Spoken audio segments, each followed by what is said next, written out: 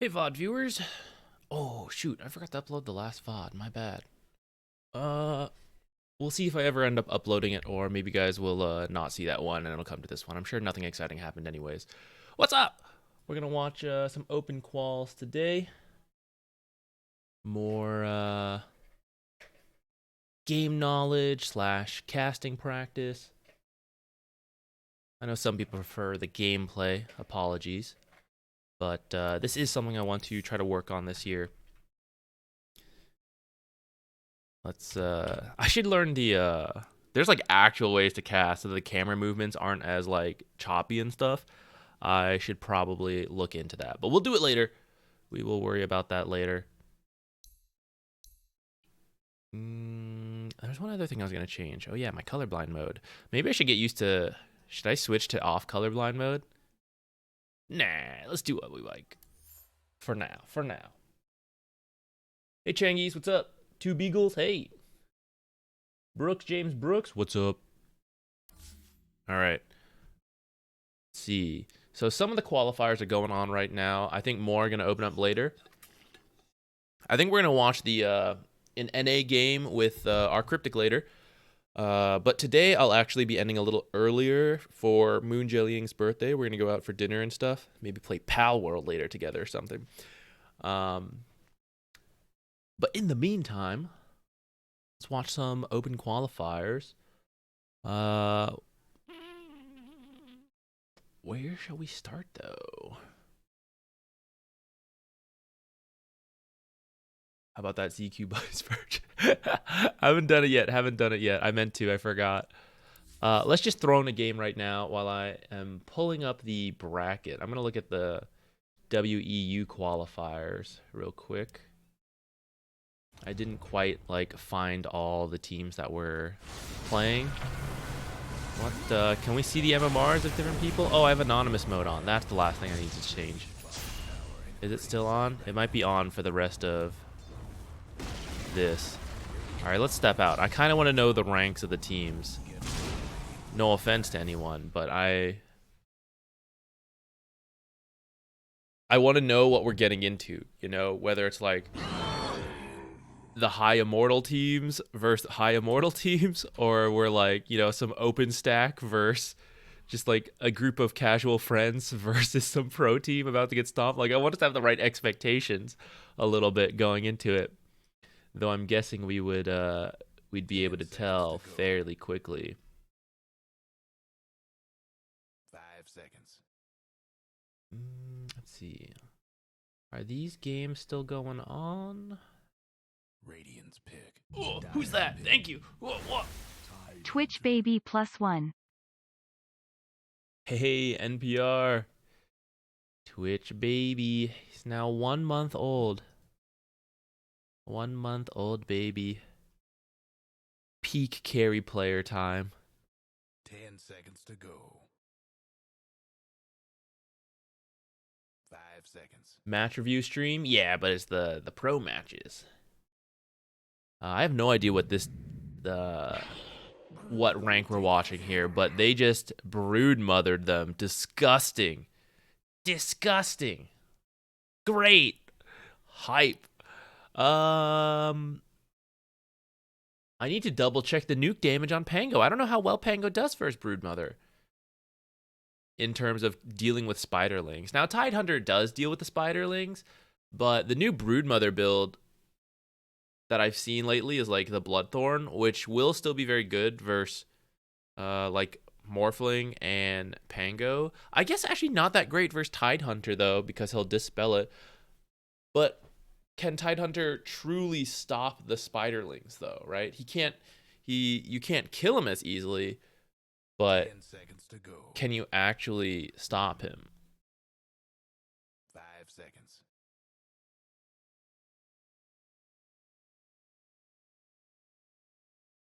Okay, what other regions were there going on? I'm trying to find this team in the bracket so we can see like roughly what the ranks are and like what to expect.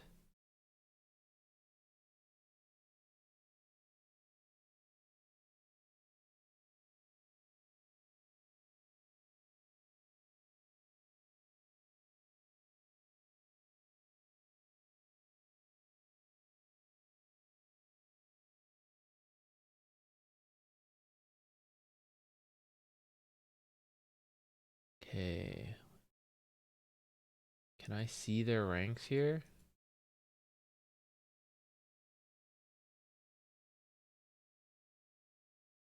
I can't see their ranks in the Face It bracket, but I do see that they have accounts that are fairly leveled, which tells me that they have done Face It stuff like a good amount. So I'm guessing this is a relatively high ranked team. Maybe we'll be able to see once we actually hop in.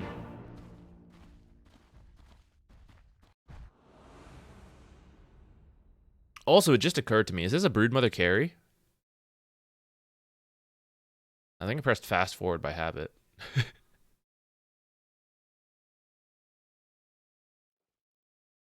Oh no, what happened to us? Kicked out for trying to do that. Okay, do we recognize any of these team names? I don't even know like what region this is going on. This is covering all the different regions. It's all under this ticket. For West Europe, KZ team versus Ninja Penguins says it's going on. I think there are some names we recognize in those. I don't see it up here right now unless it's this like Radiant versus Dire team that we don't see. Let's just click it and see. What else is happening? Mars Bet versus Havu Gaming. Who is on these teams? Do I recognize anyone? Ooh, I do recognize some of these names. Maybe not all of them, though. That looks like a relatively high rank versus high rank team. We might go to that one. Let's see.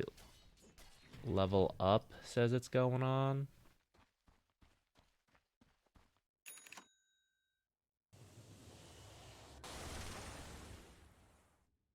Navi Jr., we watched a little bit of them last time. I think they're waiting for their next opponent. Team WK. I think that's the S4 stack we watched last time too, right? Yeah. It says they're currently playing, but I didn't see them on here. Is this them? Who's this? No, this must be... This is Level Up versus... Plus 11 MMR. It took me a while to like put this together. They're all lowercase teams. Or lowercase letters. Alright, what's going on here? Very close game. Big Roche fight going on right now. How come I can't... Oh, player view, that's why. There we go. What is going on? We just came into a very exciting moment. Alright, let's see what's happening here. Maybe we'll go check what the other teams are. We got to figure out like what games we want to watch first, and then we can actually see like the whole start of the fight. But we have joined in at some crazy Roche fight, and I don't even know what heroes are in the game. So the whole fight is surprising to me. Tons of buybacks being used by everyone. Very exciting. Getting a 5K lead off of just all these. Holy shit. Is this everyone? Who's left? 3 people left to buyback. Oh, he already used his first dieback. Man. It's crazy. Is Tiny considered a strong mid laner? I think it depends on your definition of like strong. He is pretty good, especially against certain matchups. His very high base damage means that he can like outlast hit a lot of people, outlast hit and out deny, especially a lot of mobility heroes who tend to have more mediocre to weak base damage. Like his insane base damage allows him to just win the lane. But in terms of like straight up solo kill potential, he's not one of the best at that. He kind of like has a very solid lane, gets to an item timing, and then he gets to that point where he might be able to like blink, avalanche, toss, nuke people, but he usually needs a little bit of time to get there compared to some other mid laners who you might see as like lane dominators and threaten solo kills, like Viper potentially, or maybe like Shadow Fiend, Pango, hit 6, like that ult could kill you, Lina, you know. Alright, that's my take on it. Not an actual mid laner. I'm trying to I gotta like start organizing, like talking to some higher level mid players to like start improving my mid game matchup, my mid hero matchup knowledge.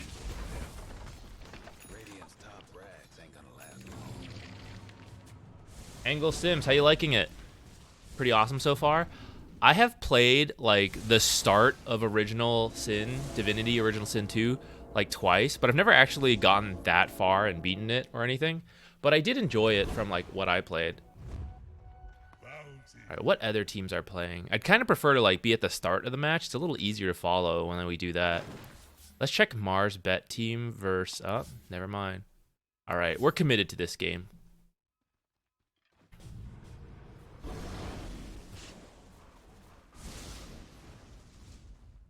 Radiant's couriers. Ooh, Slark. Slark has his buyback, I think. Doom on the drag. Oh my goodness, Slark getting so low, but his ultimate. Oh no, this is passive, keeping him alive for now.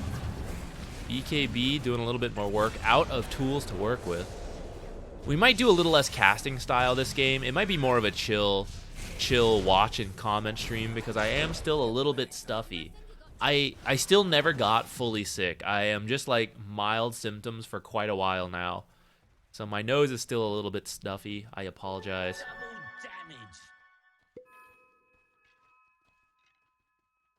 Radiant's mid tower. Streaming and play with friends is the most fun. So here's the struggle with that, I feel. It's a long ass game, isn't it? Right?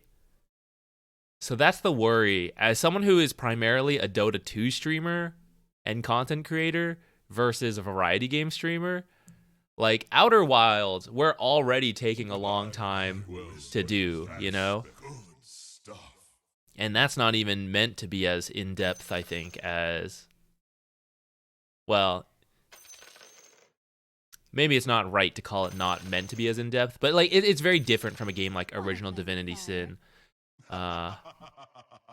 which I think is like, you know, extremely in-depth. Dota 2 is a long-ass game? Fair. But I'm a Dota 2 content creator, so people come to watch Dota 2 content, whereas if we do variety content, there's less of that. Less of that for sure. All right, pause while the disconnect. Let's actually see what's happening. So we had, I think this is position 5, Pugna, if I had to guess. Or actually, no, it could be position 5, Grimstroke, because he actually has less gold than this. Oh yeah, I'm looking at the levels now too.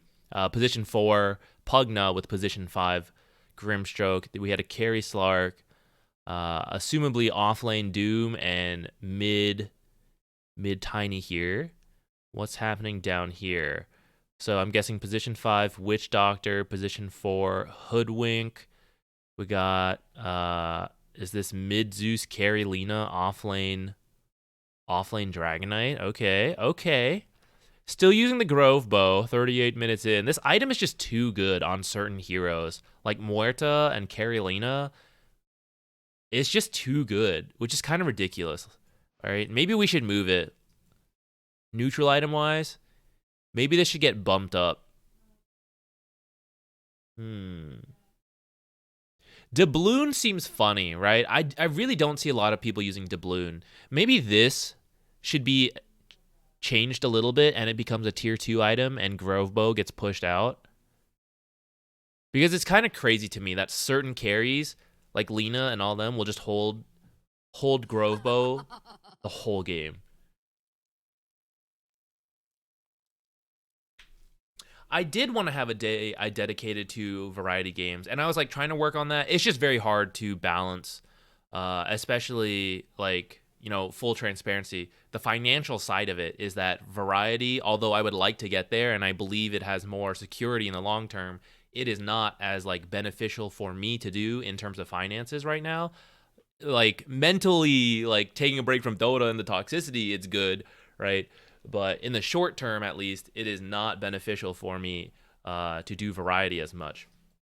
So it's tough, especially as like there's a time crunch for, oh, this video needs to come out, this stream needs to happen, whatever, qualifiers going on, right? It is tough to consistently work it in for me right now while still trying to like balance the other stuff. But I do enjoy it a lot. I really would like to be able to work it in more. We tried to do Pal Worlds on Friday, had a great time with that, just casually ult the Tormentor, but totally makes sense.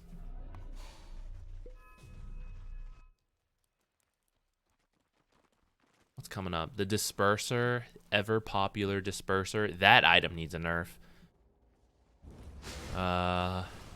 Speaking of like Grove Bow balancing, Disperser needs to get nerfed. Mage Slayer will probably also be nerfed.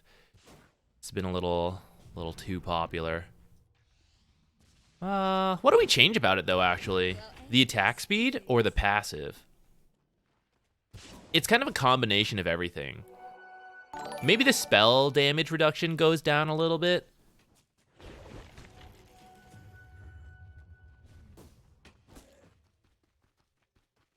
I guess it depends what heroes you want to build it. Because like a hero like Slark, he likes both, right? But if you nerf the attack speed, I don't know if Slarks would still really want to build this at all.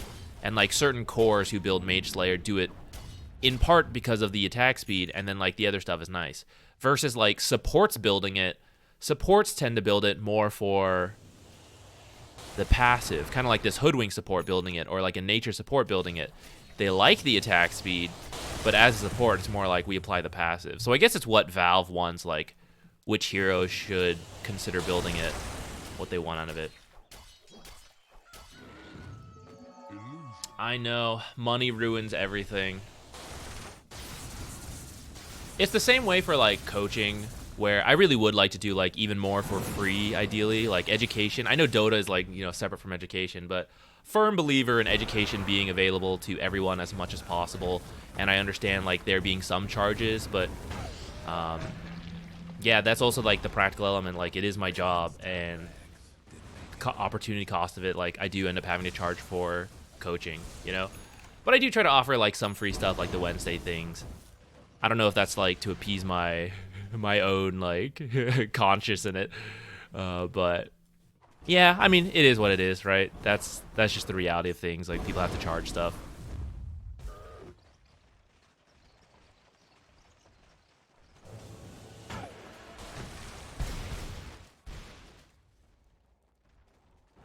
Do you think Solar Crest is fairly balanced after the nerfs? I see it a lot less now. I think it got hit with too many nerfs all at once. Like, does anyone even have it this game? No. Like, we went from everyone buying it to literally, I won't say no one, but it's extremely uncommon, I feel like. And I really think one or the other nerfs could have happened and not the other. So, like, where the hell is it? Solar Crest. Things are happening in this game. We're not like fully there, guys. I'm sorry. We're still in casual mode here because we hopped into this halfway through. But Solar Crest, right? It was free and you could use it on yourself. That was way too good, and the stats were decent. And they nerfed every single element. They nerfed the stats. They nerfed the mana cost. They nerfed the passive not being a, or not the passive, the active. You can use it on yourself, but you don't get like certain components of it. Like all at once was way too much, I think. Like, leave the stats, just add a mana cost, right? That would have already been a sizable nerf. Or, okay, you can't use it on yourself to get the, like, bonus armor, move speed, and attack speed. You only get the shield, but then keep it free and keep the stats. Something like that, right? And maybe there's, like, a little bit of change. But every single nerf all at once was pretty overkill, in my opinion, even though I know it was a super popular item. But understanding why it was a super popular item, because like it had everything, it didn't need to lose everything. It just needed to be nerfed in some regard to make it more of a support item, for example. So at this stage, I personally think it could go to free mana cost or like very cheap mana cost, 50 or 25, honestly. And I think it would be like, that would be fine to make it a lot more popular for supports again. Or if you want it to be this hybrid item that cores build, then keep the mana cost, possibly keep the reduced stats, maybe buff the stats a little bit, but make it so when you use it on yourself, you get the benefits again. Right? It kind of depends, again. I personally don't try to have a strong take on it. I consider myself, like, I'm a content creator that plays Dota 2. So whatever Dota 2 is what I try to interpret and make content on and analyze. And so, like, I don't have a strong opinions on, like, which way they should push the balance. I just take whatever it is. If I was on the balance team, then I would have, like, strong thoughts on, like, I think the game should be played this way and, like, this is fun and all that. But that's not my job. currently, so I don't try to like stress it too much. Maybe one day I'll have more influence on that if we're like a big content creator, or like I meet people who work on the balance. Then maybe I'll like spend more time thinking on it, like what I think the game should be played as and all of that. But currently I just like interpret what I see. So depending what the balance team wants to hold their crest, like I think any of those changes could work. Costing mana and giving no mana regen is awful. Yeah, it's pretty painful. The energy booster does kind of help with that. And that's why it's more of a support item, right? Like, they can afford the mana cost. But if a core wants to use it, to farm and to, like, play aggressive, that mana cost does hurt a bit. And that's why they have to be able to use it on themselves to get the benefit. Because at that point, it's like a 100 mana self buff. And that could be worth it. Maybe a slight nerf to the, or a buff to the mana cost, like 75 mana. Or maybe you have to, like, only certain heroes could build it who can afford that mana cost.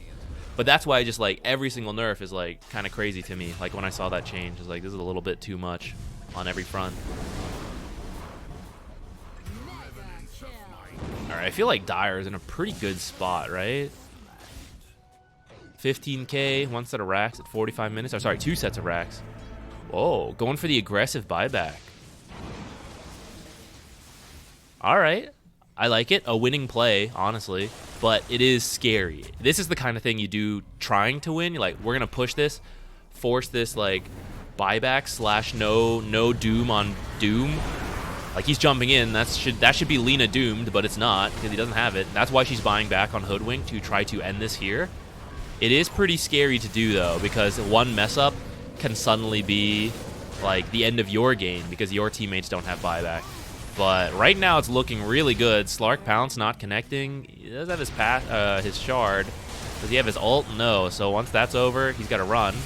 Doom falling. See, like, Lina should be dead now. She should be dead a lot longer if Doom... Holy shit. The big crits from Tree Toss. Okay, guys, we're getting to that point. My God. They didn't lose the racks either. And so far, they've only lost heroes who have buyback. Pablo very likely to die here.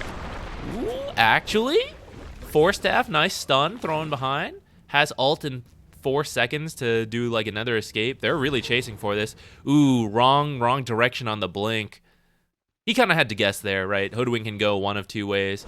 That could have been the Hoodwink kill, and that'd be really nice. Let's see what they do off of that. So now we have Doom. They have the numbers advantage. What was the Roche time? Roche, I think, is up. Yes, okay, so they're just going to get Roche because who did they have the buyback on? Doom. Do you put it on Doom? Kind of feel like you probably put it on Slark, right? Yeah, I think you put it on Slark. How many stacks we at? Only 12. I guess that Slark Pounce didn't connect. That Tree Toss was huge.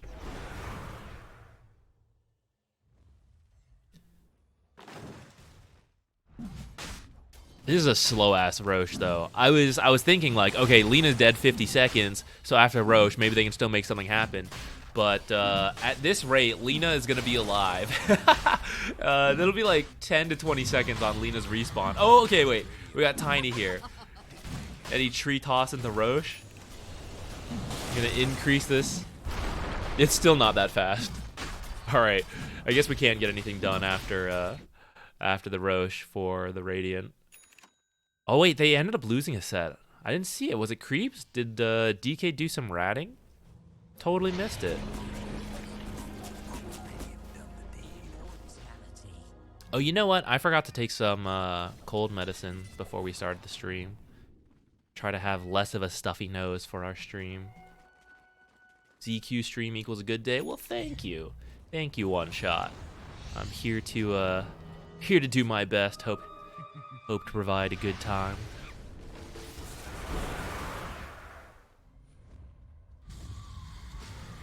Ooh, Dragon Slayer on Mage Slayer on Dragon Knight.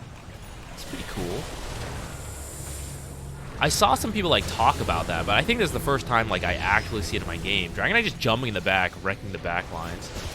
Slark trying to get things done, but he's being kited pretty hard. Waiting for the Witch Doctor. I don't know if this is paying off. Alright, there's the Aegis. But his whole team is dead. He's in quite the spot. Okay, the stun misses. Okay, it doesn't even matter. Does not matter. He has buyback. We're going to need a mega tree toss here. We're going to need the entire Dire team to come stand here together, trying to kill the base, and then all get tree toss. Can tree toss even reach, actually? I think so. Well, actually, not when Lina attacks from 600 range. Or was it like 650, 675? 670. Someone start planting a bunch of iron trees here for Tiny. They're chasing the Lina, but it's just like not doing anything. Slark did not have enough stacks to start this fight against 5 heroes. Tiny didn't get off all that much. All right, the Dire has won. Let's go see what else has started. 9 Panda, should we watch them? I don't know who Radiant vs. Dire is, but my rough guess is that if they don't have a proper team, then it's probably like a qualifier stack. Maybe 9 Pandas could be a good game.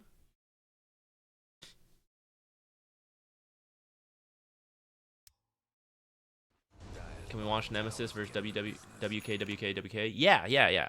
I didn't see it pop up. Are they playing right now?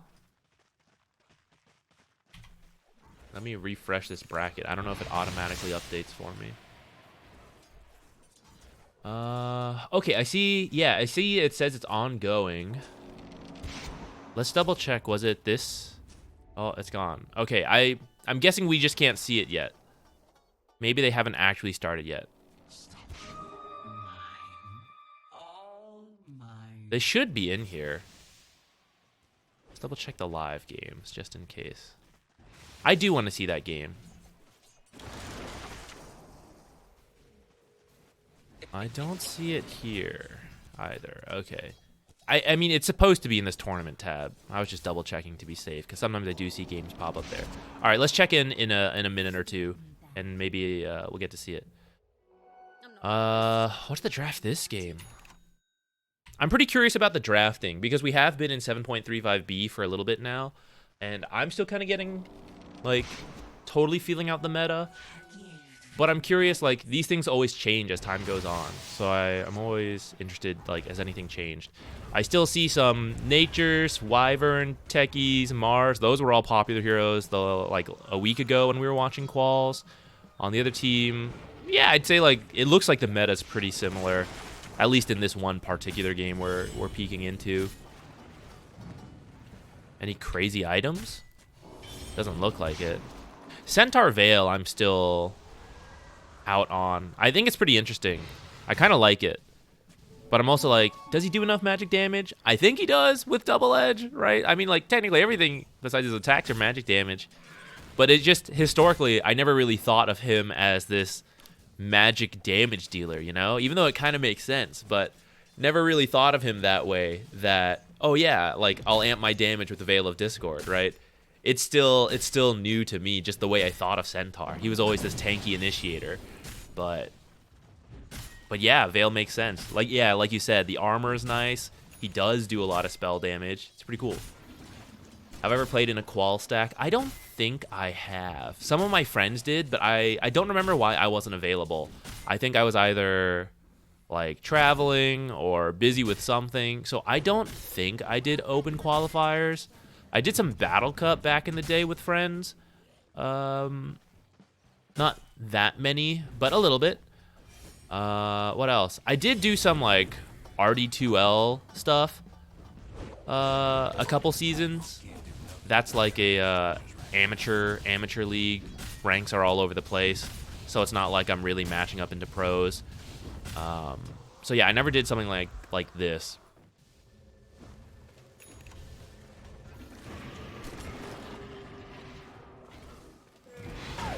All right, before I forget, let me set it to player view. Who do we want to watch? Our good old favorite hero, Nature's Prophet? Perhaps, oh my god, is he gonna live?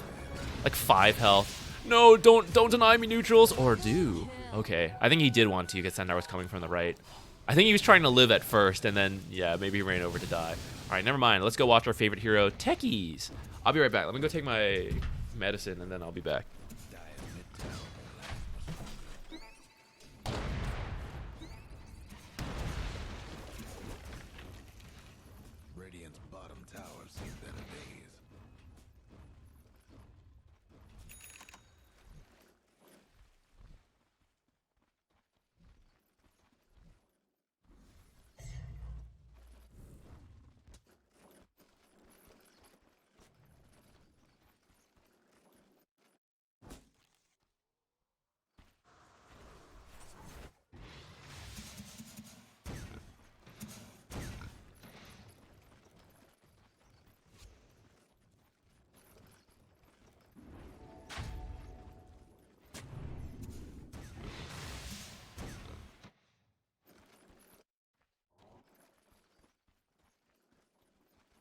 trouble brewing at Radiant's bottom tower.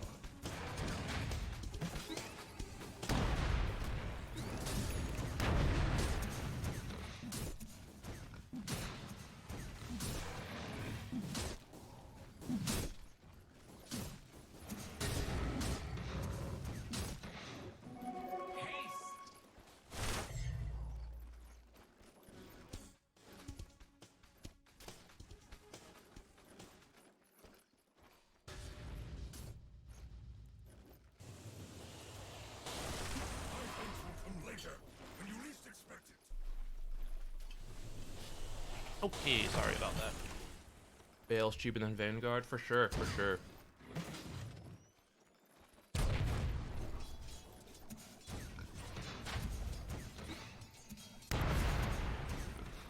Here yet? Not yet. Dyer's top tower, you know the drill. Yeah, we'll switch over to WK, and Nemesis Curse when it's up. Let me double check. Do I know anyone on Nemesis Curse? I'm really bad about players. I'm trying to be better about that. Toby, Shad, Daro, The Desire, Atlantic. Okay, I do recognize a good chunk of these names. That should be a pretty interesting match. It at least won't be some, like, you know, stack of pros stomping some open quality.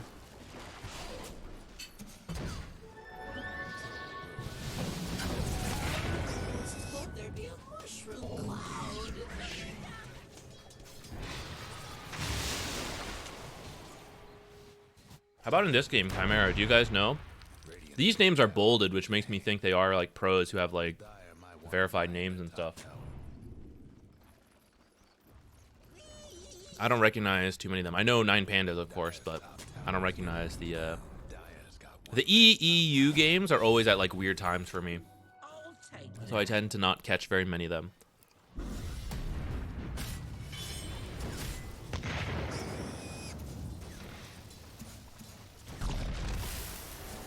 Radiant versus Dire. Oh, this one? Has it started yet? I am kind of curious of just like quickly running through. Oh, what happened there? There's no X button. Are we trapped? Oh, we're in. I am curious about catching up on like the draft here at the start, just like seeing all the different drafts before we stick to a game. Okay. Recognize a lot of Raiden players. Milan stack. Maybe? I don't see the other people. Okay, what do we got here? Most of these picks also look fairly similar to the previous meta. This is maybe a little less common, the Pudge off lane. I haven't been seeing it in pubs a lot, but I don't think we saw it too much in the other open quals we were watching. Other side, yeah, also looks fairly standard. Besides maybe this silencer pick, I don't think I see too much silencer. I'm curious when they picked it. He's kind of good versus Phoenix. In the lane, Icarus dive. If you get silenced, like if you have the last word on you and you use a spell, you'll be silenced.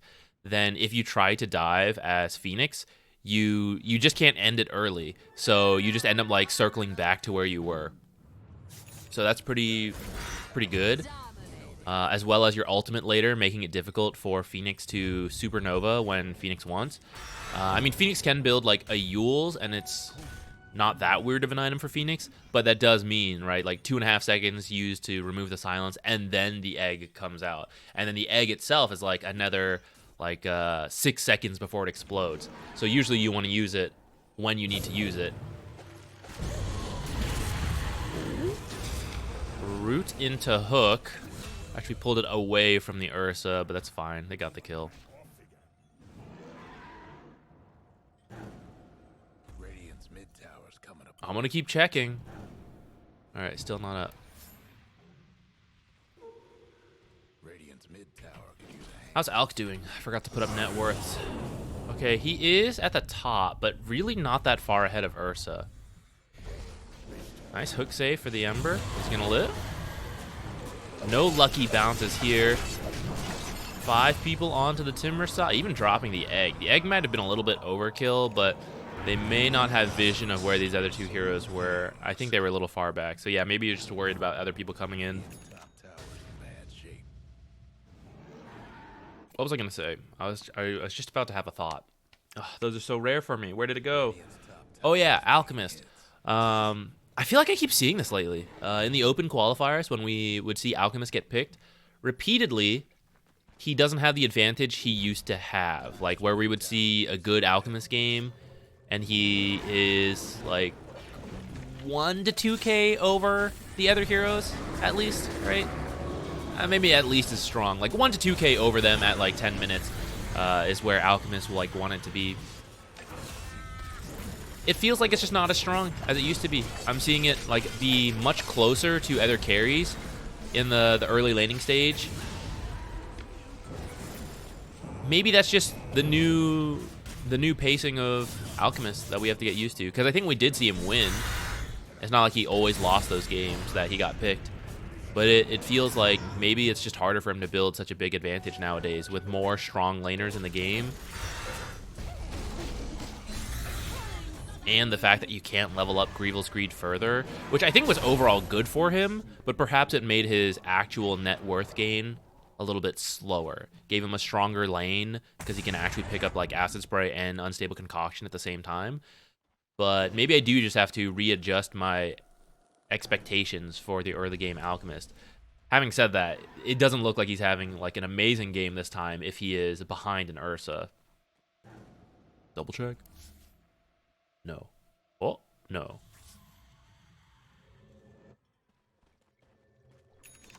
Okay, Radiance in the Blink. What do we got? Battle Fury in the Blink. He's picking up a BKB. He's feeling pretty ready to fight. I mean, not yet, fully, but getting there. Spirit Vessel into the Yules. Pudge. Veil into BKB. She's working on her Vlads. Okay, so there's going to be a pretty strong timing.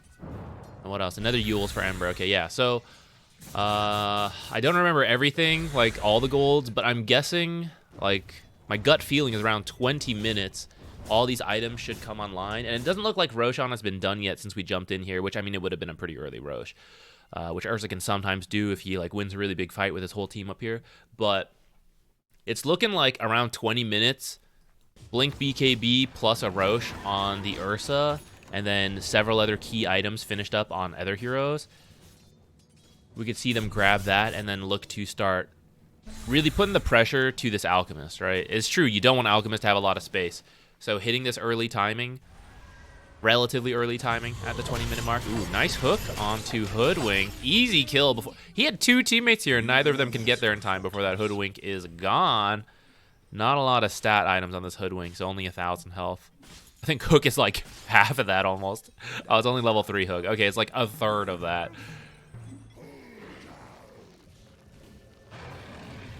Alchemist? What did Alchemist just finish? Is this all the gold Alchemist has? I swear Alch should have something else. No? I guess so. Doesn't this seem low on gold?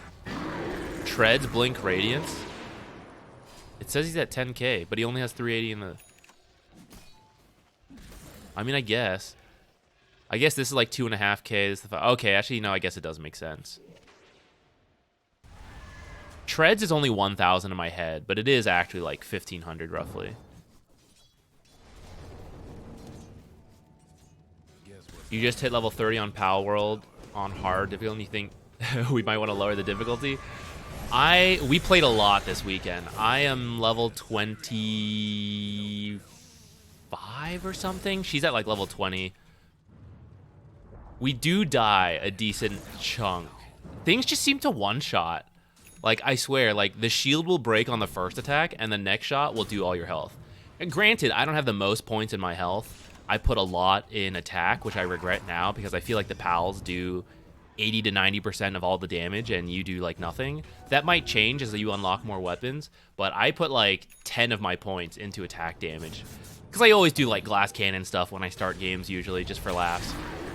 But yeah, it didn't seem to be worth it, so I do seem to die, like, all the time. Go to live games and scroll down, you can find the game there. One last check. Okay. Maybe there's just too many games playing at a time. Maybe the tournament tab doesn't show enough.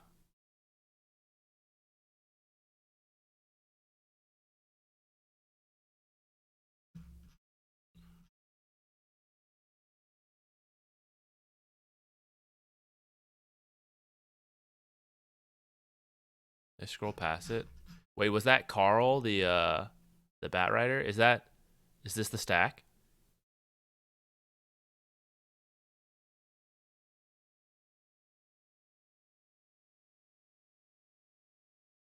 I can't tell. They have their own nicknames versus.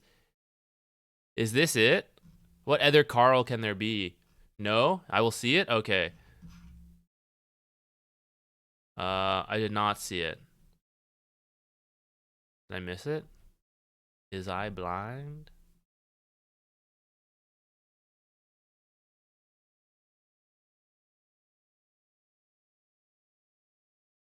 Oh? Navi Jr. versus D-Rune. That might also be another game we can watch.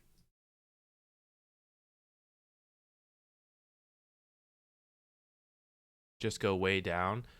I tried to go as far down as possible.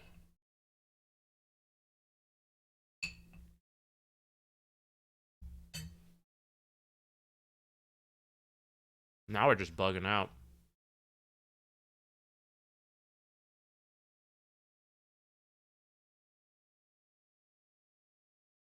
What's your team called again? Can I look up teams? No, only players.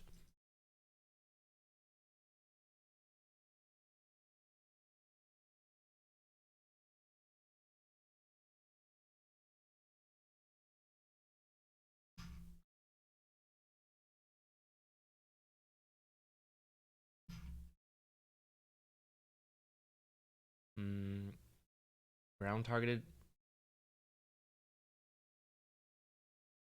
Okay, yeah. You know what? Saying it that way is maybe a little misleading. It's not that it has like greater cast range, but you can like catch people a little further away. You're right. You're right. Game of position for Bane to be within the next year. That's a very generous time frame. Ooh, we're getting into it. Is this it? It was. Yeah. Okay, we found it. I don't know why it's not showing through the tournament tab. I'm up to try position 4 Bane. I think we did it once or twice in the past. Ooh, pretty early at the start. Let's go back. Can we see the draft? No, looks like we have to start here. Well, that's fine. Let's take a minute to break down what we see. I don't know what the picks and bans were. Lots of Iron Branches. So we got a Mid-Ember versus Mid-Death Prophet. Doom and Rubik versus Pugna and Faceless. And then what's up here? Darkseer Techies versus Position 5 Enigma and a carry Naga. Okay. So in the lane, Naga should be able to reach a point where she can jungle before Darkseer can like really push her out and kill her. His Ion Shell is good versus illusions. But I mean, she just comes online jungling so fast. So I feel like she should be okay. Later on, getting your own Naga illusion with the ultimate and the Aghanims will be a pain for them. Them being Nemesis Curse. But in the lane, like, maybe she can reach a certain item timing before that's, like, too big of an issue. Down here, let's see. Doom. I think this is also right. Doom is pretty good versus Death Prophet and Faceless Void. Oh shit, they're actually killing the techies over here. Oh, looks like it was very close. Enigma almost died as well. Yeah, we'll have to see how good of a game Doom has, because I think his ultimate could be quite scary this game if he has a good time and he's like, you know, blink ulting, Death Prophet. Pugna. I was about to say he could like even Doom Pugna to prevent the healing, but actually there's no need. Like you just ult your target and then Pugna can't heal them. So he can just leave Pugna as is most likely. Yeah, I think this Doom should have potentially great impact this game. Then you even have like the position 5 Enigma later on, who will also threaten with a black hole and all that. And do we have anything to pierce that? Looks like just the Faceless Void Chronosphere could pierce BKB black hole. But this is a position 5 Enigma, so BKB black hole will be very slow to come online. So in the meantime, there are other ways to stop it. It may not even come online by the end of this game. Position 5 Enigma is more about the auras and stuff, and like early tempo with like the threat of the black hole that you still have to respect, but also like, you know, it's not easy to get a good black hole, but they can't just ignore you and like go other things, because otherwise you will still black hole them, and then you're there like, oh shit, just got black holed by a position 5 Enigma. How embarrassing. Never refuse gold given. Oh damn, and he is doing well. 23-3 on the Doom versus 13-1 on the Faceless Void. Ooh, well, maybe about to get a kill for himself at least. That'll help balance things out. So where's he at? Still about 300 gold behind the Enigma, or sorry, the Doom. Ooh, up here, Kidaro looks to be in trouble. Probably will fall. Long range attacks from Techies, finishing the job. Yeah, but we see Naga, right? She's getting her last hits. Well, facing some pressure here. Level 2 Ion Shell. Trying to lose them in the trees. They got 2 Ion Shells. They're just running around. Okay, that was a little, feels a little bit off the mark on that one. They're still going. Second Ion Shell is faded on the Techies. Oh, and actually he gets rooted under the tower. Tons of damage from the Malthus. Ooh, bit of an overextension. Nice turn. Will Shad pay any price? Blast off is up. Has Ion Shell on him as well. But I guess it's too televised with the creeps all showing. Can he sneak in a blast off? He's at least going to threaten it so Shad can't walk up. Shad knows he can die. Oh. Oh. Oh.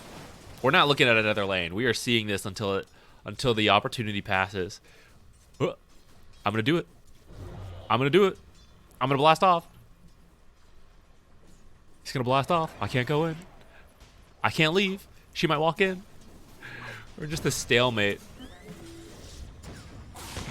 Ooh, it's a trick. He's actually just going to blast off onto Kidaro. We should fall here. Eidolons, 6 Eidolons. Will he get a return kill on Zephyr? So off that level up, Zephyr actually picked up Reactive Taser to disarm them for a moment, but not quite enough to keep him alive. The 6 Eidolons do nutty amounts of damage in the early game if you don't have a great way to kill them off. Which actually, Techies plus Darkseer have like an okay way to do it. But you see there, like even they aren't fast enough to totally prevent the damage from coming out. Bottle refill, just a slight moment too late to prevent, to like then be able to help with runes. Gonna lead to a tower dive with this damage amplification, but actually she's getting real low. She almost got killed instantly after popping her ultimate. That would have been really bad. If Ember had his 6, he definitely could have finished off that kill. But you see he is, what is this? Is this 1 XP? 3 XP away. This is why every small last hit sort of thing matters, guys. He's got him. He's got the 3 charges. Maybe gonna TP home and then just remnant it back. Okay, Kidaru gonna fall. Death Prophet, I don't know how to pronounce this. Stoikov has, I apologize for my failure in pronunciations, but he's healed enough from Spirit Siphon. Unlikely to die. Ooh, and they actually find a Doom kill in the meantime while the supports rotated away. That's pretty big, because he was having a rough time last time we checked in. Looks like it's evened out a little bit since then, though. Wisdom runes. Ooh, Pugna. Oh, this is a very nice turn of events for the Radiant. So, double Wisdom rune, plus I would say a winning team fight here in the mid lane. That's very nice. What's the, is it R? R is the XP tab? Yeah, we see them jump way ahead of the enemy team. This is very nice. We should see, yeah, we see full level advantage for the supports now. So we're probably going to see a lot of early pressure here, especially as Death Prophet gets close to her next ultimate with this cooldown. The supports on her team should have their ultimates as well, potentially. We might be able to see some towers forced down. The enemy team just like cannot contest because their supports are underleveled. What's this? Is this the Midas or a Maelstrom? Maelstrom. Doom? Are you going Midas? Doesn't look like it. Veil. I'm glad. I don't like the Midas builds on Doom nowadays. Maybe I say this just as a support player who likes when they... as a core player, I like the Midas. As a support player, I hate the Midas. Unless it's my Midas, then that's okay. But the core's buying Midas? No, sir. I want you to do things with me, so I get to do things. Find a Naga kill up here. It's too bad we're missing all this exciting stuff. That's pretty nice. I'm a liar. I said she'd be able to jungle before it got too scary. Which she did, so that's why I'm curious how she ended up getting found out. Looks like he has a deep ward over here. Perhaps he saw her jungling kind of low health. Got a big blast off. Does have an early ult, so maybe he hit 6, found her, and then just dropped everything. We could go back. We have that power, but... Death Prophet ult going to be used on Toby here. Does he have Chronosphere? So he has it, but he actually doesn't have the mana. Trying to get the mana from Royal Jelly, but doesn't actually matter. Grab the Doom kill. Has Doom, but knew he wasn't going to get anything out of it, so he's going to hold it. We might see him teleport as soon as he's back up. These creeps are all dead by that point, so we might see him go to another lane, try to get a kill with his ultimate. Get it on cooldown before returning to that bottom lane. But they don't... he might need Ember to do it. They don't have the best initiation. Okay, so he's actually just going to come back down here. Thinks it might be a little bit too hard to find a good ultimate. Alright, top tower going to fall now. Mech up on Darkseer. He's going to start working on his own Veil, which is really going to help his team's damage. Himself, Techies, some of Death Prophet and Pugna's. Faceless Void, not quite as much. But that's okay. Faceless Void is just going to be AFK farming, as carries do. Doesn't really need that damage amp.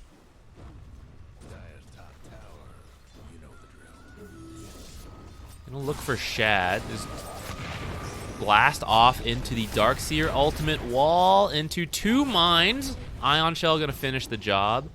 Xantic did rotate in here, but it was pushing off S4. Techies managed to sneak in the back, get the kill. If he switches that, I mean, it's probably Darkseer running at the Naga instead, so I don't know if there's that much he can do, especially since he doesn't have any points in Searing Chains to prevent them just running at them. There we go. Now he's got a point in Searing Chain. I don't think he's getting a kill here, though. This Death Prophet is pretty tanky, especially with that mech behind her. Her ultimate's down, though, so I don't think there will actually be an aggressive push right now. Waiting about 30 seconds.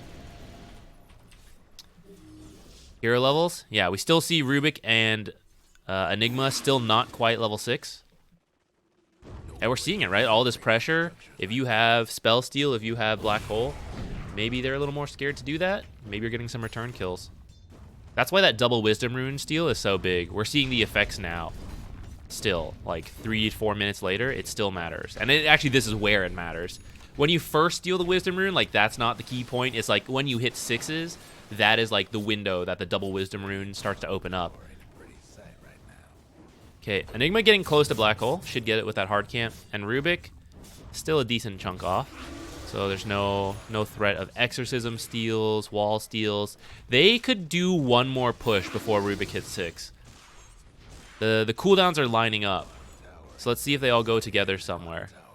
Mid tower, bottom tower. People talk about mid tower not being as good anymore, and that is true, but you still like to get it, so... they even have this observer in the back. Their vision is pretty solid for this tower push. Death Prophet's here. Pugna's here. Yep, Techies and Darkseer coming in to connect. They might dive this Rubik. Ooh, even gonna just drop the wall on him. They don't care. Just get it. Secure the kill. The old wall setup for Techies blast off.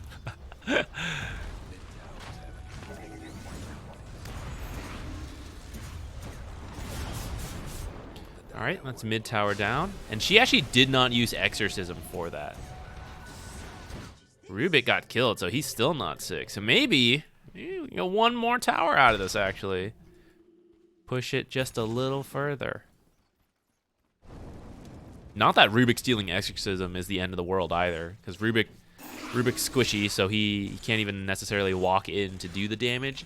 But you don't like to give him, you know, a bunch of easy steals.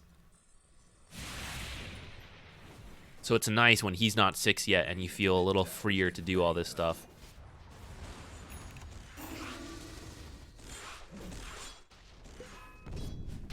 Faceless? Where you at? As his Maelstrom. Gonna go straight Mjolnir. Toby?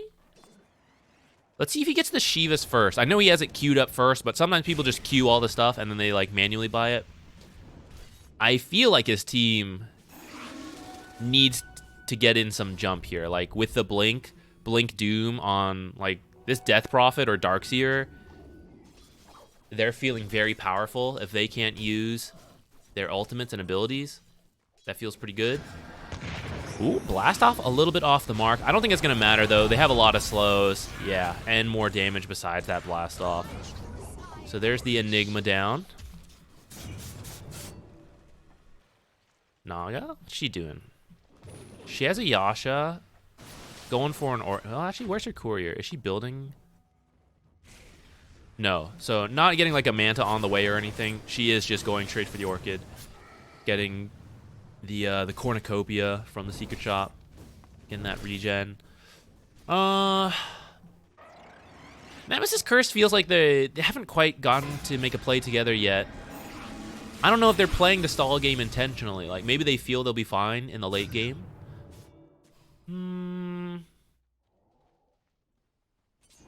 I mean, Doom, Naga, Ember, these are good heroes in the late game. But, I mean, Chronosphere is also very scary. I know Song, kind of good versus it. But at the same time, he'll pick up the BKB. BKB will last long enough to kill people in Chronosphere. Who? The Techie steal? Rubik? Oh, I thought Doom would make it here in time. Maybe save his buddy. We're going to Doom the Techies? Hate the Techies that much? No, not worth it. Running down the Pugna. Silenced up. Exorcism actually being popped here. Chronosphere just a little bit off the mark of picking off a double Chrono. Adxantic has his Remnant too. Ooh. Too bad, too bad. If he had clipped Doom, that is a Doom kill, as Exorcism would just be like on top of the Doom. So unfortunately not actually grabbing anything out of that Chronosphere. Well, you're very happy with that as Nemesis Curse. I don't think we've seen Doom used yet, though. And that is not very feels good. This is a little bit of the weakness of their lineup, like the Enigma Rubik support duo. The cores really need to be the active ones. And Doom, especially, looks like he has committed to the Shiva's first build. He literally just has to walk forward to Doom people. And Ember has like a root, yeah, but he only picked it up at level 8, and roots can be dealt with. They're not as scary as strong stuns. So it feels like the initiation is still pretty lacking here for them. So I guess they are just trying to like wait through this period, because he could have built the Blink first, but he wanted the Shivas. So I guess they are playing for a bit of a later timing. Oh, half of Naga's health gone. That's the scary thing about Techie support. The damage is no joke. Rubik's trying to live with his own Spirit Siphon. My god. Ah, I thought he did it. Didn't quite get there. Mage Slayer ticked him down. Black Hole gonna grab this Death Prophet. What else can we get out of this? Remnanting further. His team's not quite here yet. Who are we gonna do? We're gonna drop it on the Darkseer. Blast off on 3. Big blast off. Might buy enough time for Doom. Oh, no. Doom's on top of him. He's going to finish that off. Hanskin? Actually just turning to get the mid laner? Not quite. Alright, very nice fight for Nemesis Curse. They needed something like that. It was looking pretty scary. They had lost a lot of fights in a row. I think it was like a 5k, 6k disadvantage at this point, which is starting to get quite scary, but that was a very nice series of fights for them. Bringing it back down to just being behind by 3k, which I guess if you have a Doom you don't love, so maybe it's even more than that, but still very playable. Okay, so how much did that help Naga with her Orchid? It is online. If she can catch him off guard, she could get this kill, although he has Mjolnir, so she would be doing a lot of damage to herself. But she could potentially Song into Orchid. Many heroes here. Darkseer does not have Greaves yet to remove the silence. He is pretty tanky with his items, though. Death Prophet has Yule, so she's out of the picture. I don't think you're really looking for supports. I think she's hoping to find a Faceless Void kill, but she showed in the wave, so he kind of knows she's down here.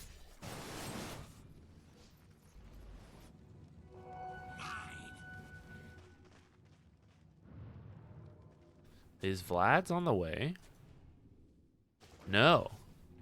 He did not finish the Vlads, which he had queued up. He actually just decided to go straight BKB.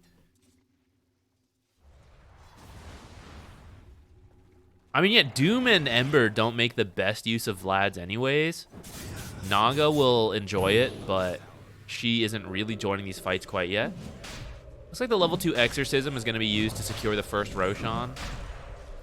Nice and early. I don't think anything else will happen. Just eat a piece of our banana bread.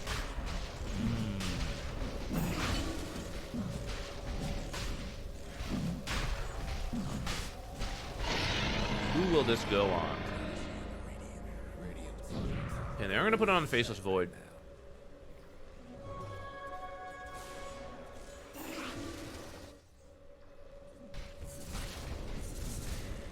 I was curious because Faceless Void is probably still going to finish farming. Doesn't quite need that Aegis. He could like sit in the back while his team's doing stuff. But Death Prophet is not a very good Aegis carrier because if she's not popping Exorcism, she's honestly not that scary. But if you die with Exorcism and you have the Aegis, you come back without Exorcism. So she's one of those transforming heroes like Terrorblade and Dragonite. They're just not very good at using Aegis. So even though she's like an active hero right now, it's not really worth putting it on her. So then I thought like maybe Darkseer, but also not quite worth it. They're just going to give it to Knight. And you know what? Actually, the nice thing about this is we were saying, you know, maybe Naga could kill him with Song into Orchid. But now with the Aegis, it won't matter. Right? He'll die. He'll come back. The silence won't be up again. He's probably gone from there. So that'll buy him the time he needs for the BKB. And now he can farm relatively aggressive.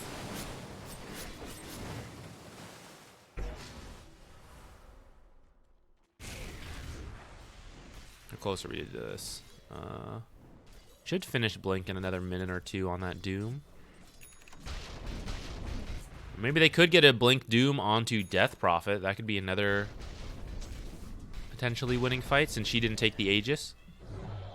If she gets a Blink Doomed without Exorcism going off, then that'll be quite nice. Actually, even if she gets Exorcism off, maybe it's still worth dooming her to get her killed since she won't be able to lifesteal with the... or spell steal? What do we call this? Spirit Siphon? Lifesteal's for attack, so I guess it's... But it's not really spell steal because it actually is just healing her. I guess I'll just call it what it is, Spirit Siphoning, right? It won't work.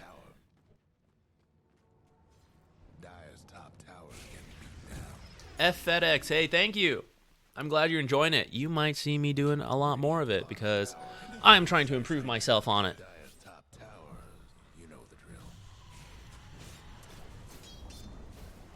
I do want to find the balance. I don't want to completely stop playing Dota either. I still enjoy playing Dota. But I do want to put a bit of focus on casting the games for a while. And studying them, seeing what pro teams are doing, all that. So you will probably see me do it a lot more in the short term. Hey, Big Tech, what's up? Hola. Right, the Naga illusions are tanky enough, especially with this Manta. They got a lot more stats compared to like the Orchid. We're seeing them start being able to cut waves and stuff on their own.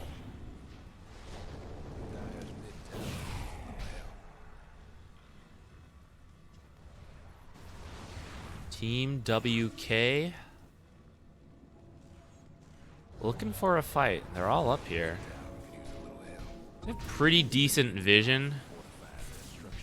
Trying to clean up some towers maybe. Nemesis Curse a little lacking on the vision right now. I think a lot of their stuff got removed. Actually, this one is up.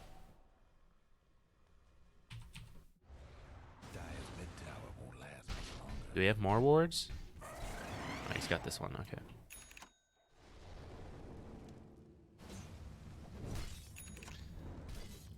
There's the blink. I think we've seen one or two Doom so far.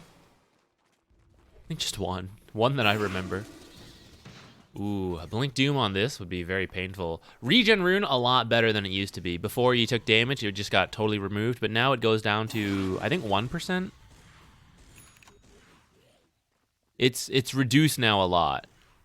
It's reduced, but it doesn't disappear. So it's really nice in fights where you can activate it, and it's essentially healing you throughout the fight at a reduced amount. But then if you ever like step out of the fight for a moment, it kicks back into regular regen rune, and you can like get a bunch of health back and then step into the fight again, where it then continues to still heal you at a small amount.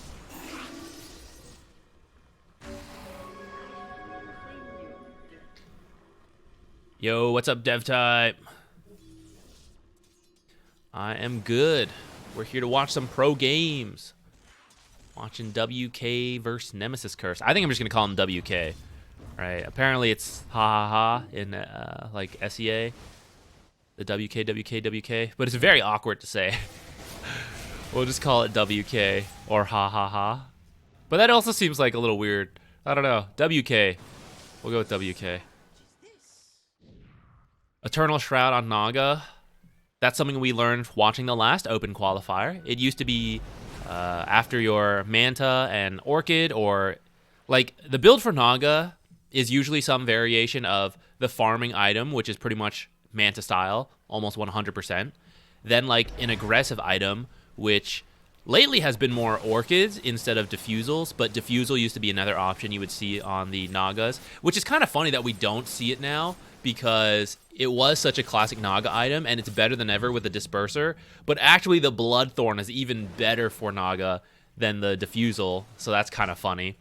But after those two items, it's usually a tank item, which used to be Heart or Scotty, depending on the game, but lately has become Eternal Shroud, which provides a ton of health. What'd we say it was last time? Like 500... Oh, God, math on stream. 500 something. Nearly 600, I think. Or sorry, nearly... No,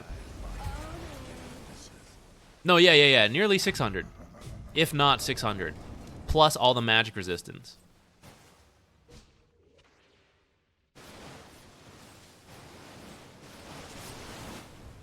And that seems to be the new tank item, even though it doesn't give her stats to fight. But I think that's why people are going Bloodthorn, because if there's no Dispel, the Bloodthorn flat 60 damage per attack, like, more than makes up for the lack of stats from Eternal Shroud. Also, this game has tons of magic damage, so it makes a lot of sense. Even if it wasn't just like the standard build, it makes a lot of sense to want to pick up more magic resistance this game.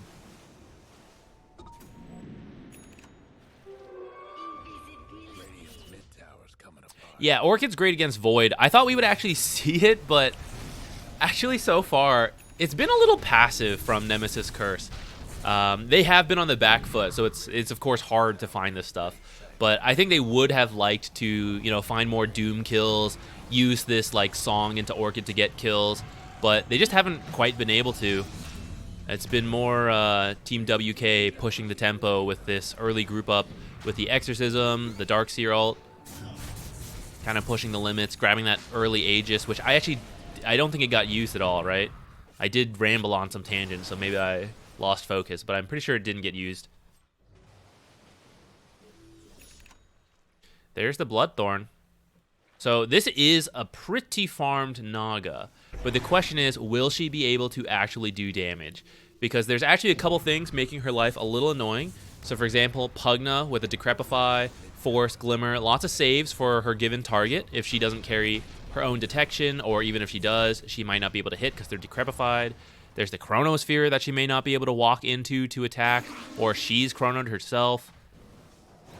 A Darkseer creating illusion. Okay, I say that. There's Techies almost dying to the Naga illusions real quick. Gonna use the Chronosphere. No song coming out of Naga, which I thought we might see her use. But I guess he already had the BKB up, so maybe she just saving it for later. Orchid onto him, but wasn't actually able to attack. The Doom on Death Prophet, but no follow-up damage. Looking good. Doom's going to expire too before Death Prophet's ult fades. She's going to go tank the tower because she'll just be healed by her ult. The Dire couldn't hang on to that mid tower. Dire's mid tower collapsed.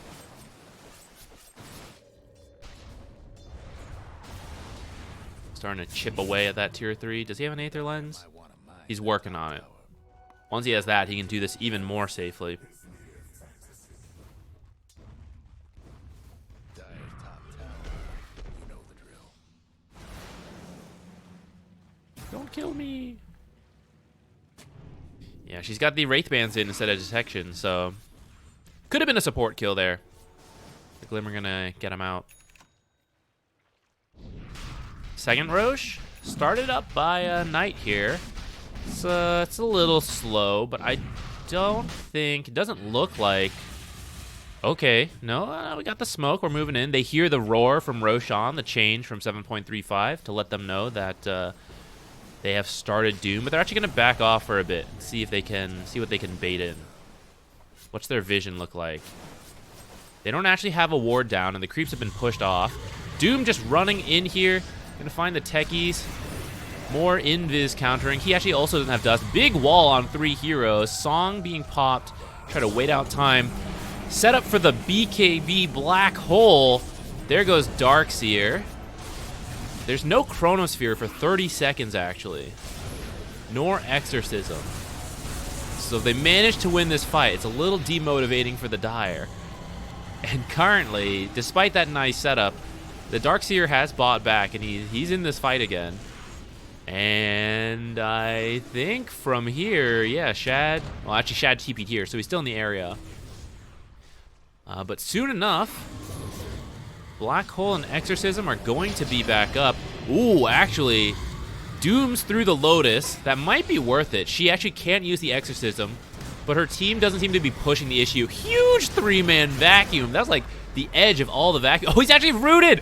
Oh, that is a lot of time wasted of his Chronosphere, but it actually doesn't matter. Still grabs 2 kills here, and someone stole his 3rd kill. S4. My offlaner taking my kills, ruining my game. He's fine with it. Big fight for them to grab this second Aegis, who now has Roshan Banner. This is kind of bugged sometime, actually. Sometimes people... Was this fixed? Like, sometimes you start Roche in one side and he moves over, and then the items didn't change. Now, I think they're supposed to change, but we were seeing that bug. Looks like it's not happening here. He is going to grab... Like, he's actually going to use... they're going to have the Roshan Banner like they're supposed to, since it's on the Raven side. Yeah, that looks like a much better fight. I think the initial vacuum hurt them, because that was the vacuum wall, and so the illusions were already out. The slows were there, and so when they did do the like song into black hole setup, first of all, there was a little bit of like overlap. Like, I'd say the first second of black hole kind of got wasted, where the song was still going, and then like you end the song, but the illusions are actually still like kind of being annoying to you. Which maybe the illusions were in the black hole. We can maybe look back at that fight again. It was pretty interesting. It looked like the setup should be better.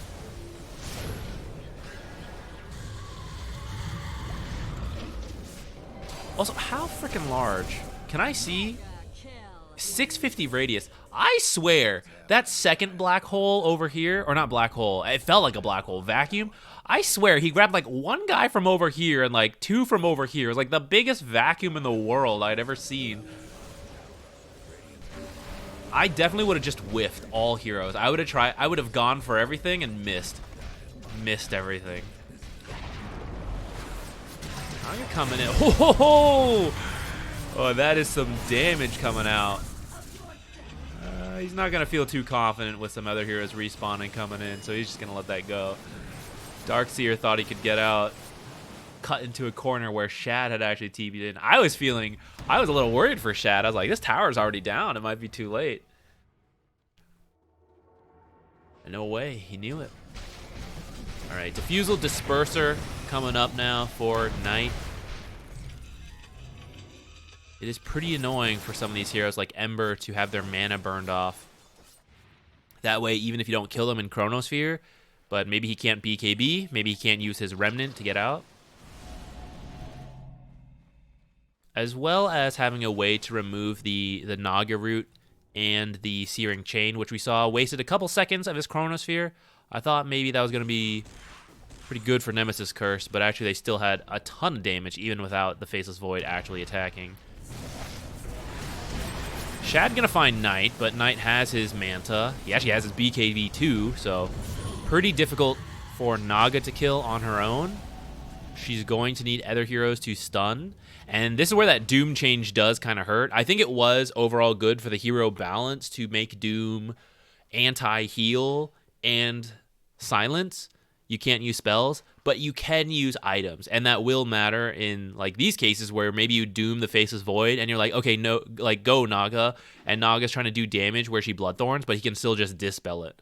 Right? That's still, that's like, that's one of the downsides. But I still think for the hero, he was such a weird spot to balance this guy, and right now he is overly strong.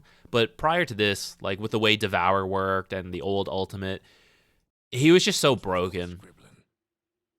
I think the Doom change helped it. Like you can actually properly balance him a little bit better now. All right, a pause. You know what that means? Banana bread time. That was the rest of my banana bread, though.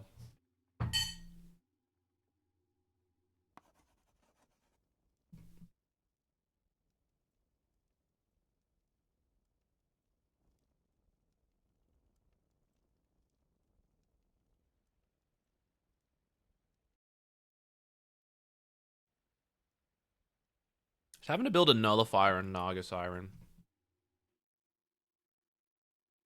That's not too fun for her. Naga likes to get the stat items, all that stuff. But she sort of needs to do it versus this Pugna. Can't be having him save everyone. And the constant dispelling is also quite nice versus like the Glimmer, the Force Staff, Surge, Ion Shell. It is quite good this game. It just doesn't feel great to have to buy it on Naga Siren.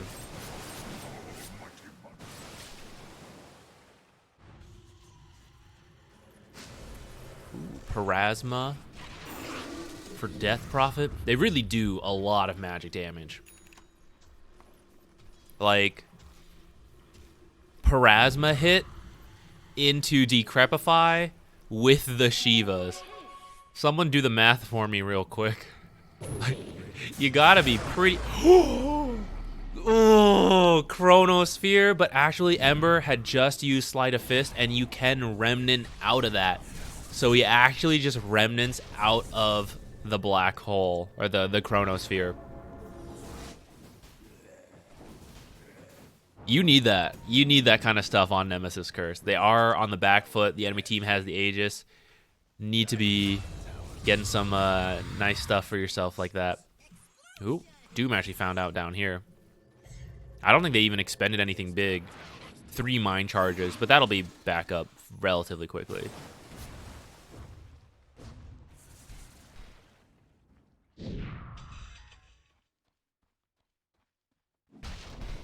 Okay, I guess actually they're not going to do that much with this Aegis. I guess they were trying, right? They went for that Ember kill with the Chronosphere, and if you get that kill, then you probably just, you know, you continue down one of the lanes and you start sieging this with the Aegis. But because they didn't land that Chrono, you know, like, do we really want to push high ground? We have Aegis, but we don't have our big ultimate on Faceless Void. So I guess we're just going to wait. We're going to wait for the third Aegis. We'll try again. Try again then. Now, actually, what happened to the banner? I meant to keep an eye on it, and I immediately lost focus, and I wasn't paying attention. Did it get placed and used anywhere? I don't see it in the base, which is something we've seen quite a lot. Is it in one of the lanes? I know you're supposed to be able to see it on the minimap, but I haven't really noticed on the... like, when I'm casting it like this, if it has its own stuff. Okay, I don't see it. I might have missed it. It might have been used and killed off already. In the base? On a courier? Nope.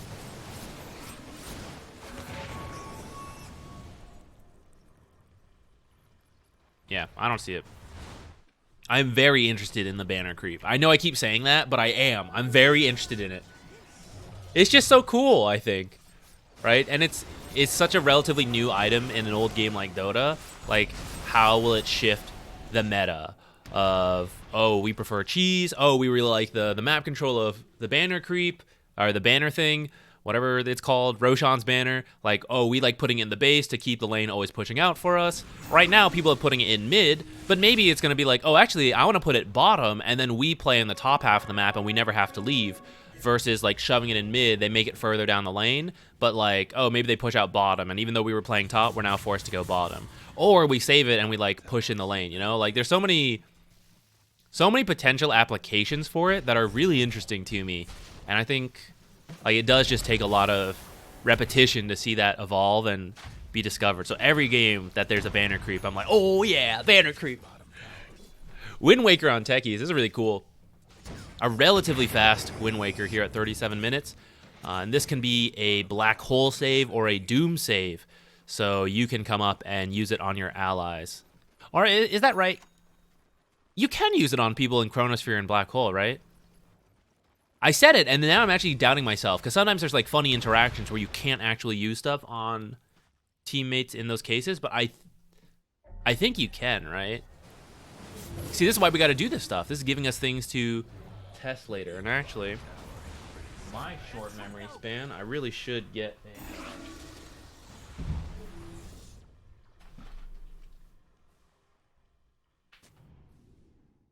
I don't know where my pen is. I'll just use a Sharpie. We'll write this stuff down to test.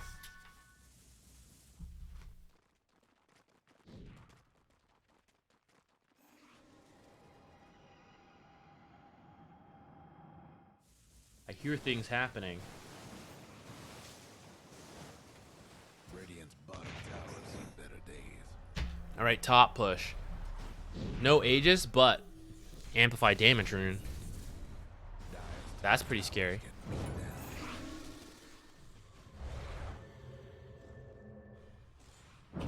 I think they're gonna wait for Aegis though. Can use it on Chronosphere. Nice. But what about Black Hole? Maybe he will have the Chronosphere. I was gonna say, well, the Chrono's on his team, right? So like the Black Hole's more important, but you never know, right? Maybe someone gets caught in the Chronosphere on your team, and you're like, don't worry, I still got the save. I got you. Hanskin's really reaching this point where it's quite annoying. Earlier we said, oh, you don't doom him, but he has so many utility aspects that maybe you do have to doom him. And same with Zephyr, right? Like, oh, we doom our target, but now there's this Wind Waker save, there's forces and lotuses on everything. So now you're like kind of tempted to have to take out these supports real quickly, but spend too much on the supports. I'm gonna get the cores. Unfortunately, the net worth isn't too bad.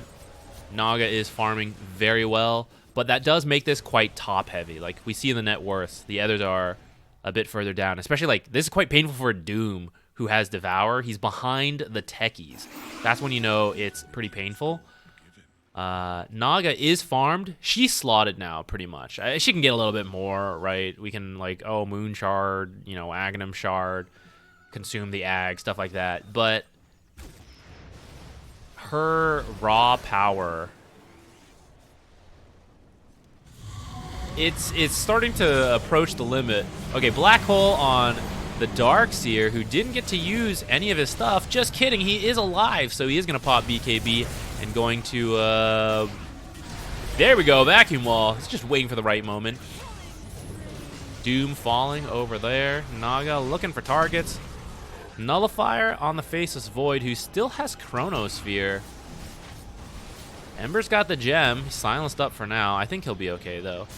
Wind Waker setup on Shad, who is going to pop Song. And I don't think there's any more BKBs to get to her. So she's going to be able to get out of there alive. You lost 2 heroes. You are a little behind, though. But they didn't use Chronosphere for that. Nor Exorcism. So that was like a decent time to fight, right? No Exorcism, but actually it still didn't go that well. You still lost 2 heroes for 1. So maybe not feeling that great about it. Ooh, Bloodthorn onto Stoikov, but he actually just walks away. All right, then. He's also got a Wind Waker. 2 Wind Wakers before... I think he finished this a little bit earlier. 2 Wind Wakers. A little uncommon, but it does make sense this game.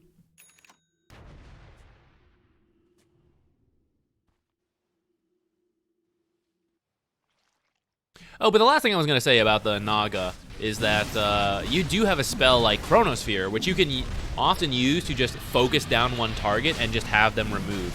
So it is a little scary when you get very top-heavy net worth like this, because you can potentially just Chronosphere the Naga, kill her, and then there's such a massive drop. But when it's a little bit more spread out and there's multiple heroes who are a threat, then it becomes harder to like, oh, I kind of have to Chronosphere 3 different heroes, and that's not often possible. So even though Naga's at the top, it is still scary for them because of that Chronosphere. Who grabbed the banner? We're going to pay attention to it this time. Okay? We're Hanskin followers right now. Stuff's happening. Who cares? TPing to the mid? Perhaps to drop Roshan's banner? This is where we see it placed a lot. This allows your mid lane to always shove out, even if you're not here. But the banner buff expires, like even in an empty lane, kind of expires like right around here, I would guess. But usually because you fight creeps, it usually expires a little after they cross the river itself. But it does mean like every time a wave pushes in, it then pushes back out because your buffed creeps. They don't make it to the base, but they kill the creeps who do make it up here. I'm very interested in seeing a team explore like putting it down here. For example, no tower, you put the banner creep. Now, it does mean like maybe the Roshan's banner can be killed a little easier, but it means like every time Naga is trying to rat this bottom lane while you're like pushing the other stuff, like your creeps keep shoving it out if her illusions aren't actually there to deal with the creeps. Looks like for now they're holding on to it though, so I'm guessing that means they're going to save it for when they actually siege the base. They're going to drop it then. Is this the gem he had? No. Okay, both teams have a gem. And that means the vision is probably starting to look a little dark. Okay, not quite yet for the Dire, but they are pushing up here to get the D wards. They're going to find a not black hole, the Enigma kill up here. See if they do anything in that 40 seconds they have. He's got the ninja gear. He's got Aegis. She's going to look. Just look for people. Did they see that? Oh, they're like 4-staffing him in. Alright, they see him because his smoke broke. Close your eyes. No one saw that. He doesn't need it. He doesn't need it. He's still chasing. He's still getting it. He's been doomed up. He's going to back off because he dropped down to half and he's like, okay, you know what? Actually, if anyone else is here, I might actually die. He might, no, he's fine. He's fine. A little scary though.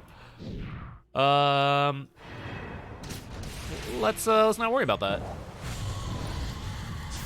Hanskin came up to push top. He's got his shard, so he's channeling the Nether Ward, trying to drain as much as possible. Not going to be enough though. Not versus the damage of an extremely farmed Naga Siren, who is going. Wow, she just went for all of it at once.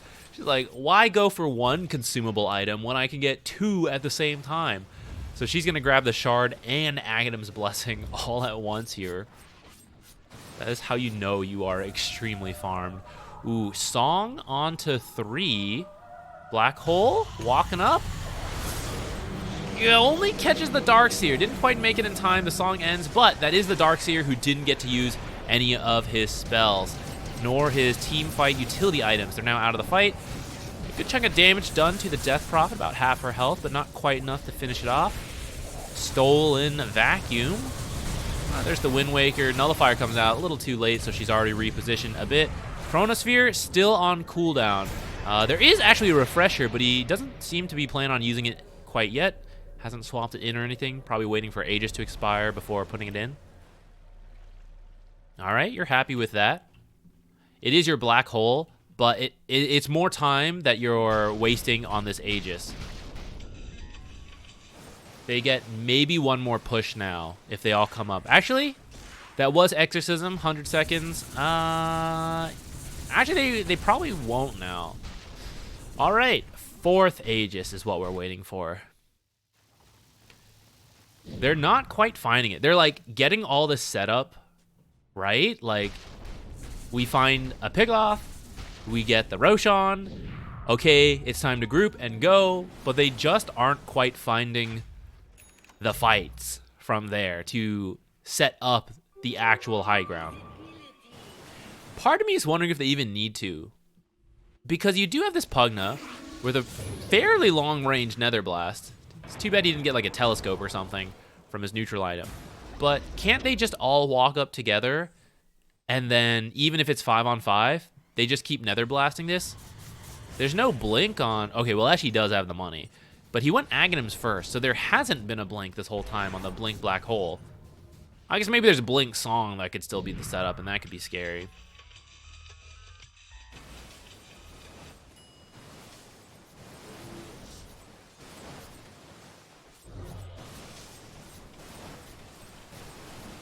Great healing Lotus. Is it? Are we approaching that state of the game? Let's Lotus check. Any chance of a block of cheese this game? Doesn't look like it.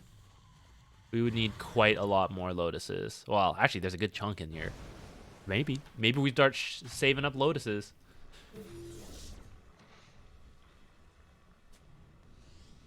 Okay, Aghanims on Darkseer. He has the money. He's going to save the buyback for now, though. The game's a little too close for comfort to waste buybacks. Thought I heard something over here. Ooh, I did. Just it from the future. Chronosphere onto Ember. Second black hole before Ember is down. He's already switched targets, trusting his team to finish the job, which they do. Black hole onto the Darkseer, but he already got Vacuum Wall off. Stolen Chronosphere onto the Death Prophet. Faceless Void, actually not affected by it, but couldn't move because I think a root into the black hole. But they didn't actually finish off either of those kills. I say that. Knight now getting pretty low, but with the BKB, gonna time walk out of here. Handskin, he's invis. Everyone knows invis is invincibility, and he's out. Death Prophet, oh, the heal from Exorcism, just in time. Are they gonna get anyone off of that? It really looked like off that black hole, they would be able to get something. But that's where the Wind Waker's come into play. I'm pretty sure Stoikov got saved by a Wind Waker, and Knight, he was tanky enough. He didn't take enough damage in that time and managed to get out. Both were quite close. Yeah, they did get Darkseer earlier over here. It was after Vacuum Wall. They doomed him, but they did finish up the kill. Oh, are you saying maybe that was in the black hole? Oh, maybe I had it confused on who was in that black hole. I wouldn't be surprised. My eyes are bad. How am I going to be a big caster, guys? How am I... I don't know what happened to that fight. Anyways, moving on. I think I'm going to have to practice that. I think it's easy... It's easy to get caught up on a single thing in a fight and not look at the other stuff. I think I'm going to have to like specifically go find team fights and make myself like look all over the place. And you know what? I'm not a play-by-play caster. Like, I don't think I would become one. I'm kind of doing it now a little bit because we're just streaming and chilling and chatting. But I guess if I was in an analyst role as a caster, I don't actually need to talk in those fights that much. So I can just focus on like trying to absorb as much information and then process it after the fact, after the fight actually ends, and then like throw in whatever. Talking as I see stuff, I think, does take up a little bit of the old mental capacity.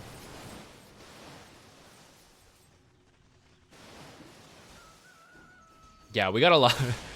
The glance value of Dota's gone down a little bit. It does get messy in these fights where there's like, got the big Chronosphere particle, we got the green stolen Chronosphere particle, we got the gold, purple, black hole grabbing the purple heroes. It's very messy. Chronosphere on to Doom here.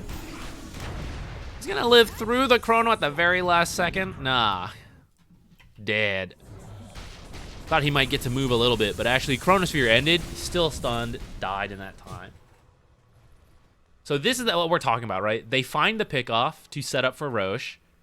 Roshan, and this time, not in their favor on the spawn times. So they're going to have to do it again. But they have been getting the setup to get the Roche. It's the follow-up that just keeps dropping a little bit. So let's see. As they say, 4th time is the charm. Or is this 5th time? I think it's 4th. I think the first time was at 20 minutes. 30, 40, 50. Yeah. We're at the 4th time coming up here. 4th time is the charm. Radiant's top tower's in bad shape. The Radiant got one last top. The Naga ratting is getting very annoying, though. I'll be honest, guys. I don't even know what item this is. The recipes keep changing. Is this Refresher? It is. This is like some kind of puzzle. One of those metal puzzles you see at the store where you have 3 different rings that somehow combine into a sphere. And you're like, oh yeah, you got to disassemble it to like that's the puzzle.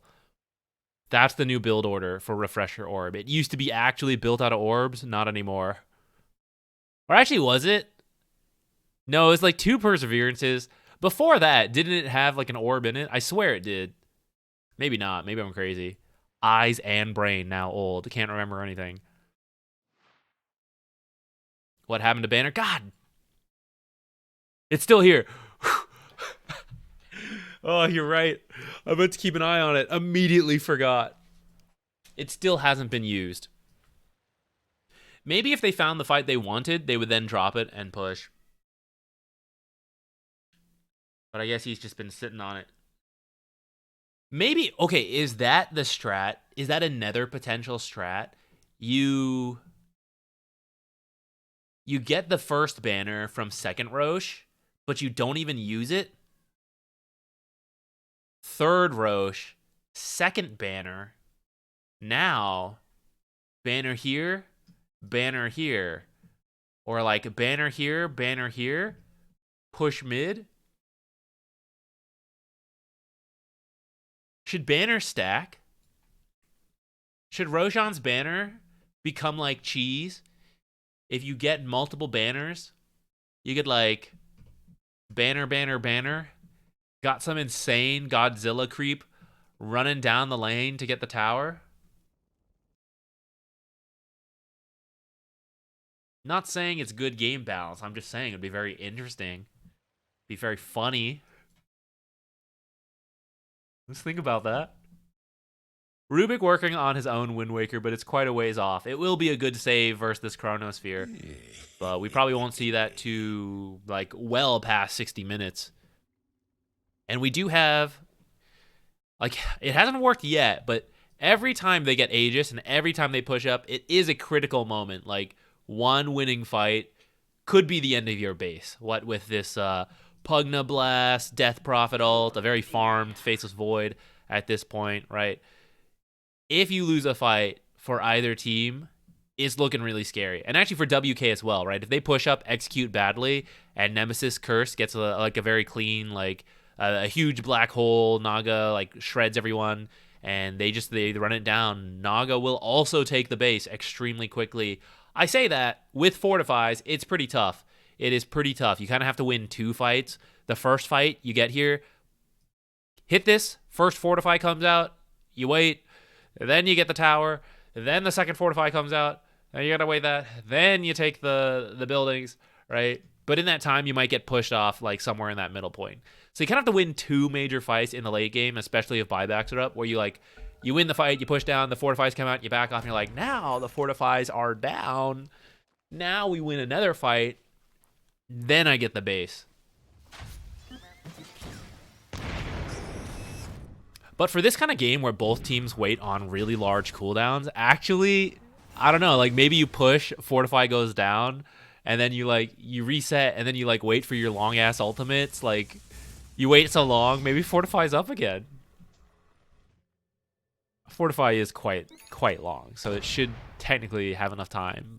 But the posture for a minute or two, You had to wait like a minute or two for the ultimates. Like, I don't know, they might win fights just to walk into Fortify.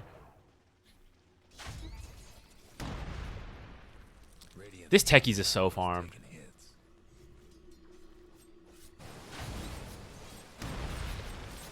More farmed than Darkseer now. But I mean, it's pretty scary. Techies late game is scary. And like, what do you really need from Darkseer, who actually switched up his Aghanims and bought a Lincoln's, it looks like. I thought he was going to buy an Aghanims to punch the Naga. Okay, forget all that. Naga Song.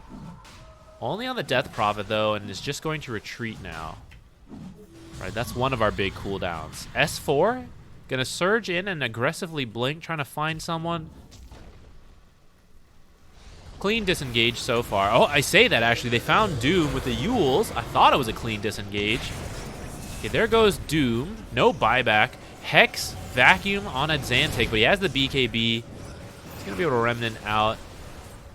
So there is the pickoff. Now here is the Roche secure. Let's see if they can finally get that step 2 or step 3 of this plan, where they get the winning fight using these Aegis, this Aegis banner refresher, and then could we see high ground get broken? And we will actually, I swear, I'm full focus mode, guys. Where is it going? Where is it going? 2 banners. They don't stack. Unfortunate. Very unfortunate. I think they should. What is this? What in the hell?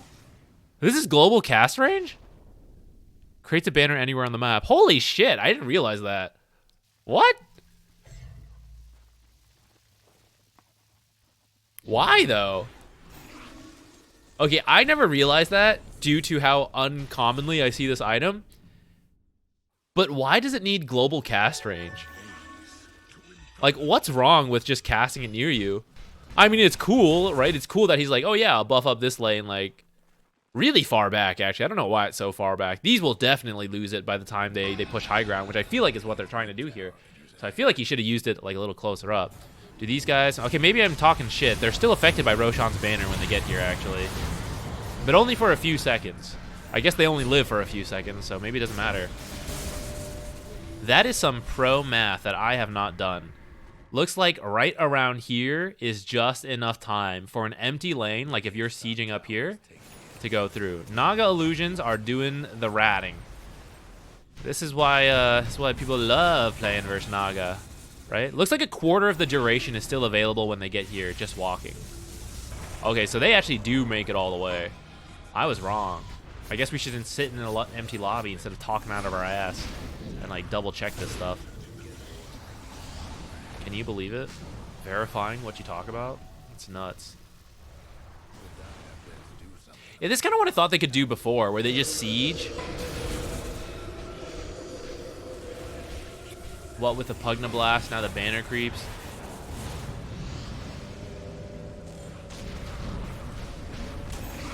Alright, tower down. Getting to work at the barracks. It's a little slow. There's the first fortify. Or actually the second fortify, because the tier 3 is already down.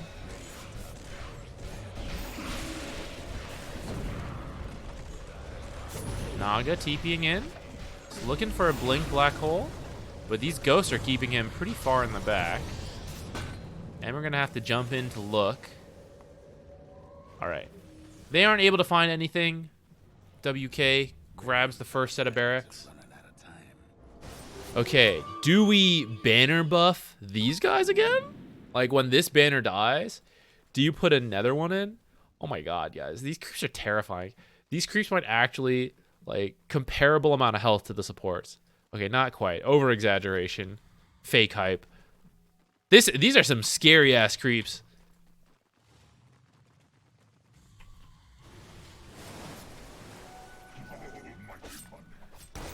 We got a Dagon on Zephyr. That is funny. That is an insta-kill on an illusion. And it adds to all the burst that we were talking about earlier. A lot of amplified burst for spells and magic damage. When this Dagon gets to level 5 and he hits them with 3 mines, shredding their magic resistance, bam!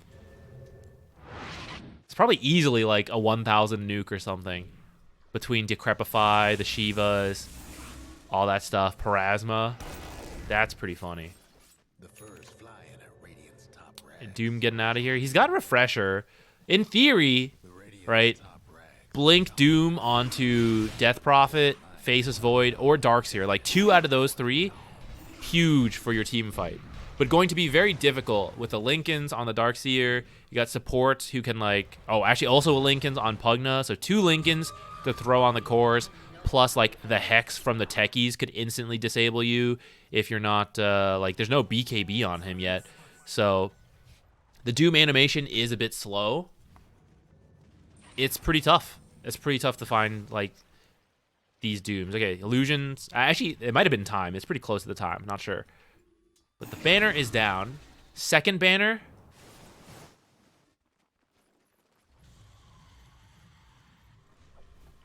Second banner? Gone? Did he use it? Used it and we didn't see? I can't believe Naga has actually like ratted multiple lanes. I mean, I can believe it, but I can't believe it, you know? It's one of those things you don't want to believe. It's just disgusting as a Dota 2 player. You're like, how can this be? All right, quick Chronosphere kill onto Doom. Was that reel in from Shad? I never see that. Usually I only ever see the like BKB piercing net part. All right, Stoikov gonna grab an Enigma kill before Black Hole could come out. He does have buyback, holding it to maybe surprise the enemy. All right, full heal for Stoikov, who does not have a refresher.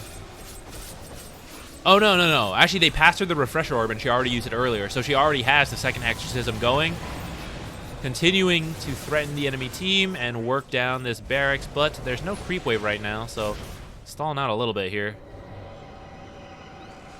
Healing off the Naga illusion. Okay, there's backdoor down. Xantic does have a safety remnant. This status bar is filled with shit, guys. So many auras for him and debuffs against him. That's 2 sets of racks. Alliance? Ooh. Old Alliance tag S4. I don't know why I said Alliance. Just say what I see. S4 is going to fall. The Doom catches him. Gem on the ground. Will they notice? I'm sure they do. Someone's setting on a courier, surely. Maybe not. And Xantic hexed up. Now the Chronosphere. Blast off. Interrupted. That's okay. We got the Ember kill. Doom now being worked down. He has no buyback. Gets his Doom off before he goes there. And faces Void dropping extremely low to the Naga. So low he in fact dies. Now going on to the Death Prophet. So now begins the counter push. We run it down. Naga has actually already ratted 2 towers and a barracks. So there's no fortify. How close are we to cooldowns? Yeah, there's still no fortify. So they can run down here. Death timers are long enough that you get here and you can do some work. They all have buybacks, of course. So might see some mega buybacks coming out. They may not feel great about it, though. Because if you force it too hard, they all buy back, and then, like, Doom's not up. Maybe you wipe. Did anyone use buyback? Ember. You don't want him to die. All right, there's the first buyback from the Techies. Are they going to get mega'd? The mid-racks is down. There's only 2 side barracks left. They are melee barracks, so they're a little tankier. There's a Hex onto Ember Spirit. He's at half health. Still has a safety remnant. Oh, the tier 5 neutrals are out. I didn't even realize. He's got Shadow Book.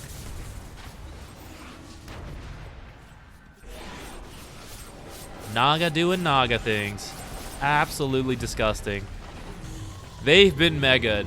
Despite WK being arguably in control for 60 minutes, they have been mega'd first.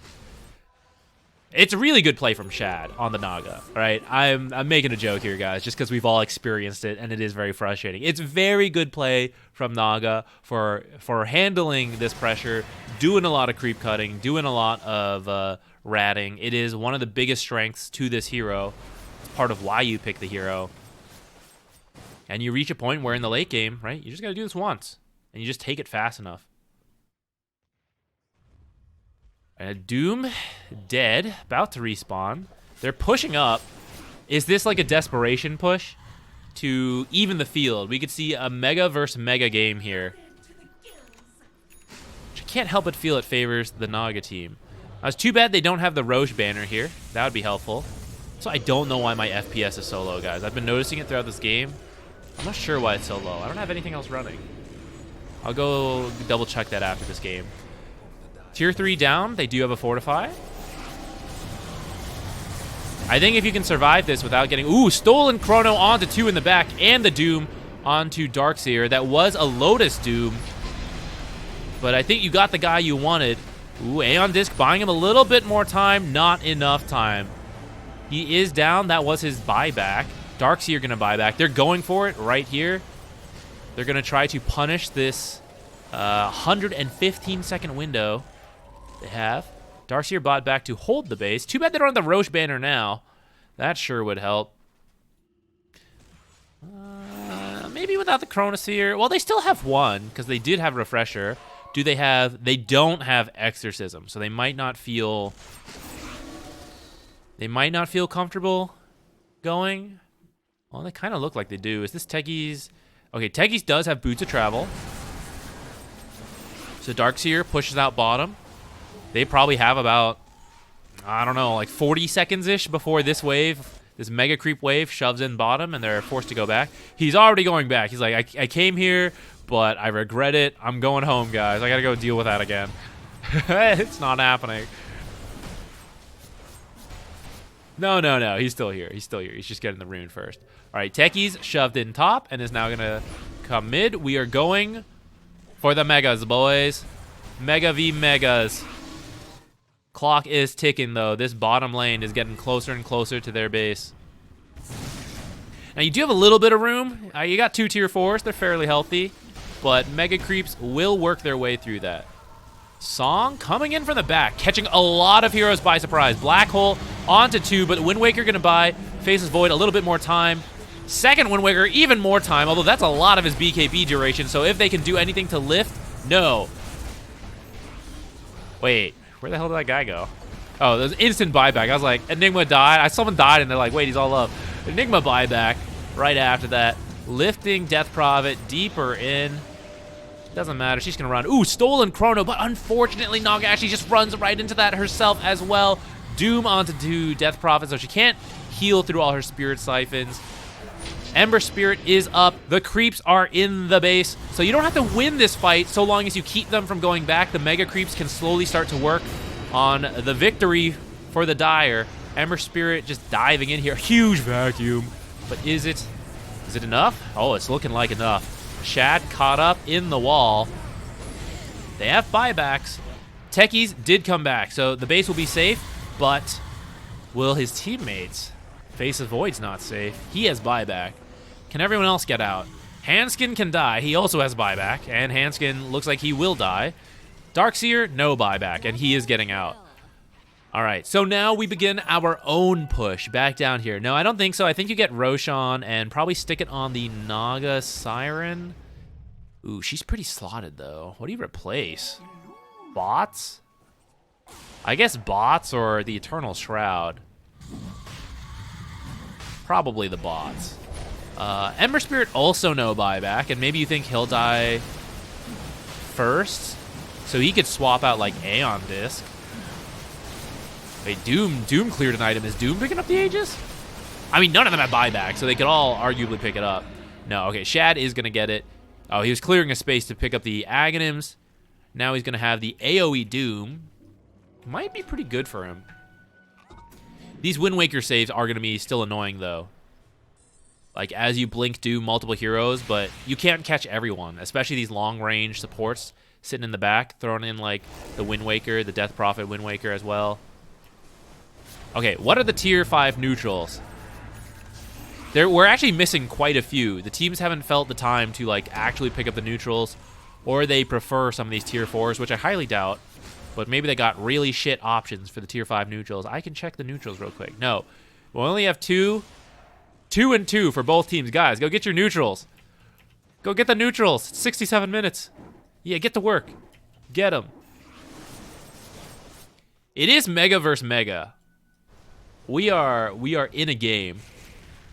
In one heck of a game.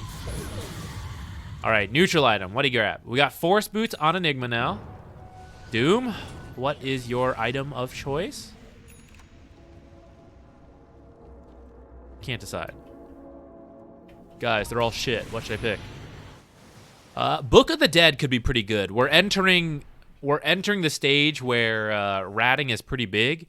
Not that it isn't big earlier, but when you have like barracks up, right, the creeps are only so strong. So like even if the creeps make it all the way to your base, they can't do that much damage. But when you enter Mega v Mega, yes, it's technically balanced where like the Megas fight. I also have FPS issues. Should I also be restarting? Mega v Megas like is balanced that the lanes will be equal depending, and you just like push them like usual. But this time when they get to your base, they shred it because they're so strong. So Book of the Dead could tip that in your favor where you use it to rat one lane. You can actually rat multiple lanes. You can actually rat literally all the lanes if you micro it and you just send like one creep to each lane and one lane gets 2 creeps. Or you could use that last creep, you know, to de-ward because it has True Sight. There's so much you can do.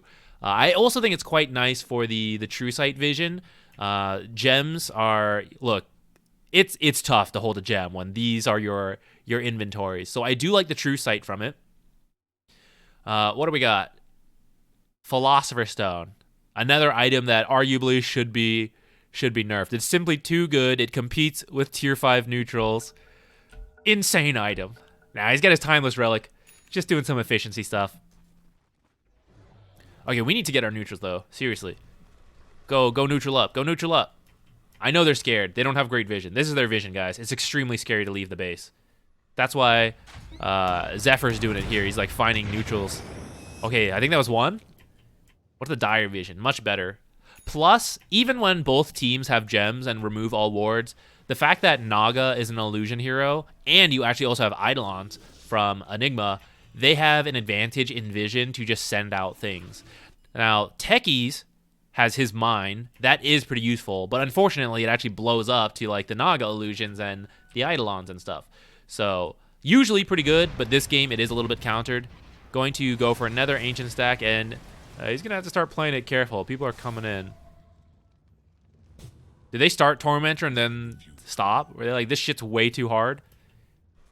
Technically infinite scaling. The more you kill Tormentor, it just comes back even stronger. Probably reaches the point you can't actually kill it. And if it looks scary, you don't want to be the team who loses someone to Tormentor at 70 minutes, right? Like, okay, guys, it's not worth it, not worth it. Let's leave. Tormentor doesn't even drop a tier 5 neutral. Seer Stone on Rubik is very nice. 350 extra cast range, my god. Off the screen. Off the screen you could be lifted up. Spell Steal, good luck using anything without it getting stolen. Time Dilation, not the ability to make it use of all this extra cast range, though. He's gonna go find something else.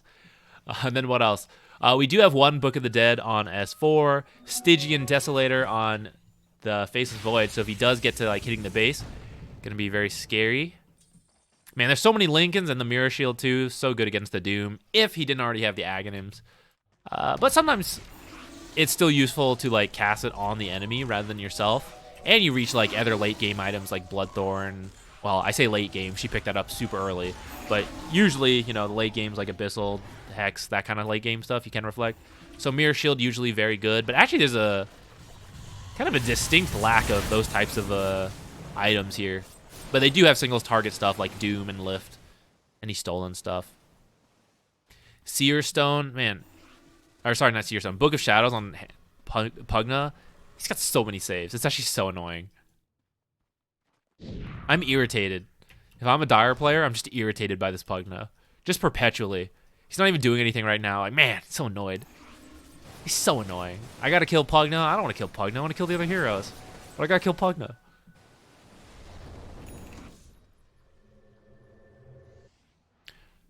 Banner? Probably really good in Mega v Mega. This is the first time I've ever seen it, but I'm sure it's got to be good, right? Make these Mega Creeps even stronger, and when they get to your base, like everything I said about them destroying your base is even more true when they're bannered up. We are smoked up deep in the base, trying to catch him with a silence, but Sleight of Fist lasting long enough that he just remnants back out. All right, how are we doing this, boys? Gonna send in the Death Prophet first, one of their tankier heroes. The Pugna behind her.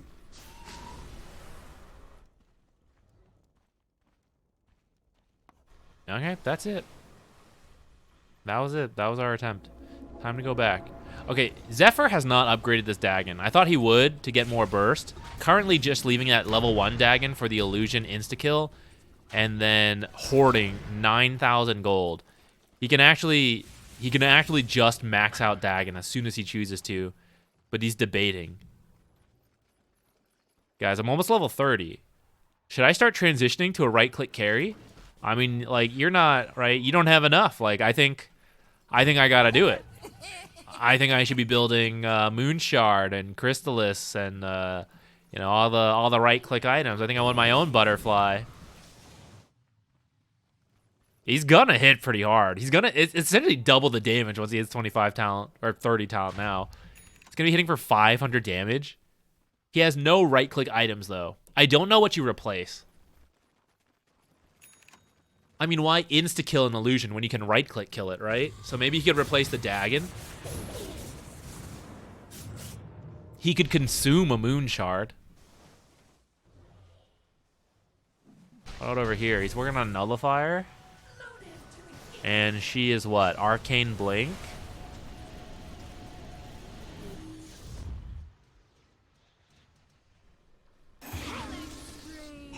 I wasn't paying attention. I missed the Techie's kill. Don't worry, it's more than enough money to buy back. Now, any kill here is a big period. Oh my god. Have you guys ever seen a smoke in the enemy base waiting for them to return to their base so you can jump them? Holy shit. Blink Hex onto Rubik.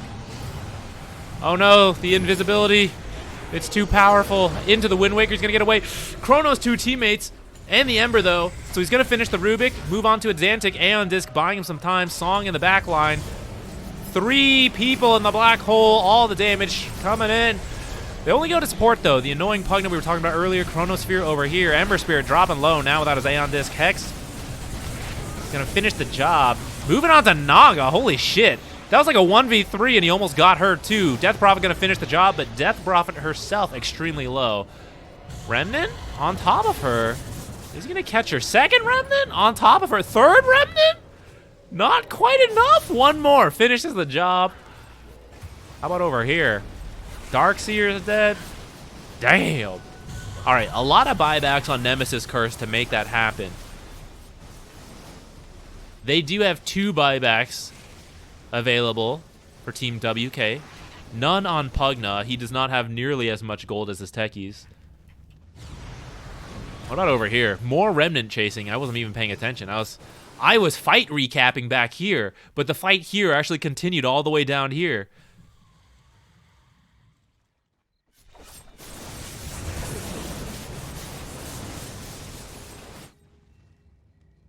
Yo, stick this on that techies with that right-click talent. Naga illusions poking away. Back door is now down.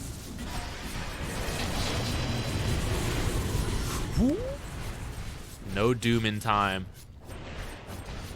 That cast animation.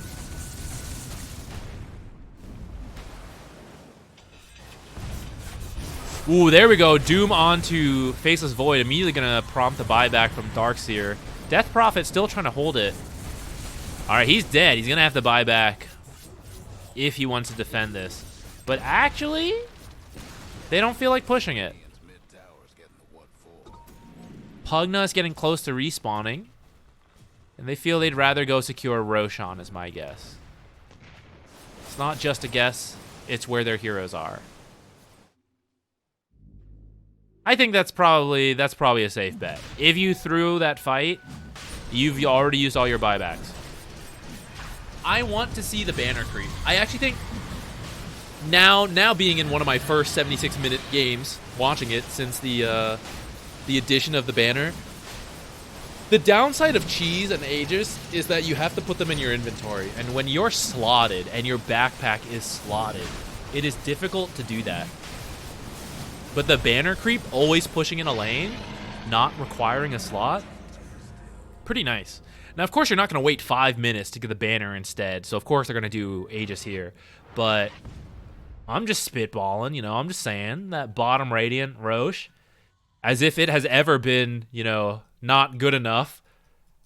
Another benefit for it, for the creep banner.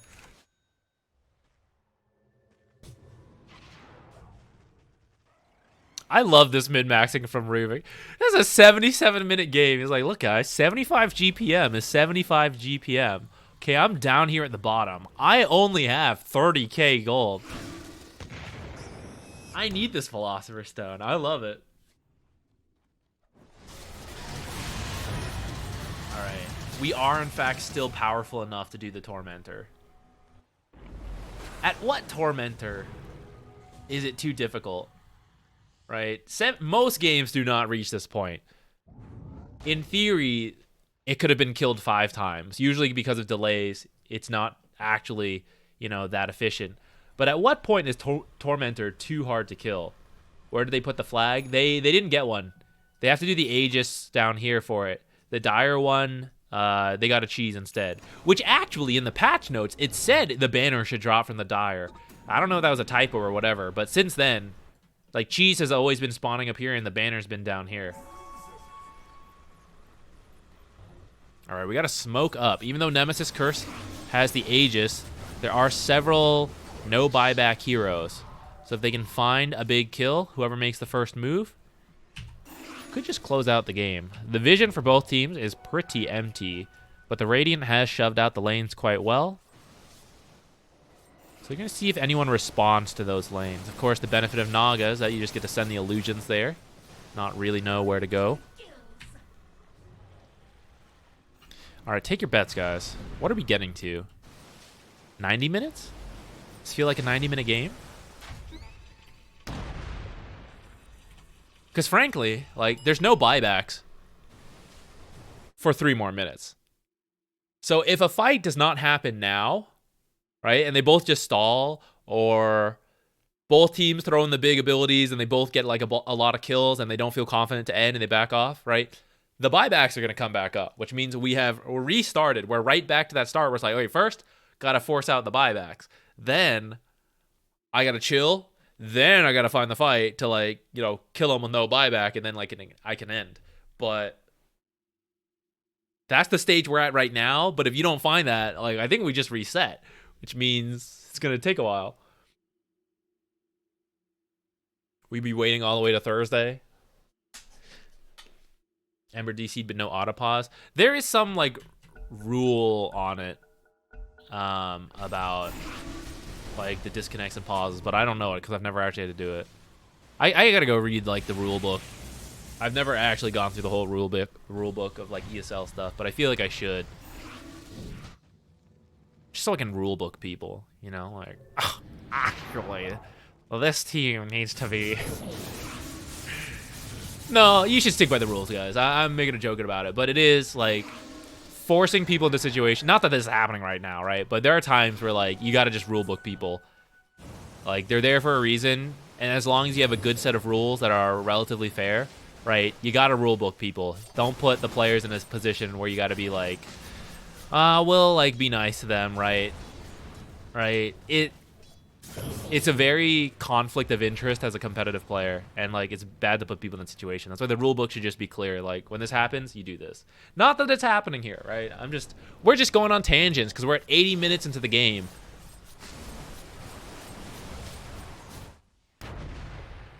Is everyone 30? S4, Rubik, Doom, Enigma, Shad, Onaga. A little more room to grow. Almost everyone on Team WK is level 30, though. Very even game. One of the most even 80-minute games I think I've ever seen. 12K is almost nothing. That's like a 1K lead at 10 minutes, right? It's like, it's nothing.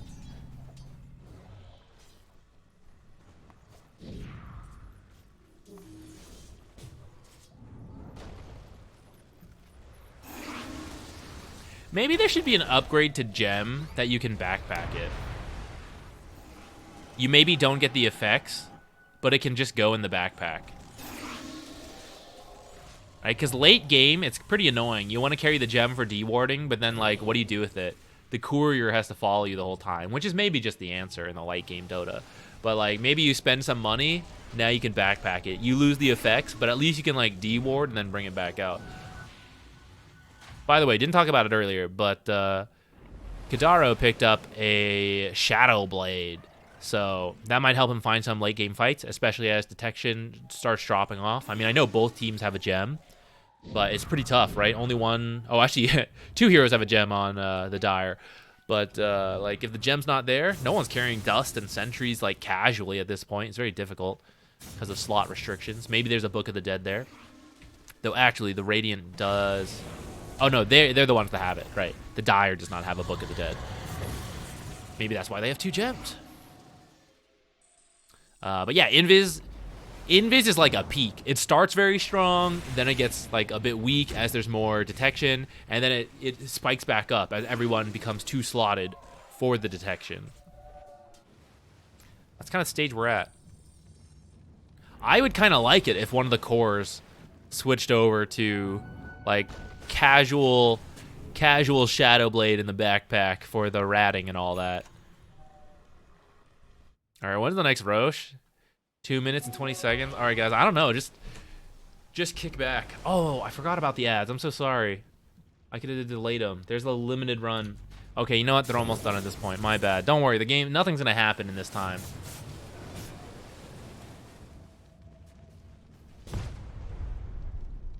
Like, no one's doing anything for 5 more minutes. Yeah, we're back to everyone has buybacks. So, S4, let's see. He'll have the money in 50 seconds. He's fine. Doom needs 800 gold. For Doom, that's, look, he's almost there. He devoured a creep. He's pretty much got it. Not actually. He's got to get there. Okay, talents. These are pretty good talents for when he hits 30. What else? Enigma. You know what? More Eidolons helps deal with the mega creeps. What else? Naga. 1 attack less to trigger Riptide. I mean, sure. Who else? S4, what's he need? 350 AoE Surge? I guess that's kind of nice.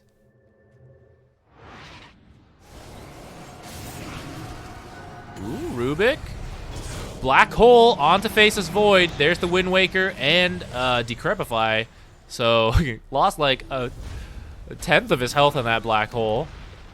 We got a Refresher, though, right? Yeah, we got a second Black Hole. It's fine. No big deal. It's what I bought that Refresher for. Drawing in the base. Oh, God, don't leave the base. No, that was an orange drawing. That was Faceless Void. Oh, God, they're all in the base. Let's just wait it out, guys. They can't fight us at Roche now. They only have 1 Black Hole. Ooh, Amplified Damage Rune. That's a big one.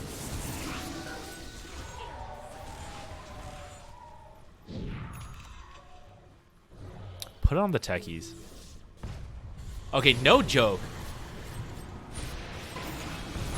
Techies has some of the most... Okay, Darkseer doomed up, AoE Doom. We'll get back to it. I think he keeps, like, dooming himself through Lotuses and stuff, but he, like, kind of has to. It's very interesting. I would have to think about this more. We may have enough time in this game, but, like, at some point, like, you can't use your Refresher into the second Doom, but, like, you're removing the Darkseer's ult, right? Like, you're getting your ult off, and he's not getting his ult off, in theory, or, like, whoever your Lotus Doom target is. So, like, maybe it's still worth it, like, in this kind of situation. Song on 3 heroes. Here's the second Black Hole. Can they kill all 3 heroes? Wind Waker going to save at least the Death Prophet, but the others 2 are down right away into the buybacks. Death Prophet going to drop as well.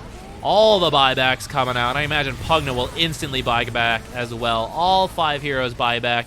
and start running in here, that was a lot of cooldowns. They know there are no more black holes. There actually probably is another song because she had her refresher. No more dooms. They're going to go for it. The game is being decided here. Gabe and Willing. Blink, stun on the Death Prophet, already at 50%. Looks like she'll be okay. Well, I say that. The Remnant chasing, she's getting pretty low, but she's got her own Wind Waker. Our FPS is dropping into this late game. It is too much. Big Chronosphere, literally big, even though it hit one hero. But Nagasong is enough to buy time for the Ember because he did not have BKB. Has used the refresher, now has his BKB. Is he going to chrono anyone? Is this the guy? He doesn't even have Doom. All right, we're going to get him. Oh, got the Ember too. He knew it. Stolen chrono on 2 in the backline, though. Faces Void down without any buyback. We're going to chase if we're Nemesis Curse. We are looking to end this. Darkseer very low. Going to drop? No. Pugna save just enough to keep him alive. I think that was Pugna save. Oh, Pugna can't save himself, though. I think everyone else will get out, but I don't know if it matters because these are 2 heroes without buyback, and I think you just run it down. FPS getting lower and lower into these late games. How many gems are on the ground? I can't believe there's not a single Divine Rapier in this game. Can you? How did no one build a Divine Rapier in 86 minutes? We got like backpacked items and no Divine Rapier. It's kind of wild. They're just looking to rat different things. No BKB piercing stuns here to stop the Darkseer from getting out. But he's just trying to rat, push things out. Black Hole onto 2. Naga Siren being walled and vacuumed the back. Might actually be enough to save the teammates who got Black Hole. Will he be able to get out? Surge just before getting Hex. They're in the fountain, but the Ancient's being hit. They have a Fortify. We're gonna have to pop it soon. Ooh, same time as Song, though. Triple Doom here. I'm sensing the end is coming up here. There's the Death Prophet. There's the Darkseer. My God. That game went so long that WK was in the lead for the whole game, right? We said like almost 60 minutes. Then it went so long that I feel like Nemesis Curse had a handle on the game for almost as long. Not actually, but like kind of felt that way because late game Dota like drags on extra time. That was a very fun game. It was extremely close. That was only game 1. Don't they... Wait, are we still in best of ones? Oh, we are. That was a best of 1. So Nemesis Curse knocks out WK with that insane game. There's going to be a second open qualifier. So that is not the end for the S4 stack. They can the next one starts on Wednesday, right? Yeah, so they can come back in. That was a nutty game. That was crazy. Really good. I have to say, not that everyone like didn't do their part, but a big part of the reason Nemesis Curse held on is because Naga had done so much ratting that she had already opened up the enemy base. She had gotten like a tier 3 and like the ranged barracks on both side lanes, so that eventually in that I'm gonna call it the late game, even though it went like even further than that, right? The 60 minutes is like the start of the ultra late game. They finally want to fight there and were able to actually mega the enemy team, even though they had been kind of on the back foot for quite a while. We can look at this graph, right? Yeah, for almost this entire game, they were technically behind. Though, I mean, here it was like starting to feel kind of scary for them. But like as that continues to hold, it's like not so scary at this point. Like when you're like 10K behind at 60 minutes, you're like, whatever. It's actually pretty even. But still, you know, technically behind. The map was like almost always in the Radiant's favor. Like they were out on the map, but Naga was like cutting in the back. So very exciting. Even until the very end, it was so close, right? Even here, like this is still a very close game. So very cool match to watch. Why is the XP difference so huge? Because they were getting more kills on the Radiant. They just weren't able to close it out. In the end, it looks like it bounced out quite a lot, but these mostly happened at the very end. For quite a while, they had like over 20 kills, like something around that range, more than the enemies, and a lot of XP comes from kills, especially when you kill like a very high level hero. Like you get a Naga kill, everyone's getting tons of XP. But they weren't able to actually finish it out because they would either get pushed off or like the Naga was surrounding them, so someone had to leave, and it's like, okay, we can't push without everyone here. So that's how they're like getting kills, but not actually breaking open the game, and that's why the XP is like so high up here. And then I think it actually like it probably equalizes, if not drops down, like back towards Nemesis Curse. But I think it like starts to cut off at the end. Well, actually, I say that they are still missing some level 30s. So it might be that the heroes who survive and are getting kills are the people who are already level 30, so they don't get like even more XP. Maybe that affects the graphs at the end. All right, that shit was wild. What else is there?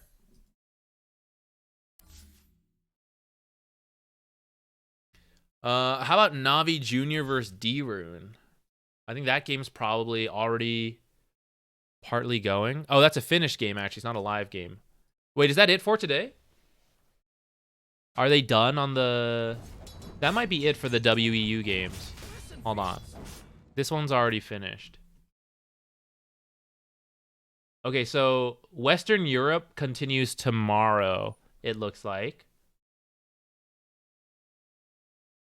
What about the other regions? What else is going on right now?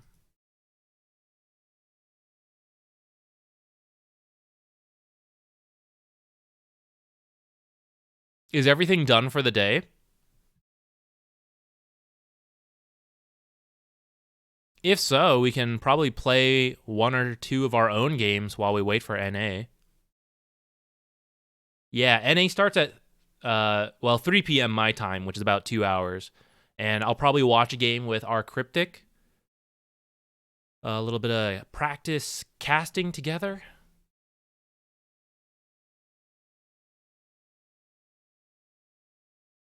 All right, it kind of looks like that might be it for now. All right, I guess we'll get to play our own game. I'm going to throw Offlane back in here, so we're going to get to see Z Corzotics throw his games a bit. Hell yeah, time for some real pro Dota. Get my own banner creeps and throw them like in the base or wherever. I am going to go get more water, run to the bathroom real quick before we play. I will, I got to get in the habit of this. No, God, no Mars, please. Don't throw, we're so bad. Oh, shit. Let me run the ads now so that they don't interrupt the games. All right, I'll be right back.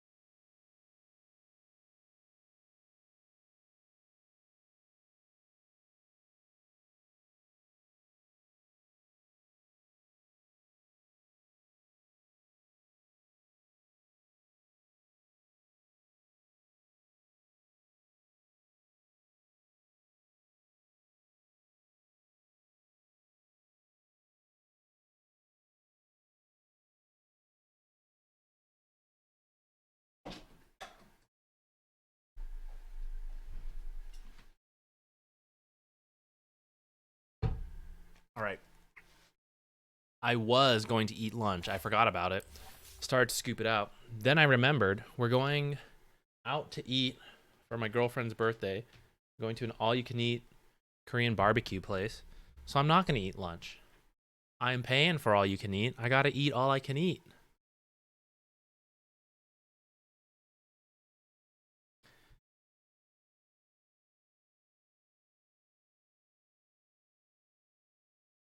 Oh, wait, before I forget. What did we say we would test? Oh, shit. I was going to test Wind Waker interactions, even though you guys told me it can save in Chrono. I just wanted to see it for myself. I feel like I remember it better that way if I press the buttons, you know? Oh, shit, we're actually offlane. Of course we are. I don't know why. Offlane is cool, guys. Why isn't there enough offlane players? All right. I'm about to freaking... Damn it! No Pudge. No Pudge. Okay, this guy picked... Maybe we should Viper. I'm going to Viper or Wyvern or like Hoodwink, I think. Your pick.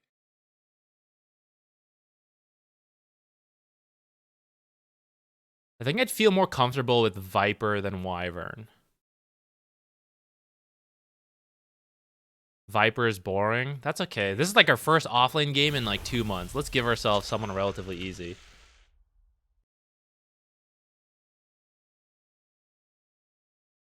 I'm not a universal hero, right? I'm agility. Yeah, okay, it's the 25 talent.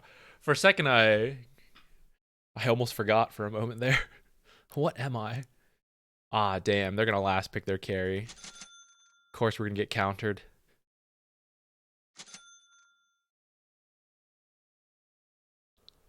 Will I need a stick? Hoodwink and what's her name? Snapfire. Decent heroes to buy a stick against. Let's see what the last carry is. I'm guessing someone like Drow or something. Wait, who did we last pick? Was it our PA? Or did we hide our mid? Luna. It's probably not too bad to start with a stick, but I kind of want the Wraith Band fast. Ooh.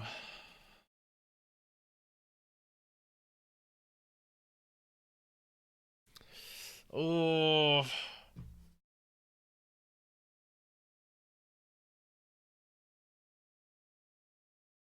I'm gonna get it.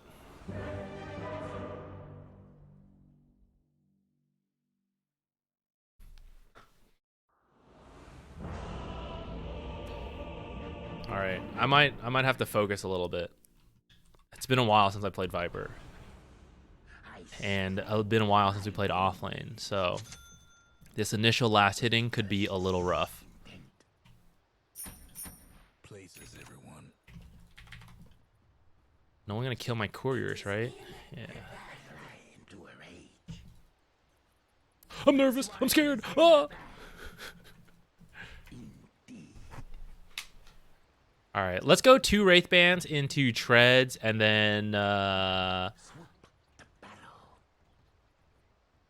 think I get to build Mage Slayer, right? Is mid Dawnbreaker gonna build a Mage Slayer?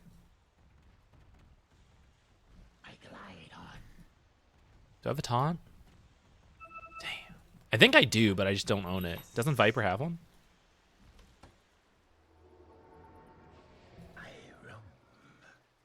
Okay, ult will be pretty good on Luna or Legion this game. 30 seconds to go. I think we'll go Corrosive Skin level 2. Debating if I get 2 points in it or I get 1 point in Nether Toxin. Kind of feel like 2 points could be good. Because like Glaives and then like Hoodwink bounces uncontrollable a little bit. Like maybe Scatterblast. You know, like maybe we're getting a lot of value from double Corrosive Skin. And here we go.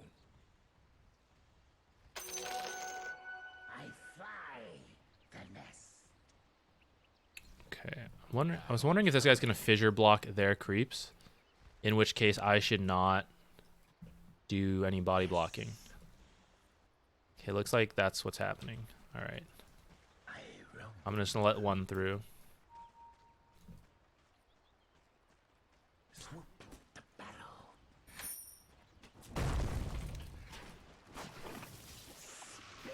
Oh, he is gonna fissure block at the very last second. Okay. All right, there's gonna be a level disadvantage for a moment. We're gonna have to be careful.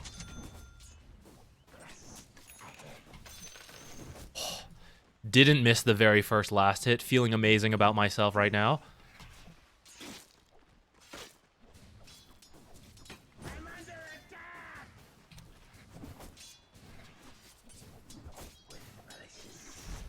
God. Not feeling as good about myself anymore. Can you get off me, creep? Okay, actually I have to start trimming these myself. I gotta just like start attacking. So actually this creep wave is too big.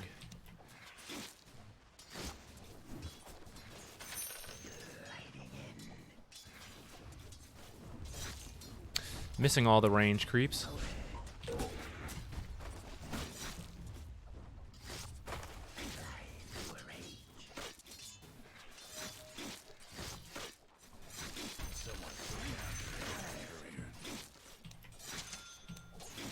We're gonna have to eat our Tango real quick here.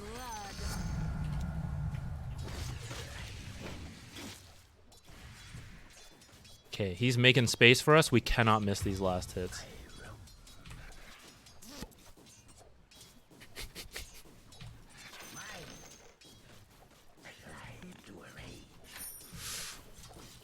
Oh shit, guys.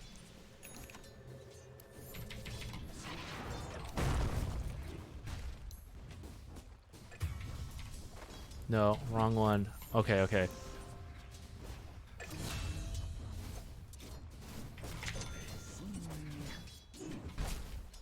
A little bit of a mess up there. The last hits are looking real garbage right now.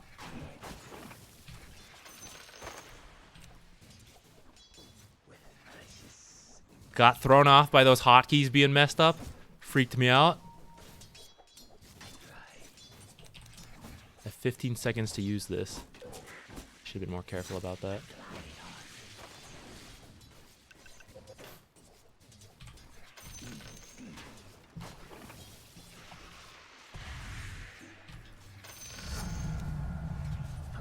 Okay, let's start being more aggressive with this. I could have been a little bit more aggressive even with level 1 Q.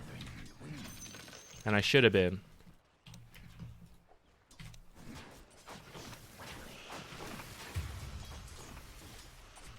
That top tower of yours ain't doing so good.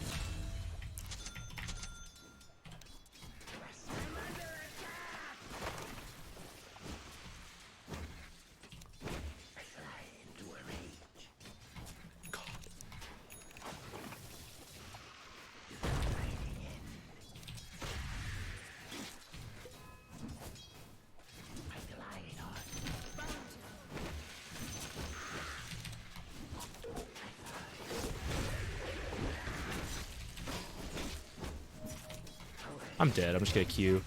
Ah, not great. I'm gonna buy one more set of tangos, I guess. Alright, let's try to pull it together here. We've been missing a lot of last hits.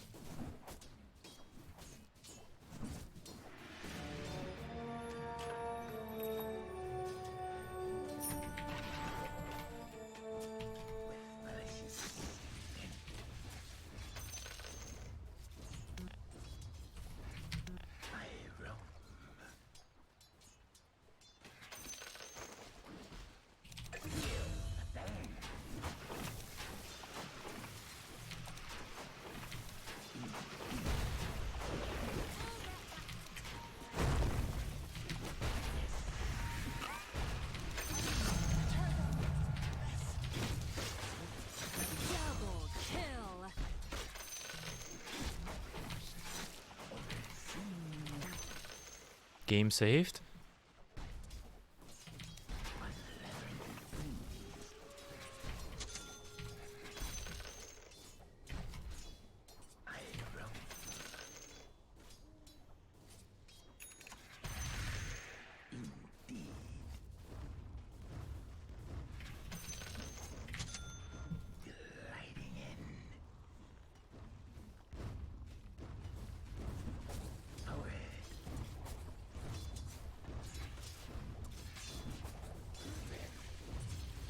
Uh-oh.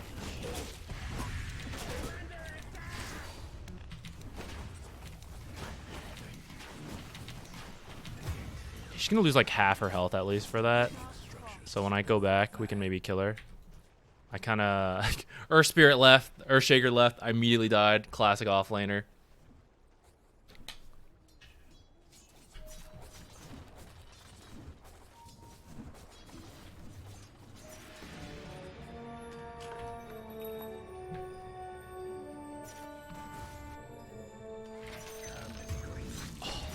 I'm better at last hitting when I'm literally not watching, apparently.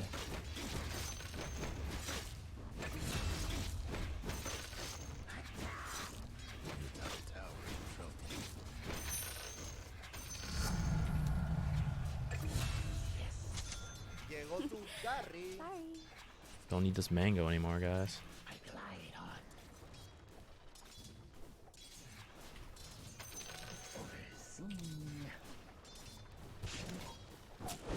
I have a tango. I should have eaten this.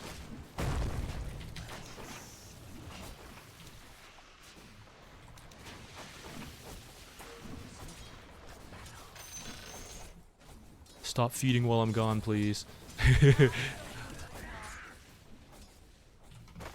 I'm on it.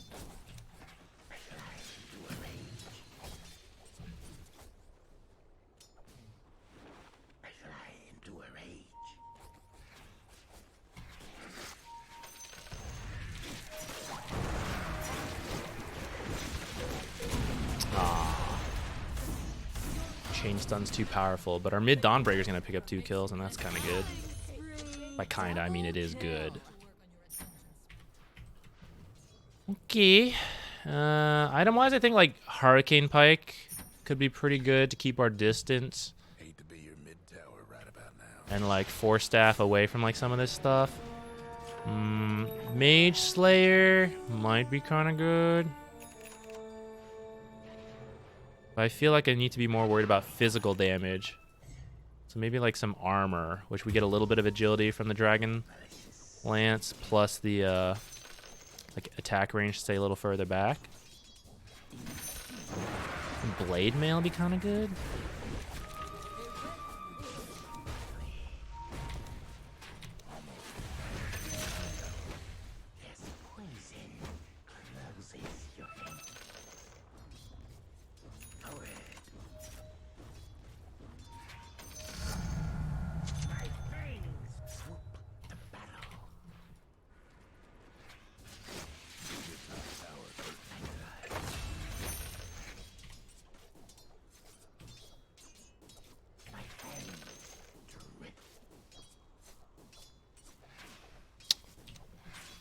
See if we can tread swap at all.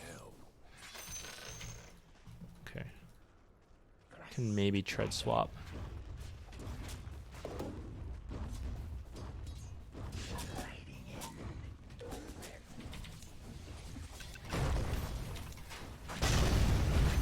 Holy shit. Okay, no, let's not get under the tower.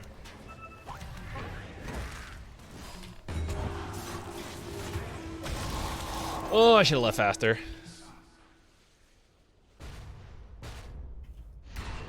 Also kind of didn't realize I was using... But I didn't expect her to help me, so it's more on me for just like dying and getting caught. Is Veil interesting? That could be armor for us. Probably no one on my team's gonna get it. It's a little funny on me though. Oh, she's getting a Mage Slayer too. Maybe I should get the Veil. Let me think on this. Good luck out there.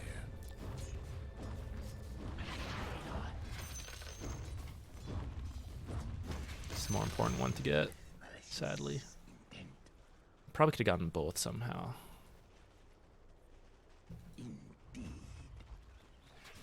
I don't know, I kind of want a Dragon Lance.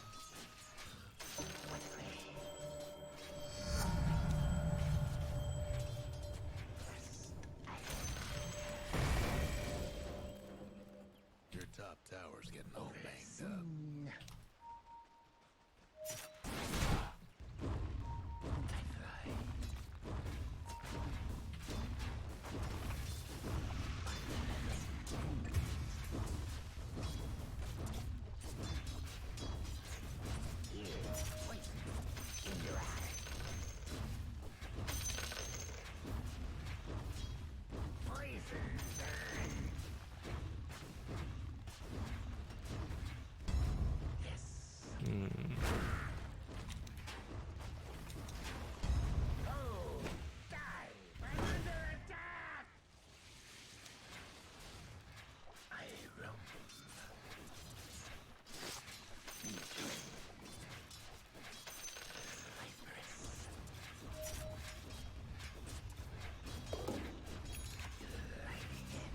feel like I want the Dragonlance and the Hurricane Pike though.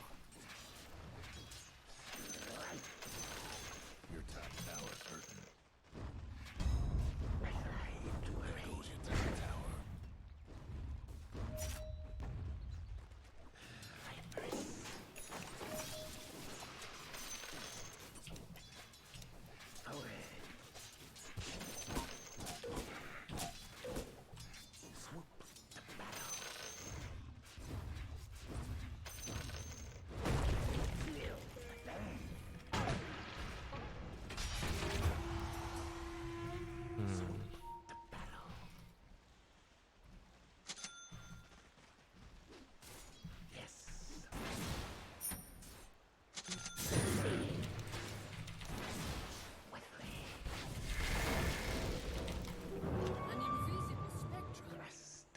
Maybe we should have vaulted him. He had a remnant though, so I was like pretty sure it wouldn't matter.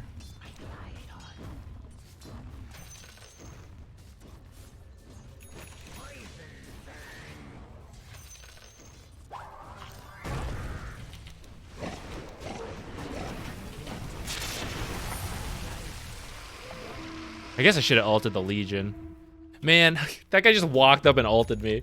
I can't believe that worked. Oh, shit. Bust down radiant structures now. Yeah, that's a bit of a problem. I am not having a great game.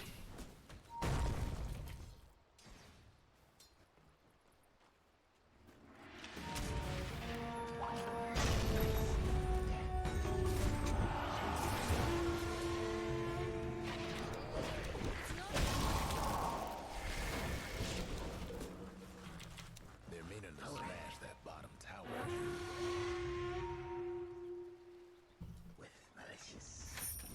Your bottom tower ain't long. That guy's blaming mid, not me.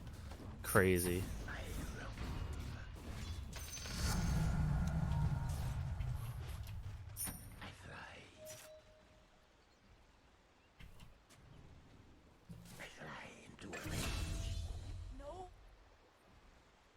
Your I think mid and top are kind of doing okay, is my feel. Seems like it. Does she have blink? Not yet. Oh, she's not gonna need it.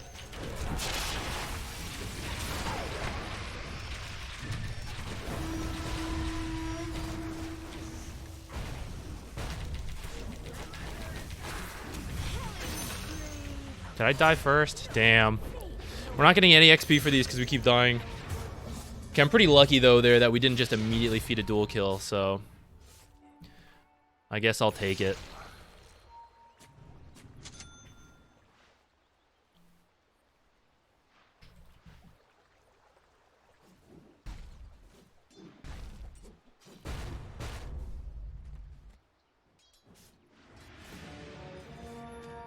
I don't think I get a Mage Slayer because she has one. After Hurricane Pike, I think we pick up some kind of armor item. Maybe it is the Veil, but it feels kind of weird because the carry is the PA and her damage is also like heavily physical. It feels a little weird, but I mean my damage, AA's, his, Earthshaker's is all magic, so maybe it's okay. Maybe Ags is good. The disarm versus like these guys. hate to be your mid tower right about now.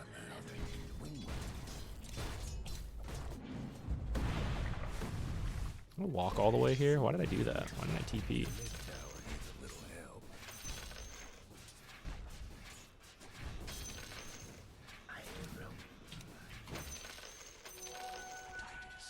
Your mid tower's coming apart. Your mid tower's Legion's having a good game. She might have a blank soon. I'm pretty scared of this.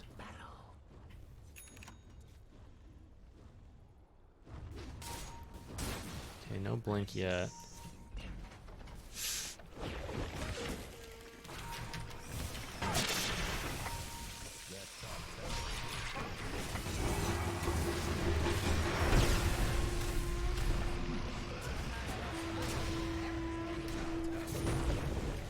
Oh my god, is she not gonna die either? That's too sad.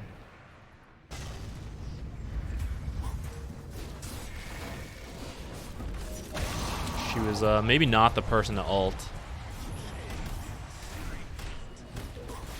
Alright, I am always dying. Maybe my team's getting return stuff. Not this time, like.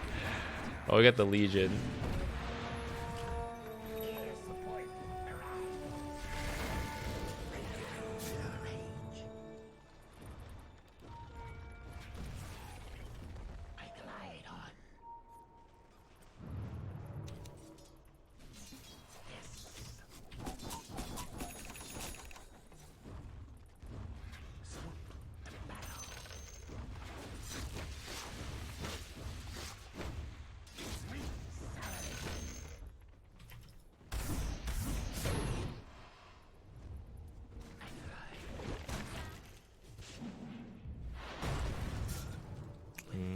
This is very scary to just like walk through here.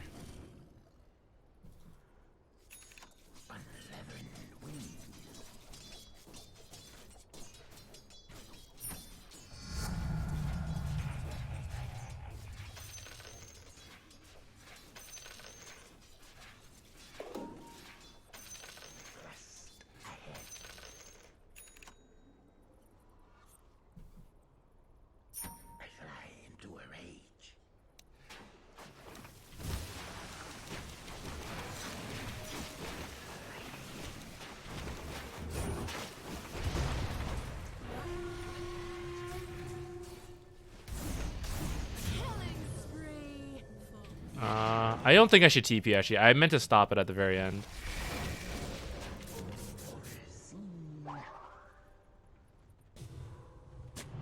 Alright, I was pinging. I didn't have TP. I should have just, like, pushed in bottom and gotten that.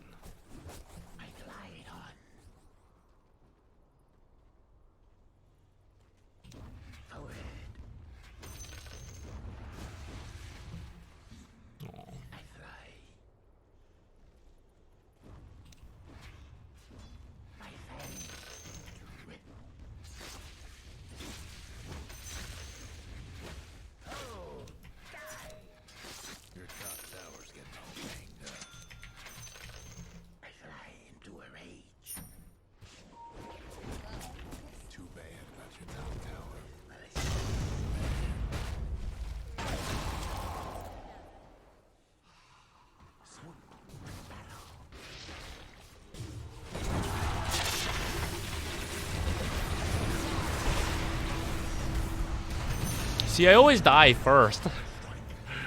No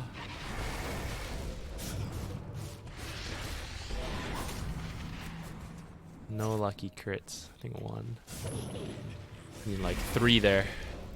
Oh, she is burning down.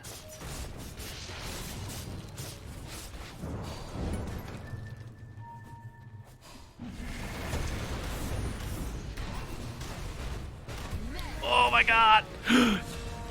I think you need to just stand there and attack.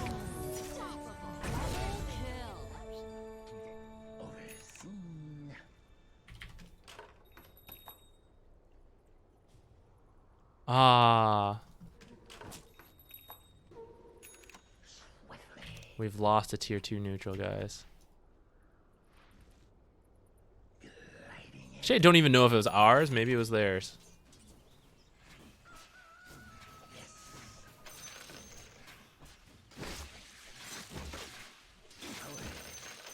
I think I should get a blade mail.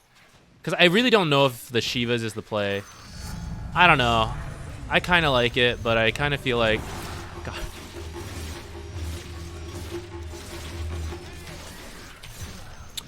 I should have Hurricane Piked away. I panicked. I was thinking about other stuff, God. Ah.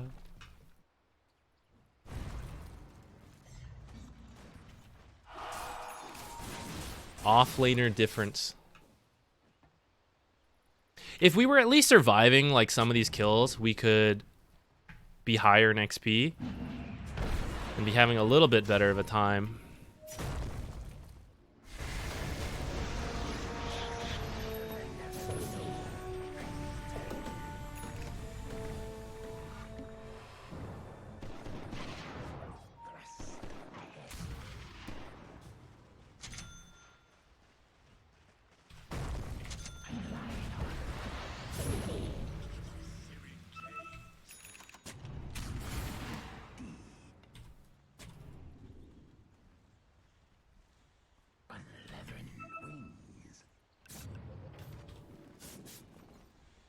Specialist array. I think we need the dragon scale.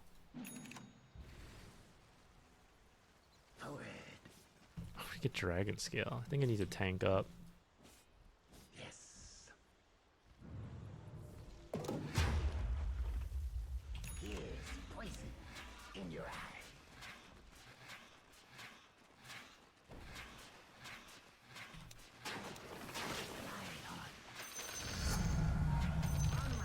She wasn't close enough to be using corrosive skin.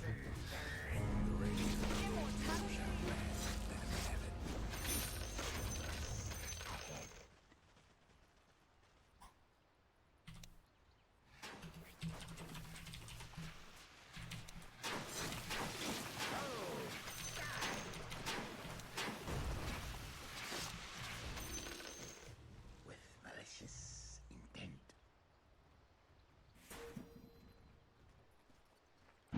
On leathern wing. I roam.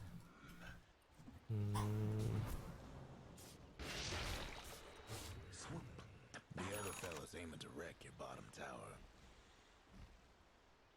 Overseen. I think we just have to dodge them. That's why I'm like running top. Bottom tower.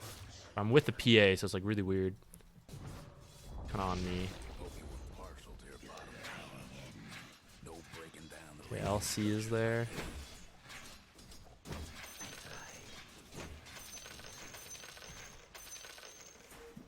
I fly into a rage. Your bottom tower's in a tight spot. One fell swoop. Indeed. Your bottom tower's under leathern.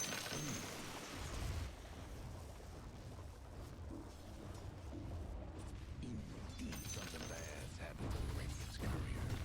Your mid tower needs a little help. Bad news about your mid tower. Okay, they're just gonna go high ground. We're gonna have to go back.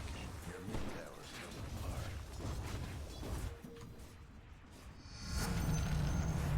The other fella's top tower making trouble for you.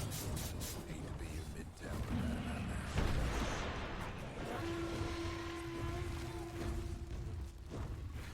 I guess Shiva's would reduce attack speed. Shiva's might still be okay. I'm very torn on it. There's like my own blade mail could be good. I also think I'm like having a bad game. So like, actually, I think I should get it because like between the two of us, AA and me, like if I have this veil, then maybe it is, you know, suddenly a big chunk of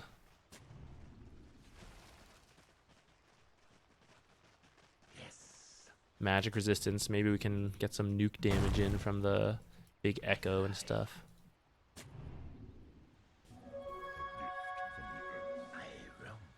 I think Atos works. I just had a really bad lane. You can see we're at like 4, 9, and 5. We did not play that well. We missed some last hits early, and then we were just the first to die in the fights. Some of it a little unlucky, but some of it just because like if I had played better, I'd have like slightly more items, and then I would have lived first. So instead, I died, and now we're like in a rough spot. So from there, I don't think I can go Atos.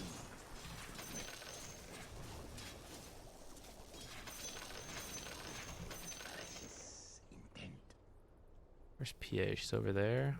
I hope she's not going to farm this because I want to farm it. Damn it, it's gone. What the heck? Did they farm it? Is it blocked?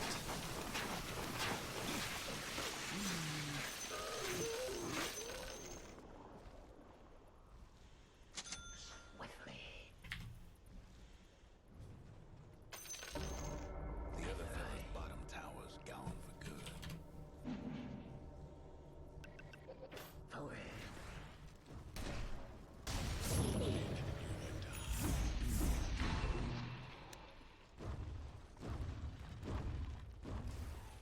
Lighting in.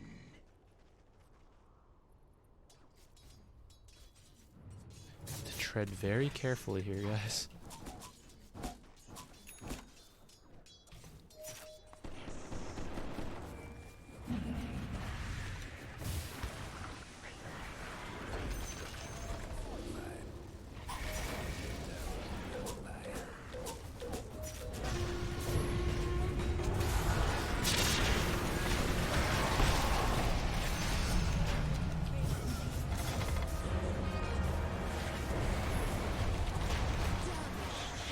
the buyback.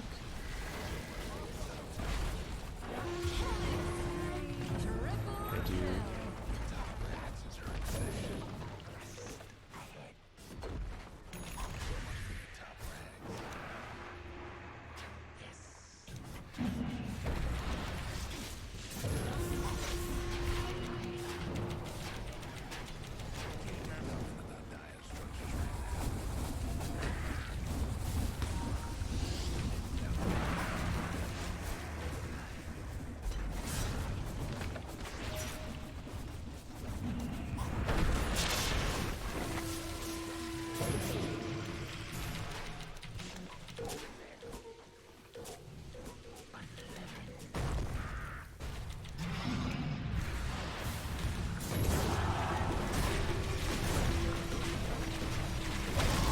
I'm just like attacking to get the damage out. I'm pretty sure I'm dead. Yeah, I mean, we had a pretty bad game. I kind of expected it, but it's all good. Yeah, my bad. Sorry.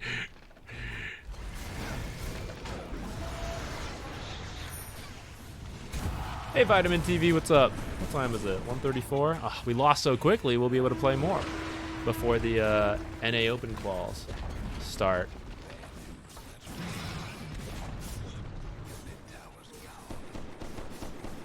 Your ancients seen better days.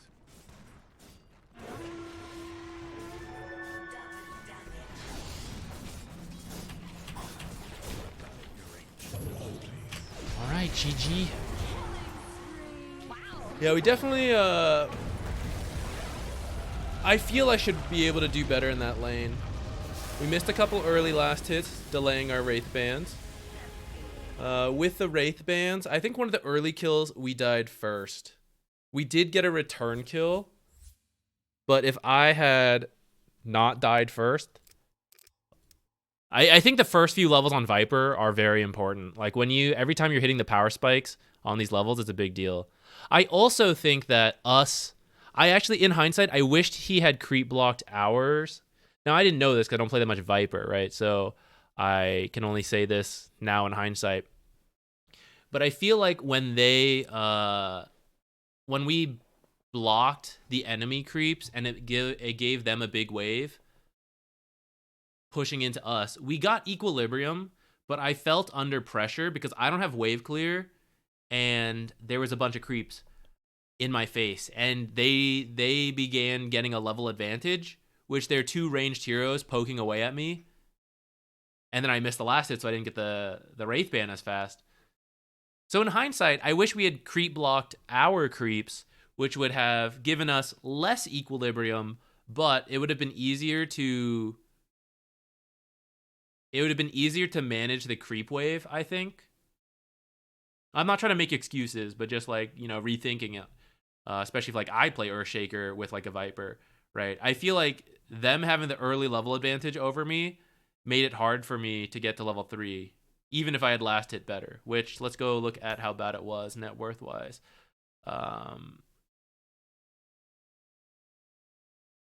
Like we managed to get a kill or two, which helped save us. But like you see at the start, like it was pretty bad. I was like missing some basic stuff. And then because we got some kills, it was like kind of okay for a little bit. But then that's when like some more rotations started happening and we kept dying at the start. And my team would get trades, but I would be dead. I guess at 10 minutes, it doesn't look the worst, at least. 4K-ish. But Luna's above us, and that's not good. Nagol, N4 goal. Nagoy? What? Am I blind? No, that is an L. Thank God.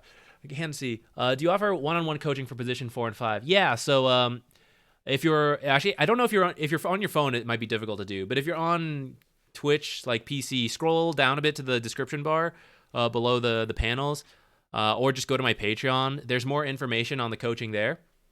You can take a look at that. If that sounds good, or if you have any questions, feel free to message me on Discord. Or I mean, you can ask them here too. It's fine. But Discord might be easier. And then if it doesn't seem like right for you, that's fine. Wednesdays we usually do replay analysis raffles. That's the free option for you if you'd like to do that. It's shorter. Like the coaching's the full hour, the replays, it's kind of like however long we feel like. But usually we try to at least give a couple good things before we move on to the next one. Yeah, those are kind of like the two things I offer. And then sometimes I ask for games on YouTube. No, don't worry, you're good. It's a little small. It doesn't really stick out. I just added it in. Also chat distraction. Yeah. Listen, it's a free product and there's high variation. If you pay for the coaching, I swear I'm focused. I'm there, you know, because it's the one-on-one. The replay raffles. Yeah, sometimes we get a little distracted on it. Sometimes we're eating, you know. We're it's a little more over the place.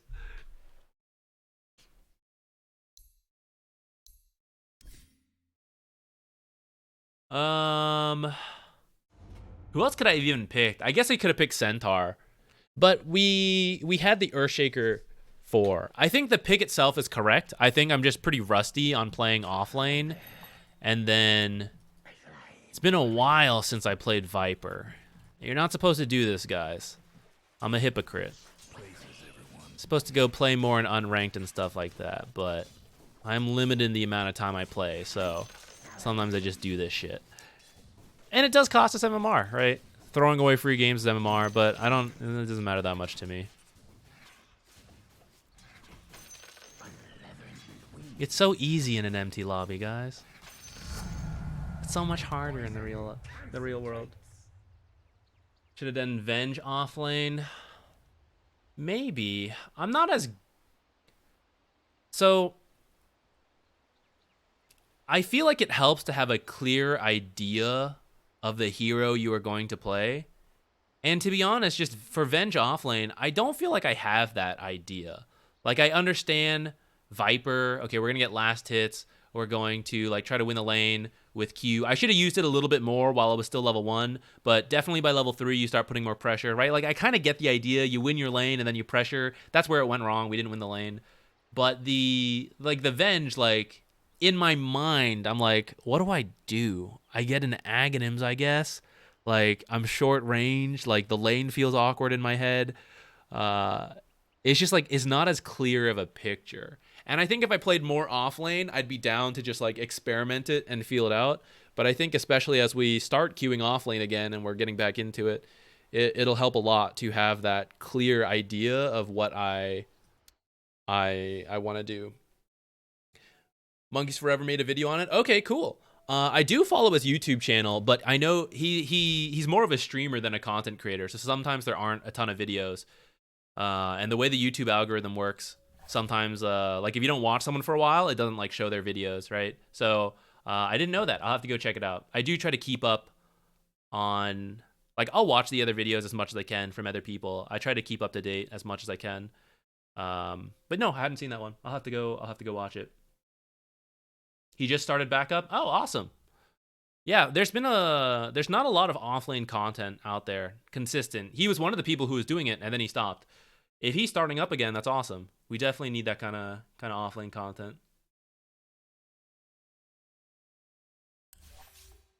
First upload in like 2 years. Yeah, that's what I mean. It's a little inconsistent. And I don't blame him, right? It's totally up to you. I'm not saying he has to do it or anything, but we are like, it's crazy. How is Dota 2 such an old game, but the content creation scene is just not filled out, right? Like, it feels weird to say, like, hey, could you list 3 great carry content creators? And you'd be like, BSJ,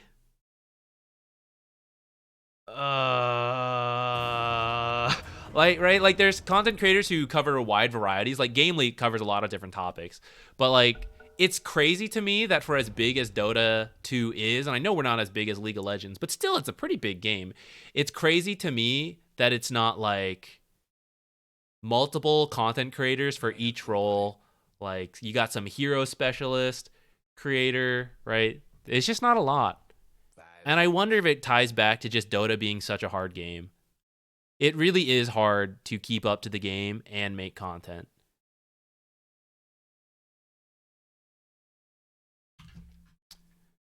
All right, there's a part of me that's like, I'm supposed to pick Viper more, but I really want to pick Pudge. I really want to be a Pudge player. 10 seconds to go. But boy, am I going to fill. Am I going to be the most, like, classic Pudge offlane pick, just feeding in the lane, you know? Okay, what do we got? Lion, Nyx. That's a little annoying for a Pudge, I feel like. But maybe I'm still doing it. Maybe I am still doing it. I will have no mana whatsoever. What if I'm Brood Mother? Brood could be pretty funny. Like, what if I go Brood? Brood into Lion and Nyx. They don't have that much wave clear, right?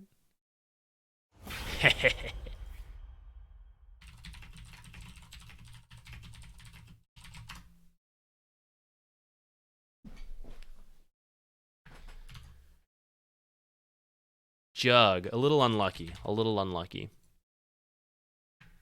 We used to play a lot of Brood Mother. I think we can revive it a little bit. Pull in the old habits. Storm is a bit annoying for Brood. He can catch up to me. The spiders get killed pretty quickly. But this is a good Orchid game. I'll go a couple stat items into Orchid.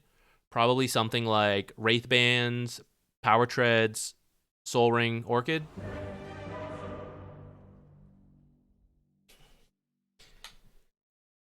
Win for the sub. Let's do our best. There's so many streamers. I guess that's true. There are a lot of streamers. But doesn't League of Legends have like both? Don't you have like the content creators and the streamers? Do I need a stick? Better get ready.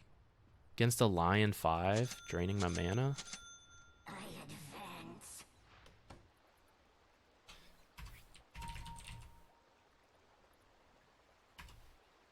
Yes.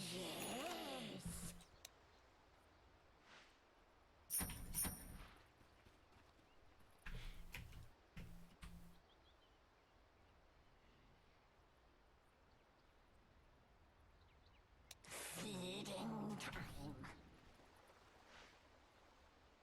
Tis in the Maybe I'll regret no Quelling Blade. But Nature's isn't on my team, or on the enemy team, so I don't really need it right away. Yes.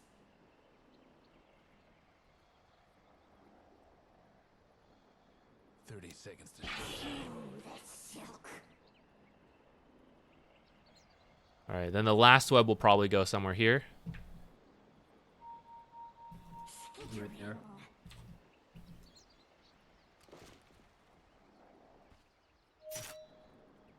Stretching my legs. Mother comes. He's gonna kill Nature's first, I think.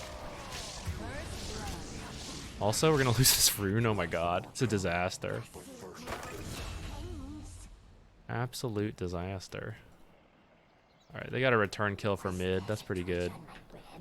He has bottle a little faster in a pretty volatile matchup. A silken And bottle heavy matchup. quickly.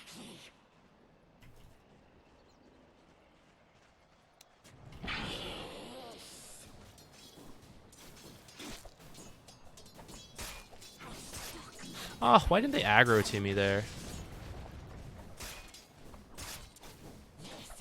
Okay, I think I'm gonna finish one Wraith Band and then go for boots.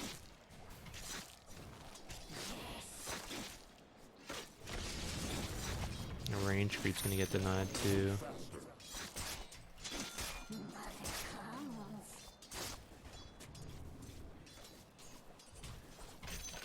Our last hits are better than last time though. Especially if we don't get another range creep denied.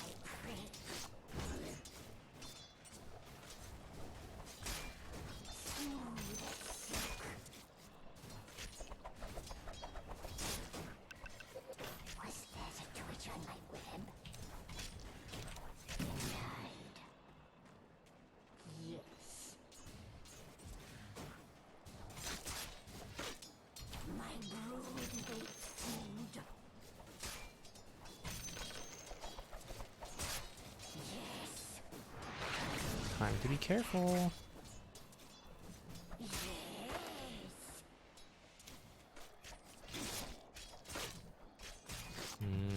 Probably not getting the Lotus on my own. That's okay. I'll just get my last hits here. We're not really looking for kills. We're just looking for levels right now. Lotus, of course, helps, but... Oh, actually, I don't think I'm supposed to get my second point in webs yet, because you don't actually use it. Never mind. I'll use it. Ah, I should have eat it.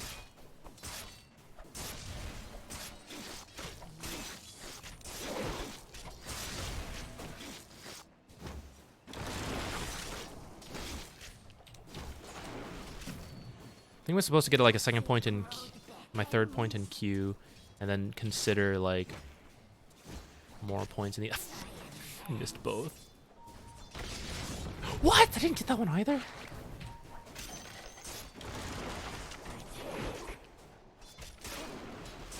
This is where the second point in E might make a difference.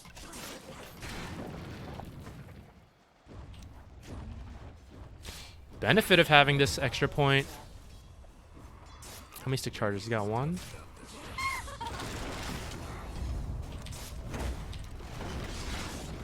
Get off me.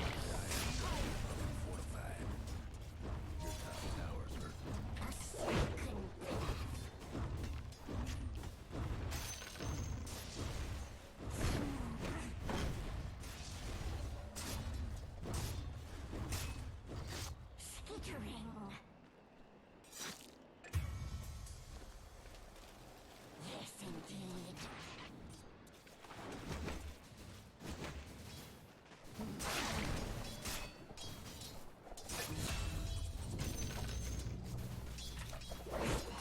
That's so annoying.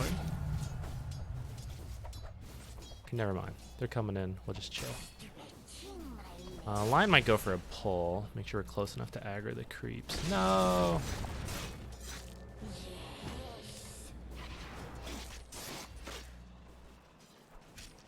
My web twitches.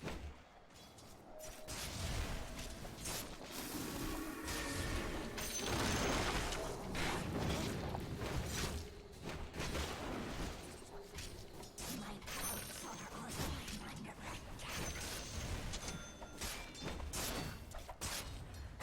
advance. No! No!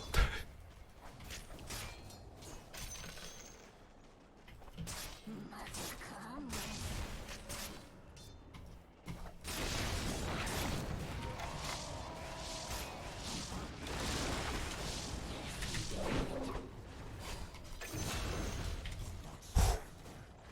Very close.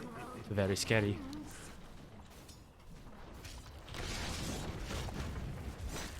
I want the Lotus for mana.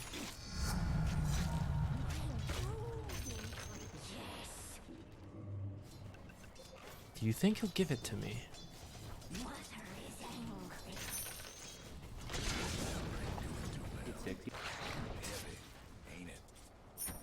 I'm gonna skip the second Wraith ban. Need to be your mid-tower.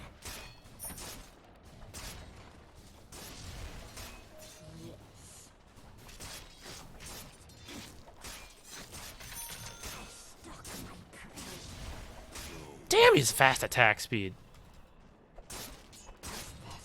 On my weapon. Yes, 7 minutes.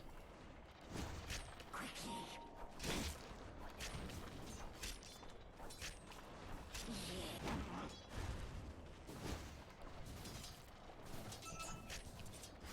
Skittering.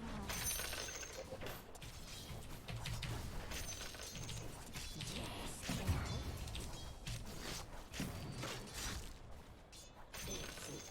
Go on, fishing.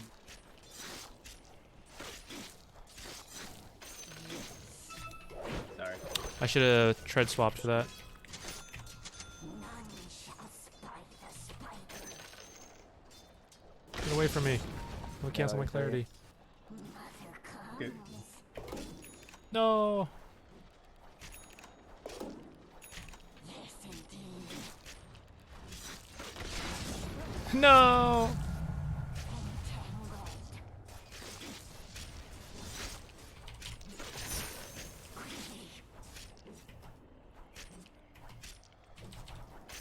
The Silk Road beckons.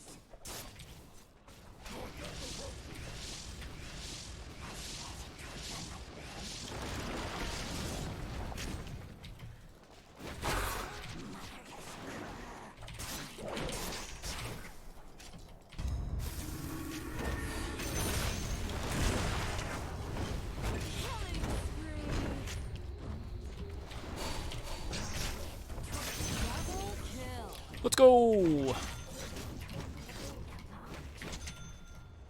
My tread swapping with there was a lot left to be desired, but it got the job done.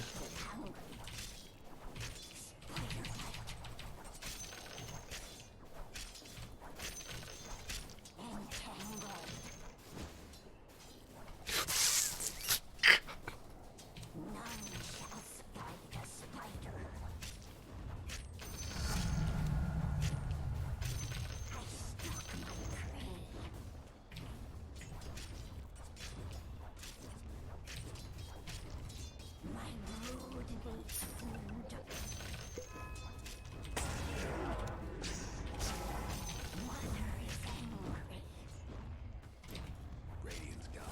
Fortified structure. Mana item. God.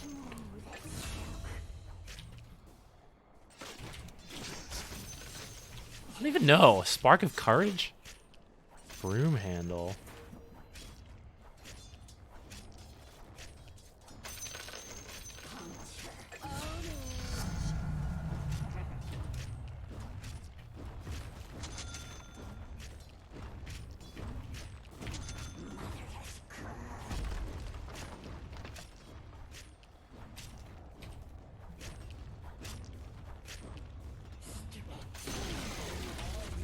Arcton Soul Ring. Okay, better than the Viper game.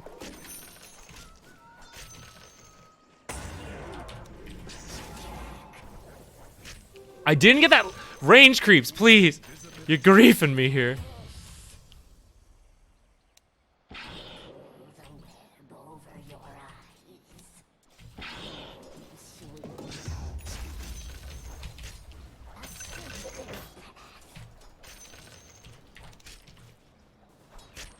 Keep mid again. I'm just gonna copy and kill it.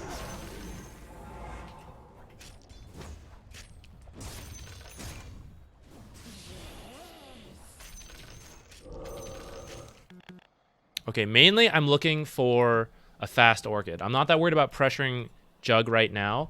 It'll be a lot easier once I have an Orchid. So that's our main goal here. I'm going to pick up this Cornucopia for the regen. We'll swap it out for this, probably this Robe. Then we'll go back for the Blitz Knuckles. Mana regen's the main thing here, so we can spam this as much as possible for max farming speed.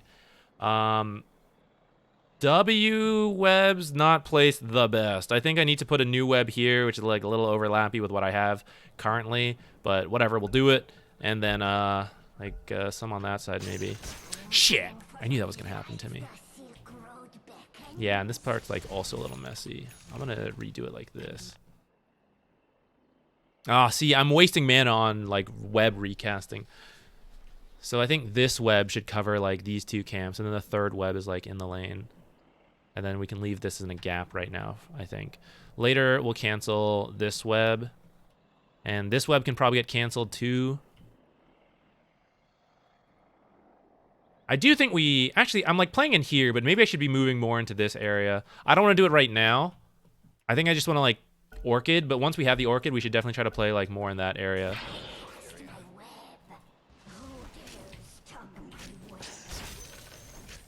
Should be Universal Hero, and I'm bad at tread swapping. Maybe I should just... Maybe I should just leave it on Intelligence Treads.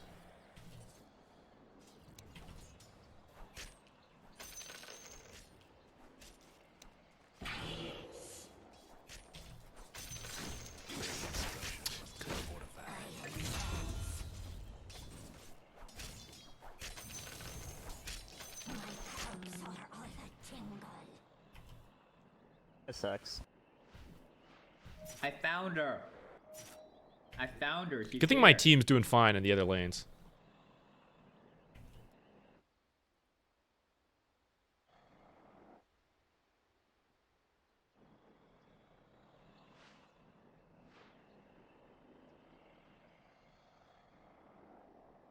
How far away am I? I forgot the orchid recipe is a bit more expensive than it used to be.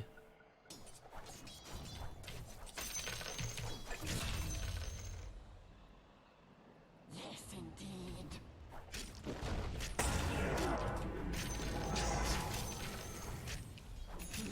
Oh, feel bad that the guy DC'd.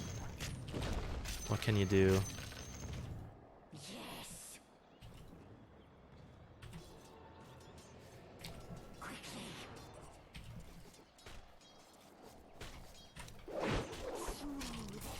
Aw. The other fellas can save their top tower.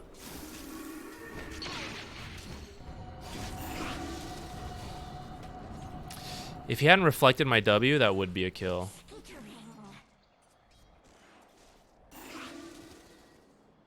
I stalk my prey.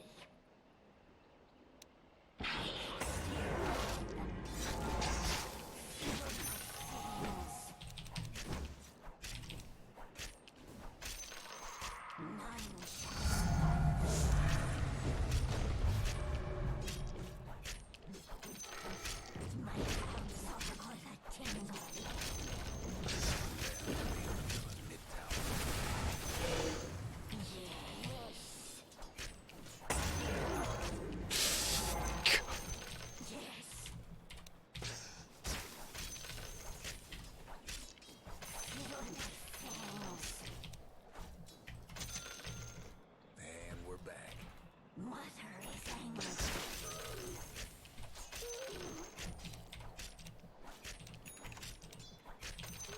We're gonna need our own sentry and stuff soon. With Nyx being 6, gonna be scary for us. Get our own wards and vision in this area. Yes.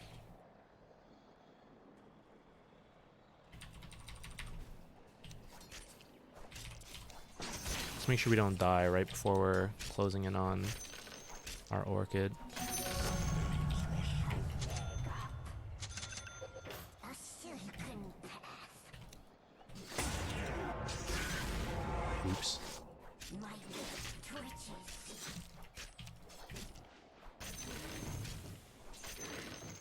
Mother comes.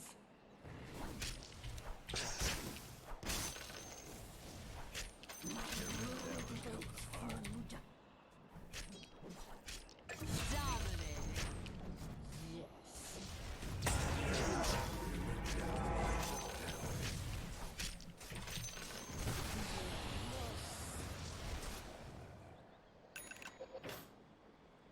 I stalk my prey. Skittering.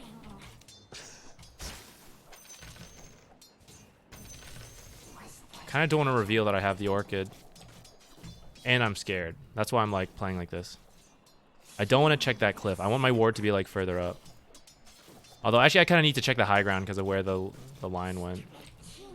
I need to check this cliff.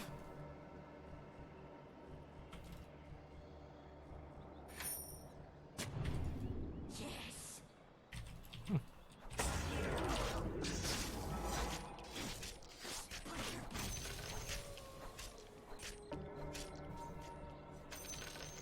Silk Road berry. I think we play with Brood. Bottom. How am I missing all these? For your top tower.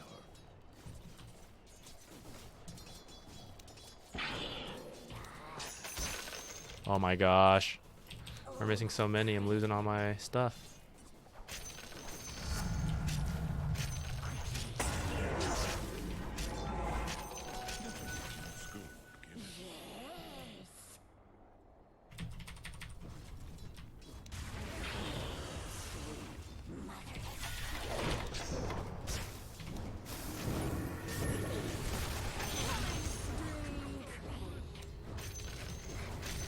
I'm here, Z. I want that sub. See you at TI. Hell yeah.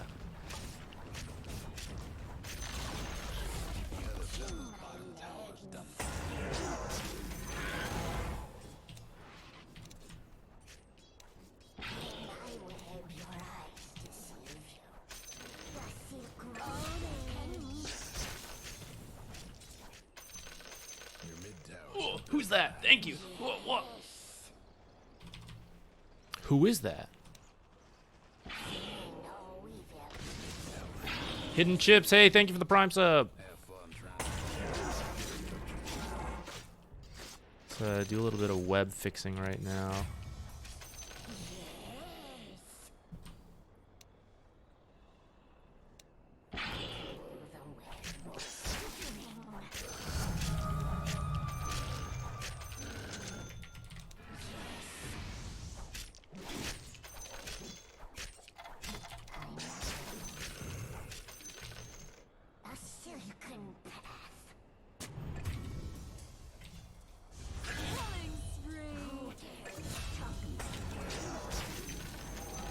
No, dead.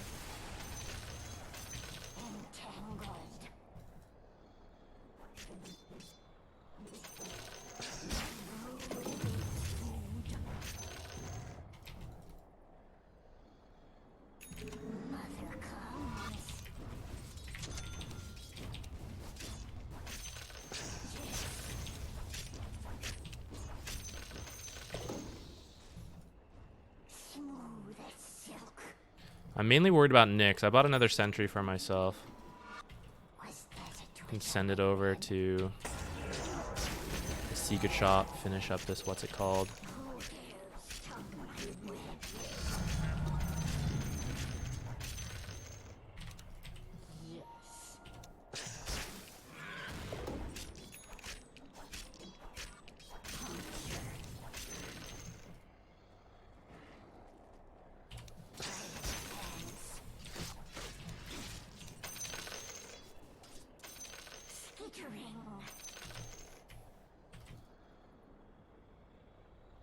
Smooth as silk. Quickly. Oh, who's that? Thank you. What? Stretching my legs. Your Yes. top tower's in trouble. I will have your eyes deceive you. The seeds of fortune. Your top tower's getting all banged up. The silk road beckons.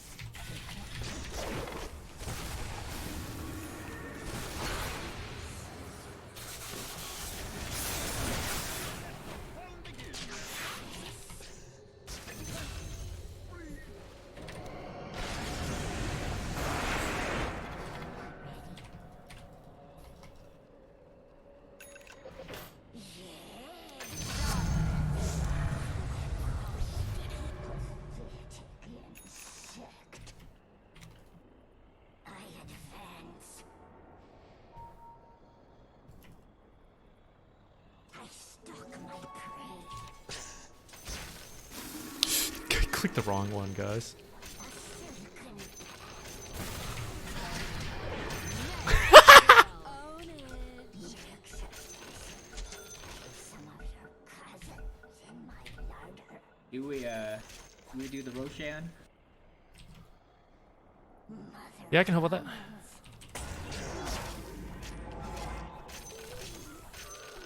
There's a twitch on my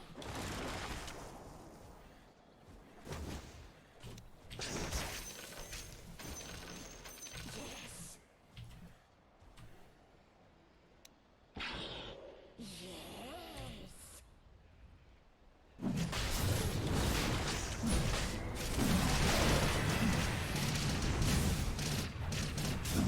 Oh my god, guys. Hilarious. Dude. Died. What's even the next item? Just BKB, just end it, man.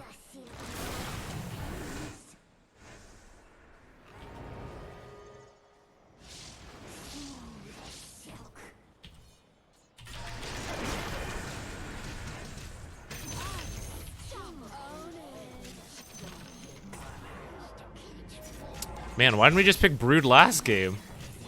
Because Brood plus Earthshaker doesn't make... Well, actually, maybe it does make sense. Maybe he just equilibriums for us and then goes and roams. Maybe it does work. Oops.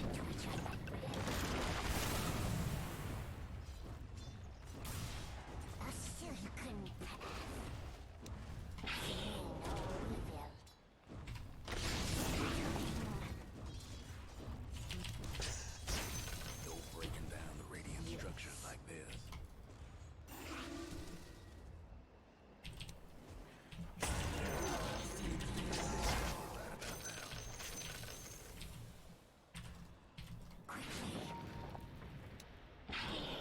Sweet home. Your mid tower's in a bit of a bind. The other fellows top taking trouble. Mid tower's done.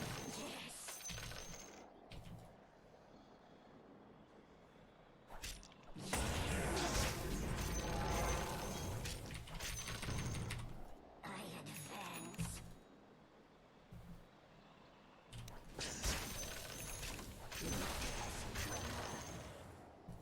Didn't even get to spawn other things. Mother comes. Yes, indeed.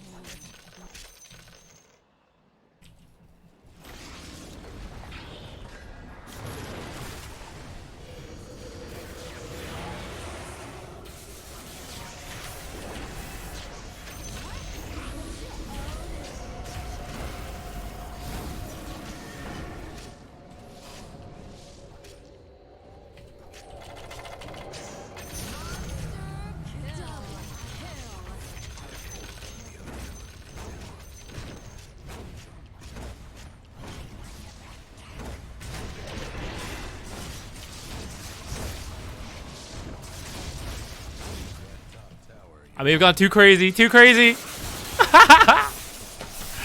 Oh, shit. Wish I had the BKB. Couldn't help myself. I'm telling you guys. If a core does too well, you enter psycho mode. You can't help yourself. You try to resist, it pulls you in. You know you're not supposed to. But you can't. Can't resist. 8-0-2. You lose the fear of God. And Gaben's got to put you back.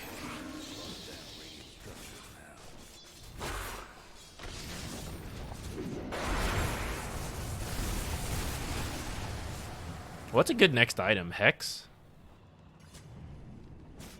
Then we can hex him into the Bloodthorn.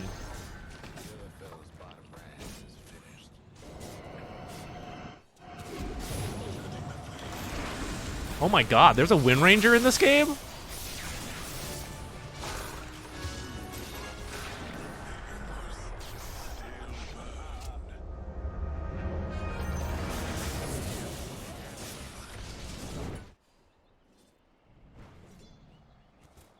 Ah, run away! Skittering.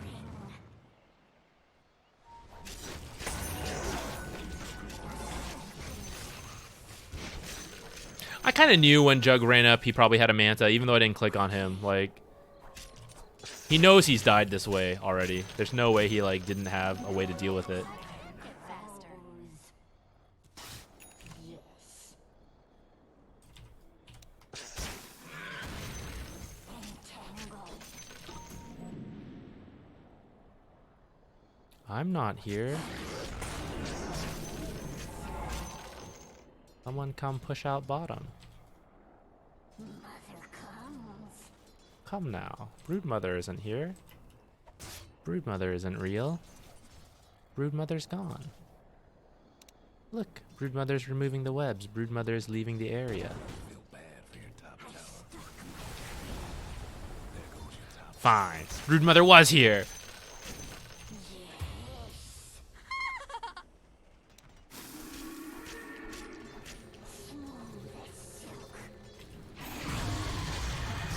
Oh, damn, she killed all my spiders.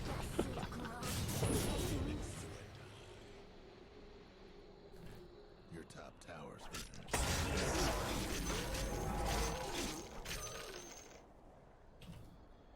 Was that a twitch on my web? Hey, does your webs make it dark for teammates too? How much gold does it give? Do your webs. What do you mean? Smooth as silk. Quickly.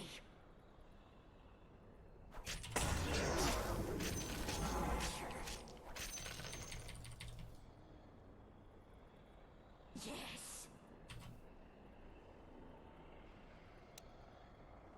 Skittering. Everyone missing, kind of sus. A silken I just blocked this camp from myself. Was that a twitch on my web?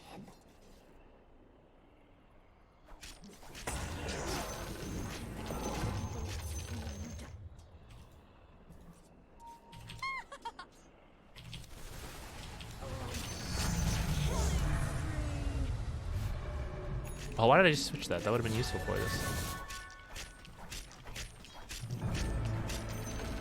Actually, I don't know what I want. AoE Silken Bowl is pretty good.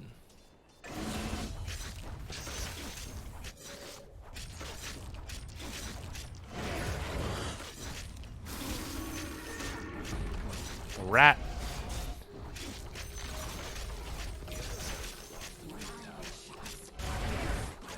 Rat. Talent. The other fella's mid-range. Just keep going, I guess. Twitches.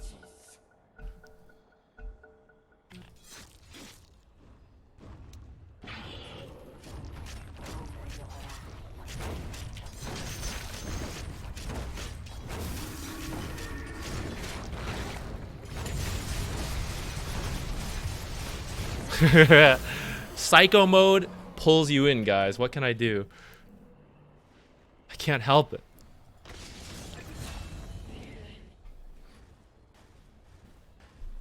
Alright, I should have been more careful as I start to leave.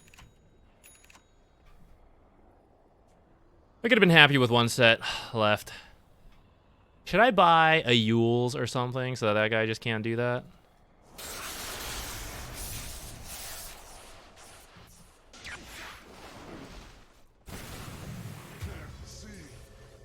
Those two deaths are pretty bad. I mean, you know, we're joking around, but like, it is pretty bad. I'm giving a lot of gold to the enemy carry both times now.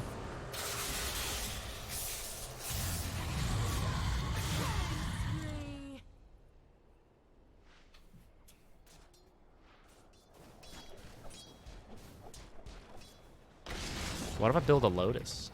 Oh, I'll never press it in time.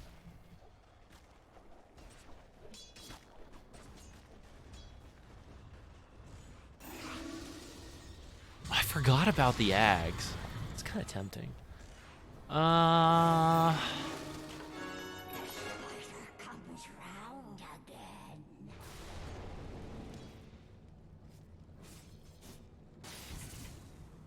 I stalk my prey.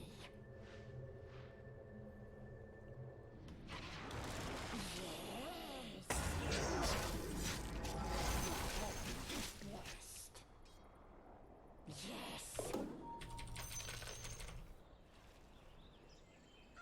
Feel my strength.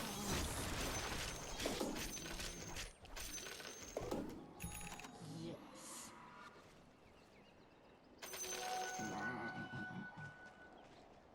I advance. When was it? 2706?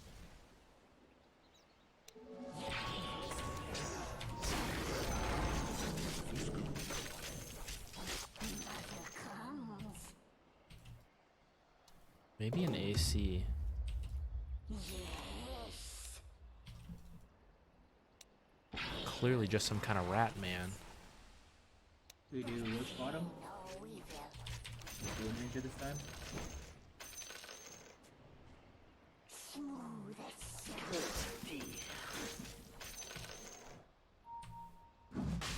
Advance.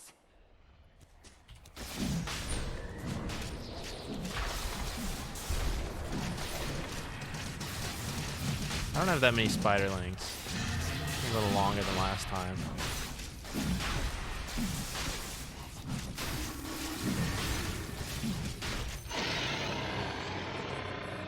Give me that creep banner. This shit's apparently global.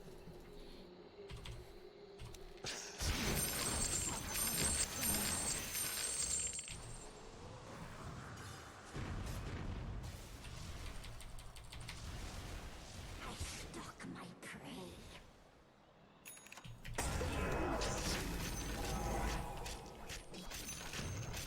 Mother comes.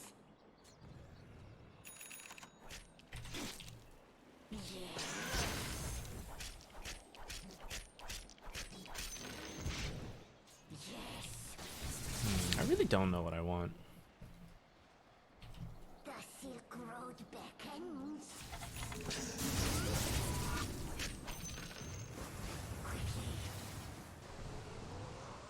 What if I got like a Wind Waker? Is that too crazy? Maybe. Manta? Disperser? Ooh, Disperser? I just like zoom everyone away? That's kind of cool. I'm being tempted. I don't think it's probably what I should be doing though. Cast my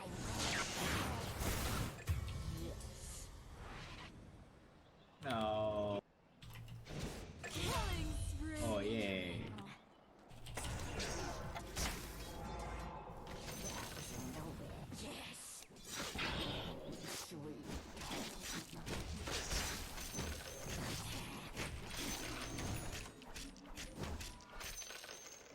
a silken path. I think it'll be good.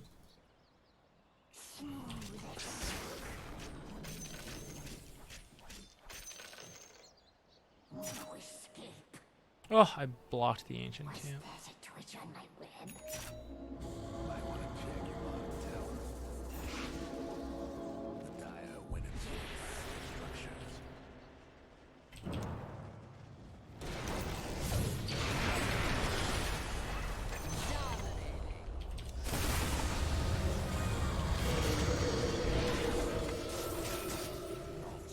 Radiant structures must This was very last second because I wanted that creep wave, but I regret putting it so up close.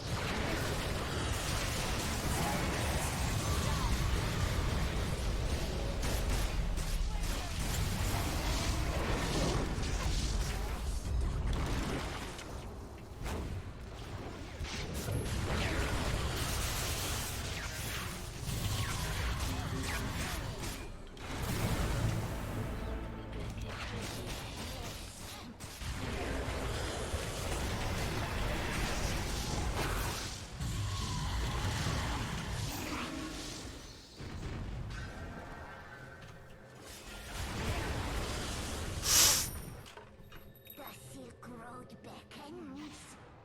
Alright. Pretty bad placement on this for me. Though maybe that whole fight was a little bit forced in the end. Should I buy out? Seems sus.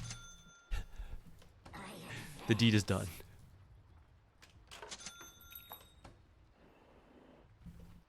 I'm gonna swap these. I'm sure that won't mess with anything. Skittering. Yeah, I was kind of thinking about AC. Cast my web. God, shit. I thought I just didn't see them for whatever reason. Twitch on my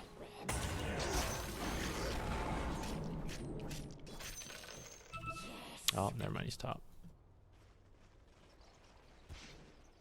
I stalk my I guess I go top, actually. Profit. That defense.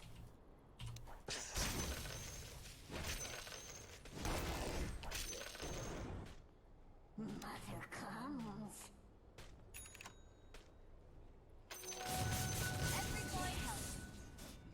I was hoping he would, like, walk up this way and we could, like... sorry, too far right now. Tormentor.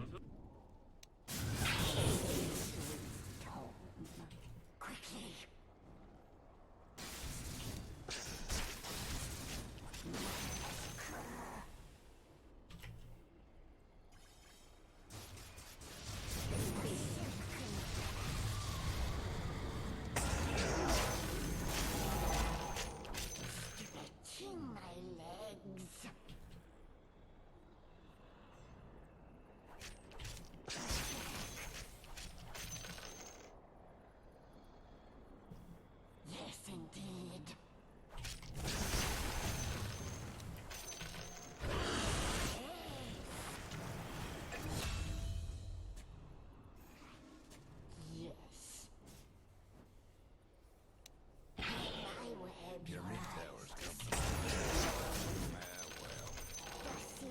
road beckons.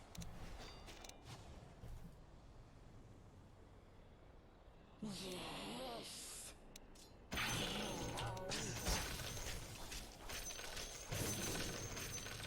Smooth as silk.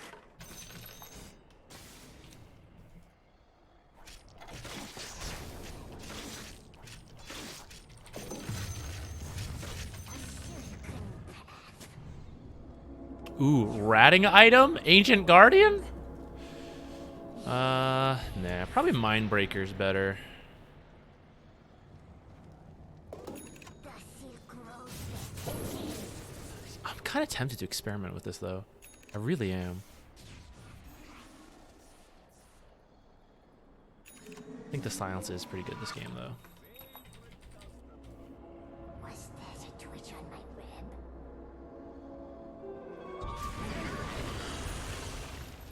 Yes.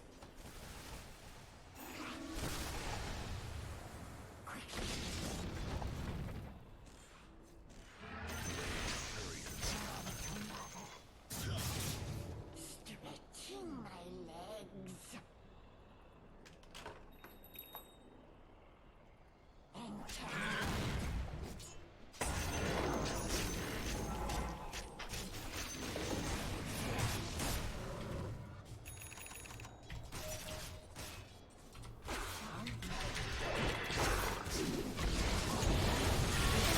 I did not BKB in time. Alright, that's on me for not pressing that button. Also, I guess I shouldn't have gone on him, but I thought like once he blinked, I should have known the whole team was there.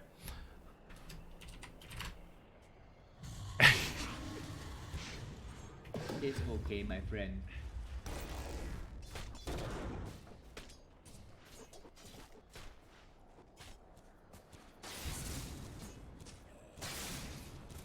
That is 3 very bad deaths.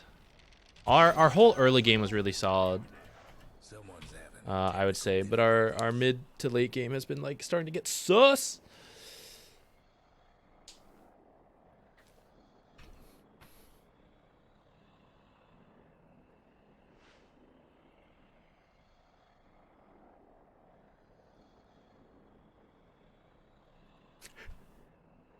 That's kind of interesting.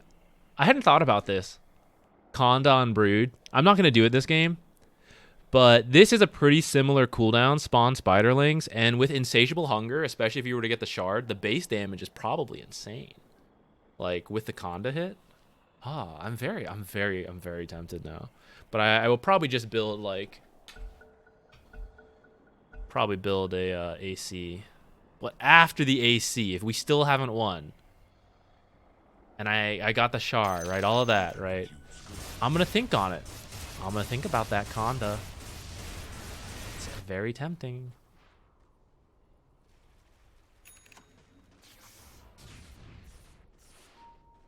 Can we tormentor?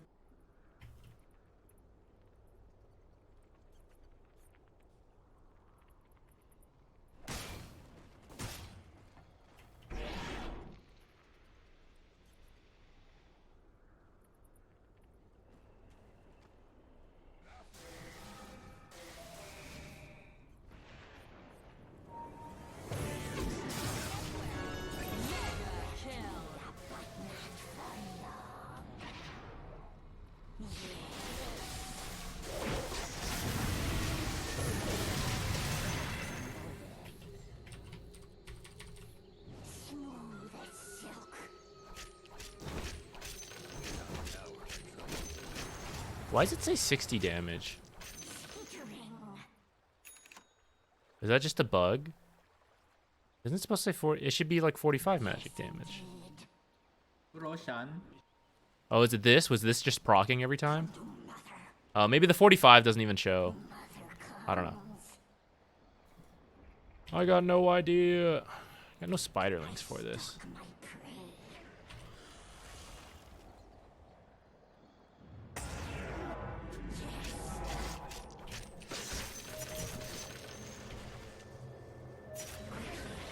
That's a mix here. Spiderlings? Hello? Okay. Radiant's Oh.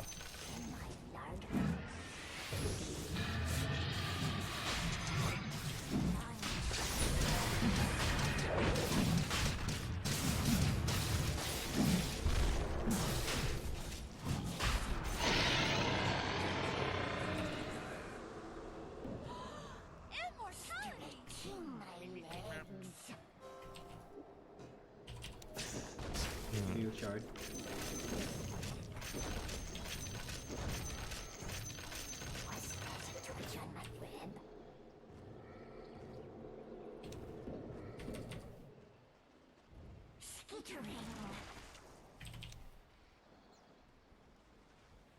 The Silk Road beckons.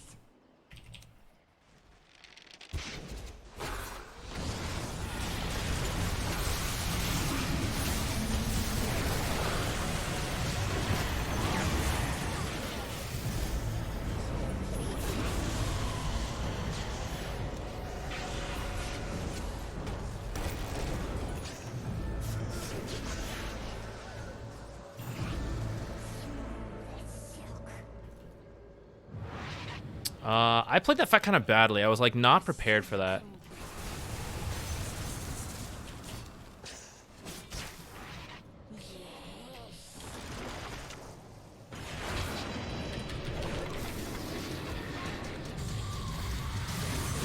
Nice.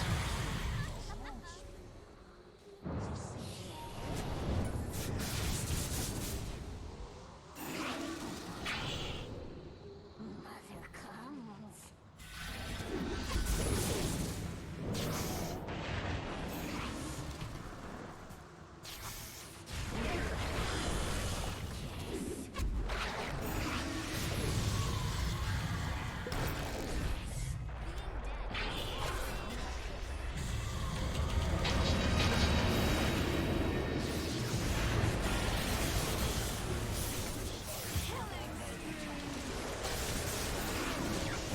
I shouldn't have gone that far. Or I should have had the refresher in faster so that I could refresh BKB ult. So I have this BKB for nothing. Or this refresher for nothing. And if we win a fight strongly enough there, we win. Might still win. Death Prophet down. Jug still dead 30 seconds. We went from 8-0-2 to 9-4-5. That's why you can't let Psycho Mode possess you. It's too dangerous.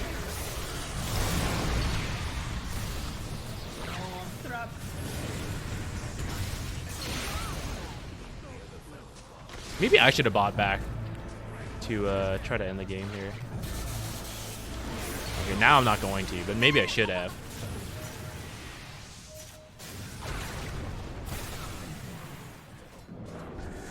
Oh, if we had gotten that kill, that would have been huge.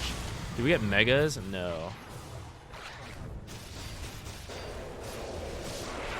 Oh, it's close.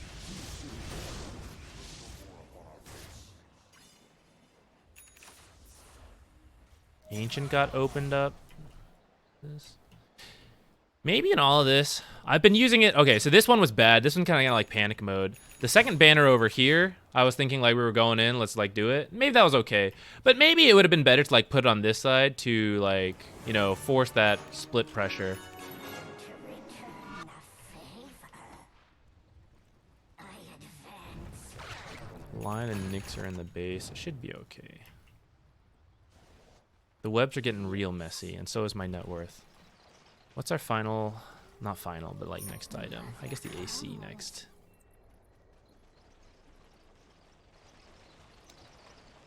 I will have your eyes deceive you.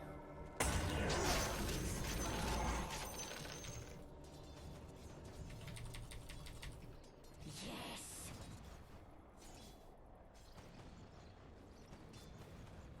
The Silk Road beckons.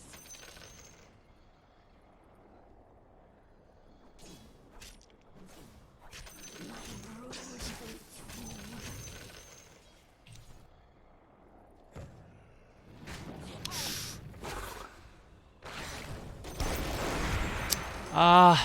I was literally trying to back off there because I was like, oh, it's getting like pretty dangerous.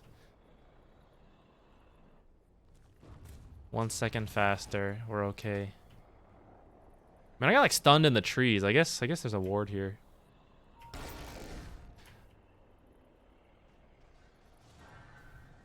Yeah, I think brood mid kind of works.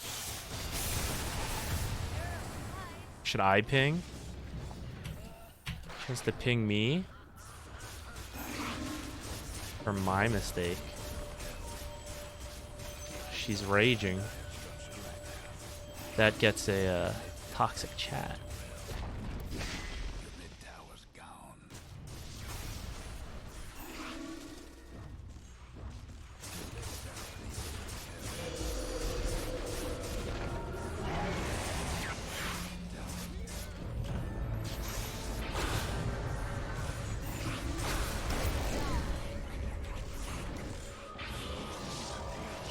Two TPing back, can't stop him.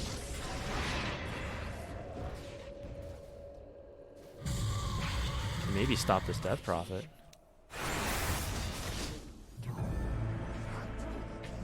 Oh shit, guys, wrong button. God. All right, we didn't need that refresher anyways.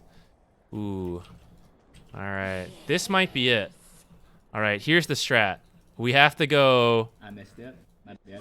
We gotta go rat through the bottom lane and win as they come for the death push.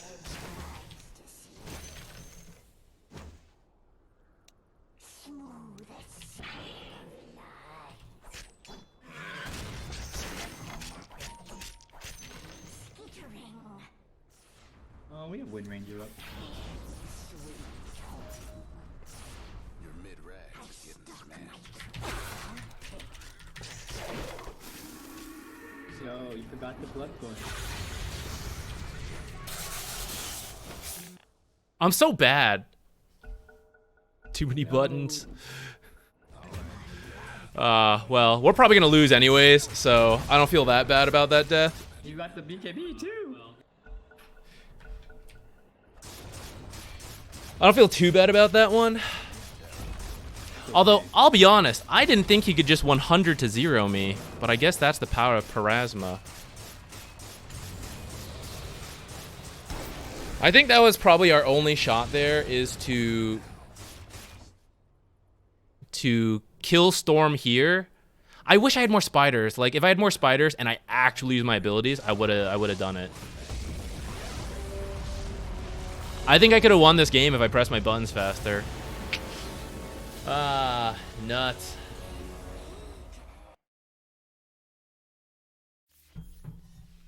Oh, well, we had a pretty good early game. I don't feel too bad, but I do think that was very winnable.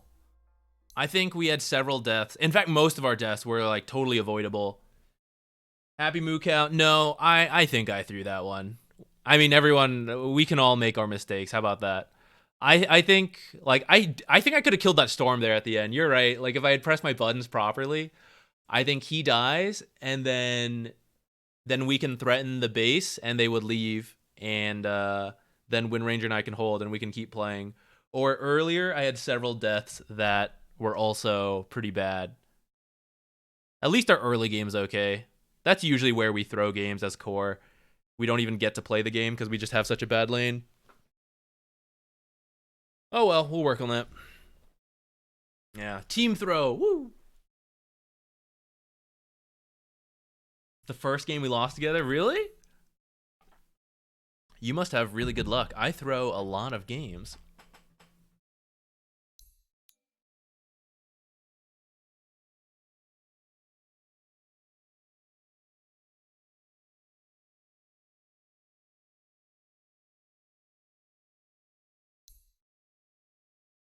All right, I think we're gonna wait for NA qualifiers to start because they are pretty soon. They should be at 3. Let me just double check this. And I'm probably gonna watch. I'm gonna cover it with Ricky, and then we will. I probably only have time for 1, maybe 2 games, depending how stompy they are. Open quals, the first few games do tend to be a little stompy, depending on the bracket. But I mentioned earlier, yeah, I'm gonna end early. Birthday plans. with the girlfriend. Let's see.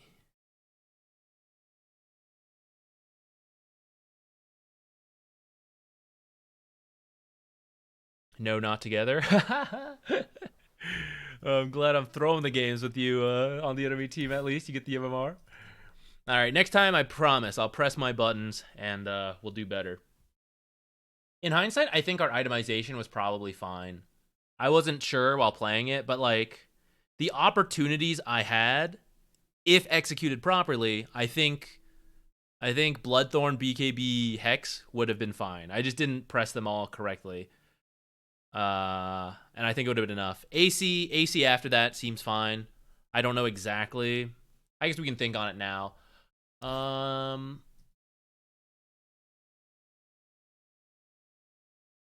guess I am a universal hero. I can put a little more thought into stat items. Is Manta worth it? Maybe.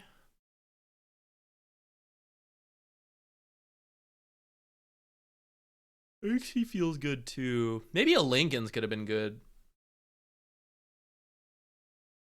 Block some shit since I clearly can't press BKB. Maybe a late game Butterfly. We had the, what's it called? The Shard. You do a lot of damage with the Shard. Oh, and actually, I really am curious about Conda now on the Brood. I don't know. Is it too much of a meme, guys? But with the Shard and the Q going, I feel like Empower spell probably does insane damage. Why don't we test it right now while we're waiting for the open quals?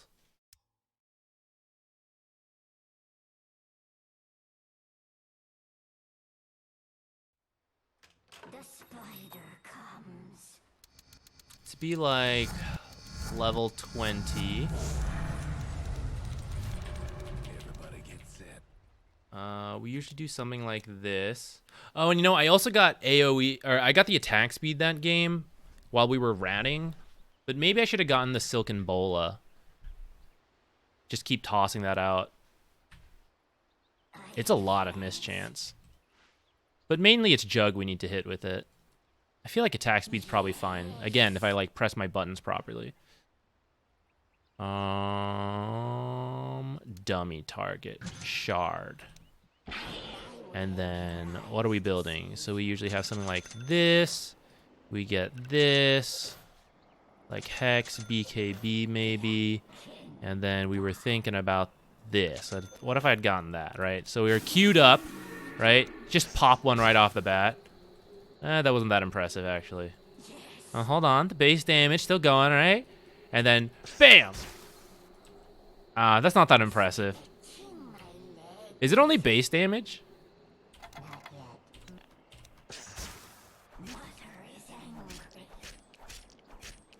Doesn't that seem like it should be higher? I had like 500...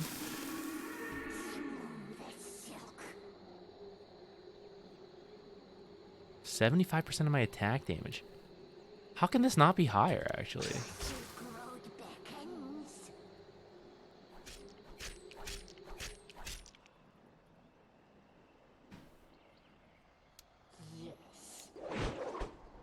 Oh, with AoE, I can't proc this anymore.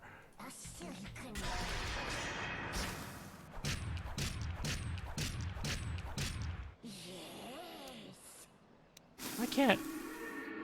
How is it only base damage? It must be, right? How can I not be like getting like 5 million damage? I guess it's still a 700 spell.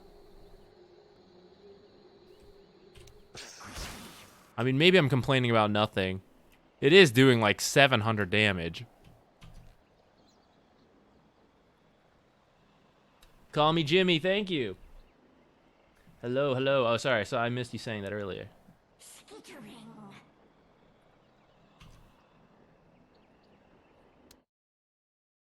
Maybe let me double check this. Let's check the wiki. Dota wiki. Conda. Is it total damage? Damage is based on the wielder's main attack damage and bonus attack damage. Yeah.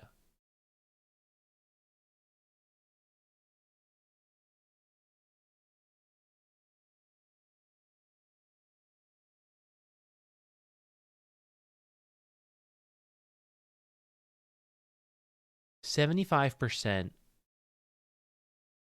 Like, I guess it is about right. 75% of like 600 damage.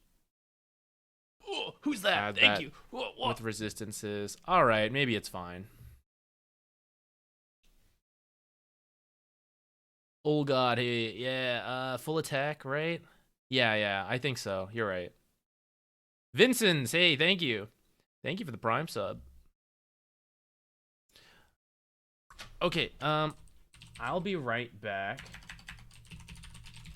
I'm gonna once again run the ads to get them out of the way so we can hopefully do the qualifiers coming up here soon, ad free.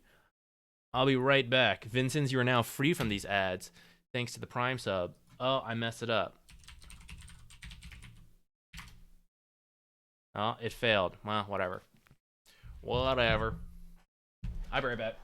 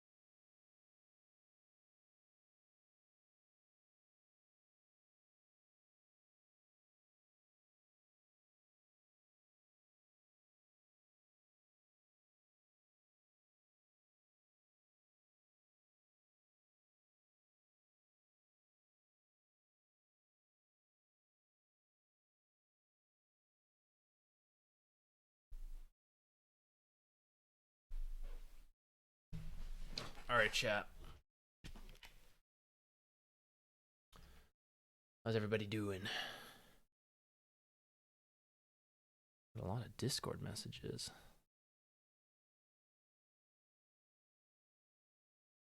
You think you'll play Power World more, or was it a game that is fun for a play session or two? I will definitely play more. We have been playing more. We played a bunch over the weekend, Ingrid and I. I think it's okay. It's not like I might stream it again. I didn't feel bad like playing some story games and then like streaming some, not streaming others. For those that want to watch it and like for the VODs, I would feel bad if I like didn't have it all like recorded in there. But for Pal World, I feel like a lot of what we did wasn't that interesting anyways. Like I did a lot of base stuff, which for some people would be interesting. It'd be a very chill time, right? But I feel like it won't be a big deal. Like if I stream it again, I can be like, here's the new base. You guys can check it out, all that, right? So I think I think I probably will stream it again at some point, but I do need to gotta do my Dota stuff still, right? We gotta improve our Dota qualifier knowledge, all this stuff, practice some like casting, all of that. So that's why I'm not fully sure. I'm not fully sure when I'll stream it next, but I definitely was playing it a lot off the stream. It's a lot of fun.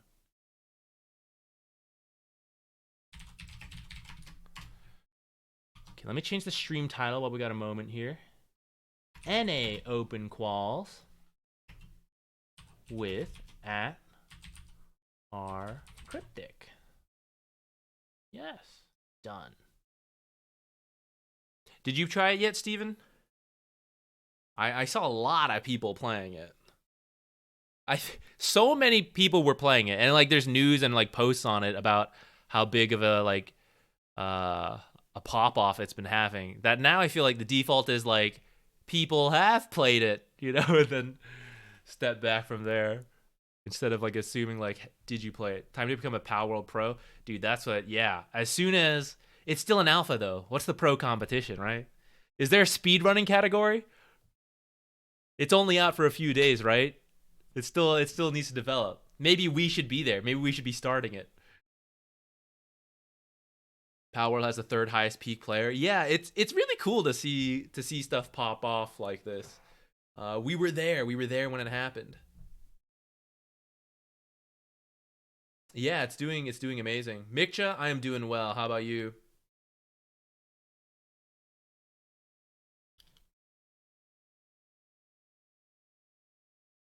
Haven't yet, but I was considering playing and then it popped off. Dude, it's very fun. I feel like it's so funny because apparently they did have a very high amount of wish lists saved up. So maybe there were signs that people were keeping an eye on this game. But for me, I think it was sometime over the winter sales, right? I was just browsing Steam because like so many things are on sale, right? I'm just trying to see like what games are out, all that. And I saw Pal World, and I do really like this type of game, and I thought it was hilarious that it was called Pal World. Like my server's called Dota Buddies, right? Because I find the word buddies like it's funny, it's like cute and wholesome in a way, you know, but like also real. Like we're buddies. Like the fact that it was called Pal World was so funny to me, and it looked like kind of cute, kind of interesting. I was like, yeah, I'll save it. Like I'll keep an eye on it.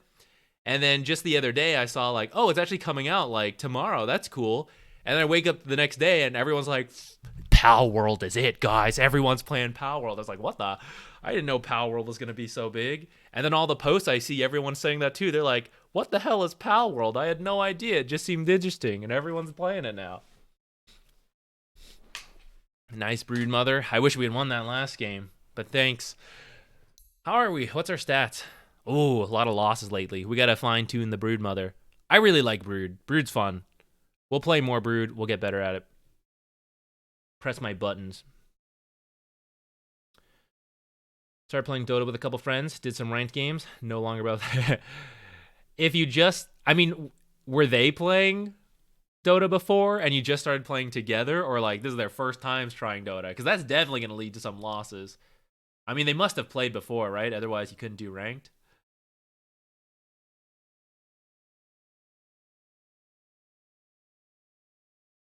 Oh, the skin? Well, spoiler alert, we lost our last game. No, it's hilariously good. I love it. I love it.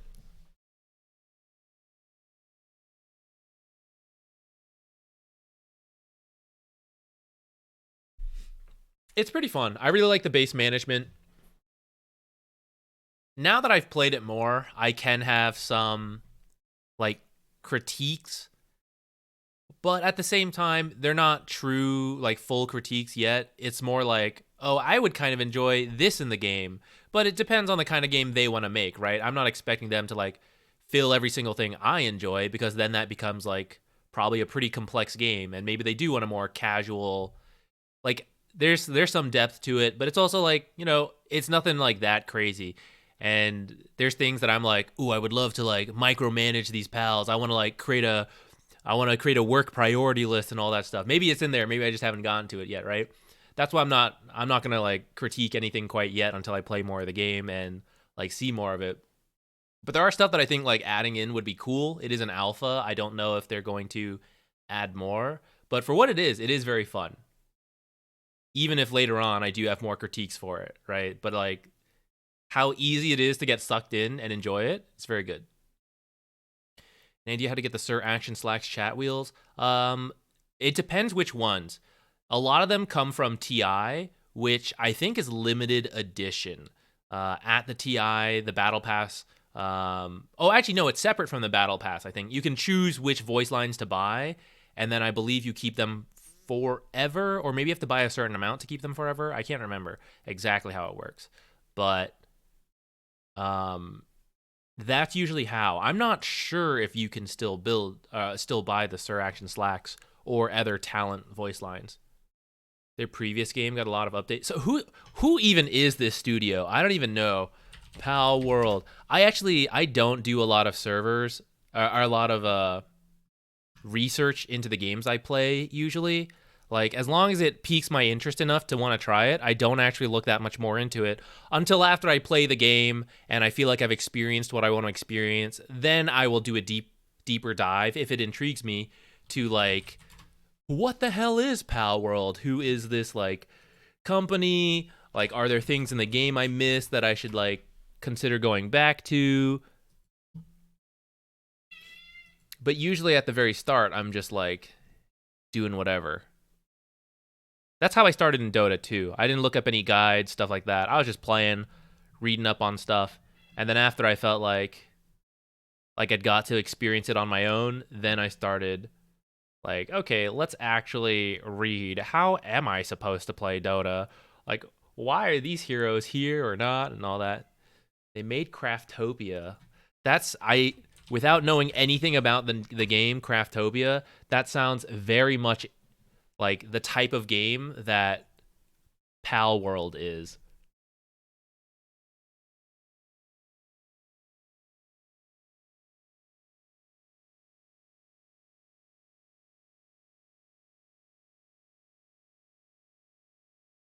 Oh, it does look quite similar. I think I saw in an interview they made Pal World for less than 7 million. Isn't that insane? Because I'm pretty sure I read they're like over 4 million sales already, right? At $30 each. Well, I guess, a slight discount. Instantly jump to like 120 million. That's insane.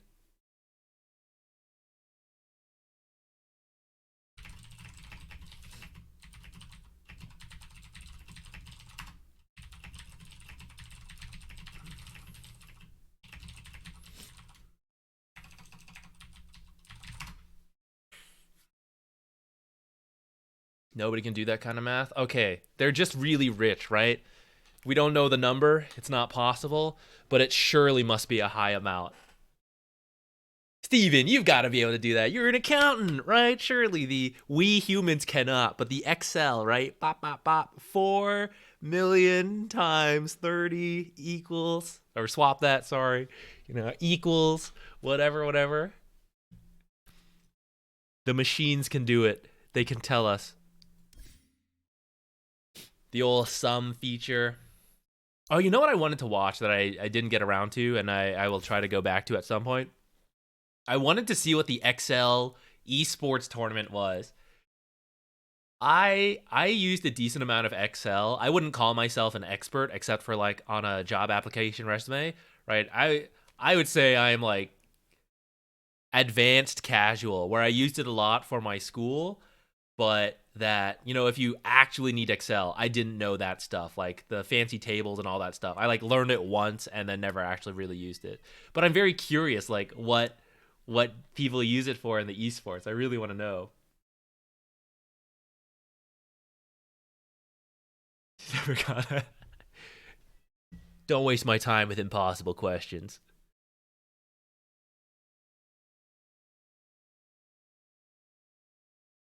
Okay, let me find Ricky. I'm gonna work on the balancing as I'm about to like join the call with Ricky. We're kind of like practicing casting, so this is a stream. We're gonna try to focus on the cast. At the same time, I'll try to do a little bit of interacting with you guys. I apologize if I miss questions and like stuff like that. But yeah, we're gonna try to like actually cast it a little bit. Is a new game coming? Like for Dota, the qualifiers? Yeah, the NA region qualifiers are about to start. But there will be a delay for us. So they're going to start. We'll have to wait a little bit longer. And then they should be there. I may have to... Hopefully Discord just works without me having to do anything.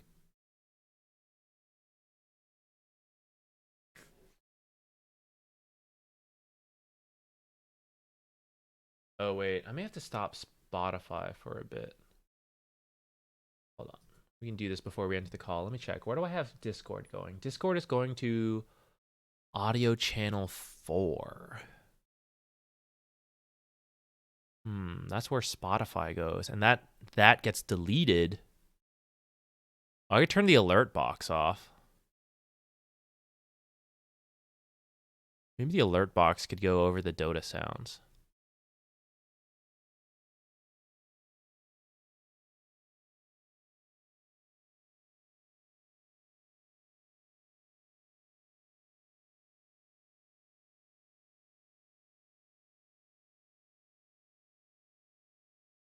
Oh no, actually, I can just turn it off here, can't I?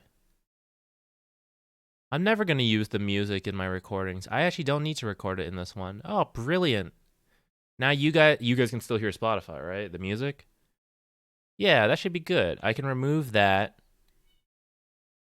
I will never actually use it in a video because I would just get my video muted. So this way it'll go through the stream, but it will never actually be recorded, and now that channel can be Discord only. Great! All right, fantastic. Okay. I see Ricky Kong. Yo, what's up, dude? I am good. What about you? Oh, nice.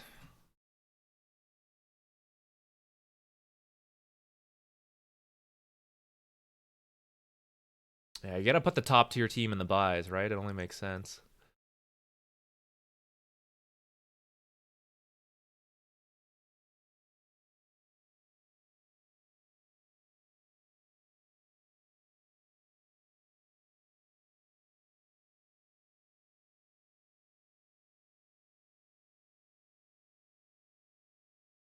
Yeah, that sounds good with me.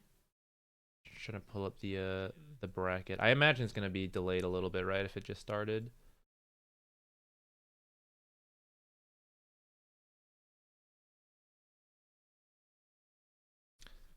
Let's see.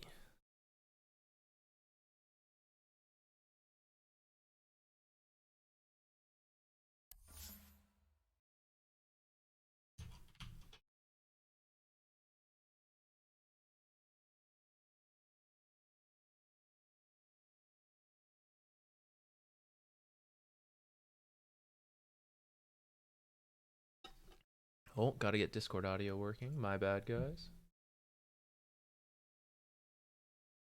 I knew I had to and immediately forgot. Professional streamer, by the way. All right, how about now? Can you guys hear him? Hello, hello. I'm here still. Can you hear me? Yes, awesome.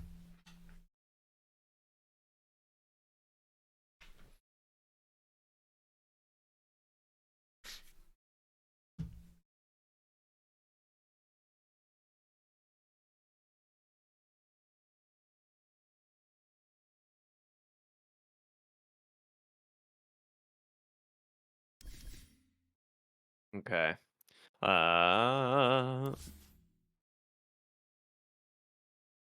Okay, I see some of the games starting to show up in the tournament tab. But yeah, there's so many going on that I guess this is limited to only showing 4 games at a time. Yep. It's a Gotcha. bug with the client. It can only show 4 active matches at one time, Gotcha. which is super cool. So only other way to spectate them is if people are on your friends list, essentially in the games. Oh, something that was kind of working for us earlier is like if you scroll through the live tab far enough, sometimes they start showing up. I'll take a look. I'll see if it's there. I don't have any of these people on my friends list for sure, so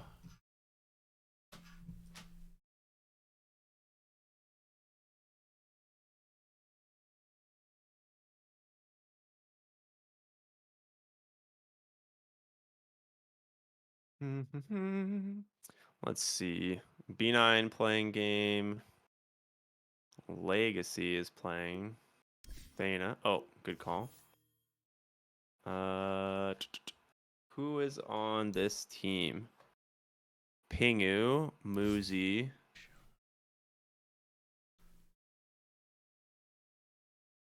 I mean, worst case scenario, we watch the Grin game, but we'll have to see here. Excuse me. Bless you. Thank you. 2 of the NA games are on there now, but we're still missing the other 2. I don't know what best warriors are right now. Is there another regions qualifier happening at this exact moment still? Maybe SA. Oh yeah, SA and EU might like if it went late. It's a good point. I think WEU ended. I was watching it earlier today, and then they were done. There was like a 90-minute game for the final one. I think SA may have just started though.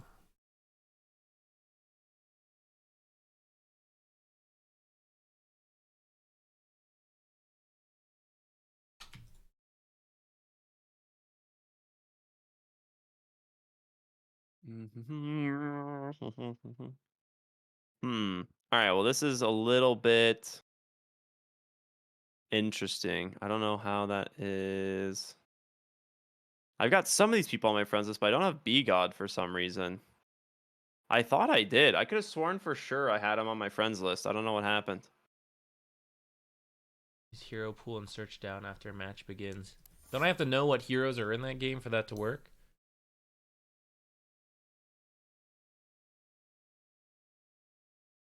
I guess I could double check with the draft.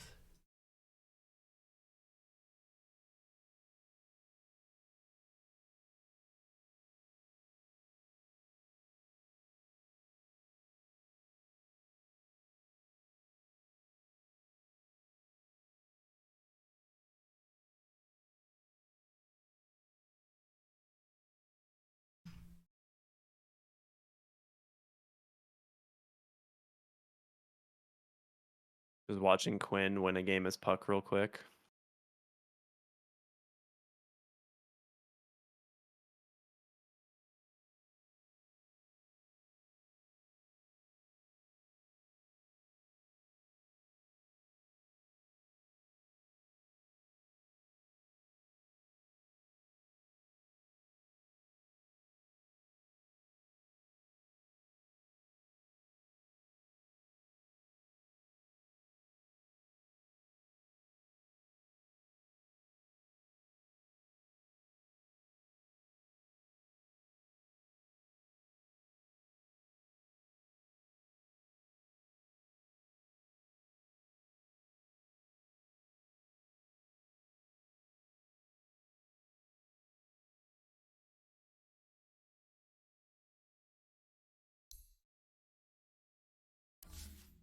I mean, I'm down to try searching a hero, guys, but I don't know what heroes are in the game to even search for.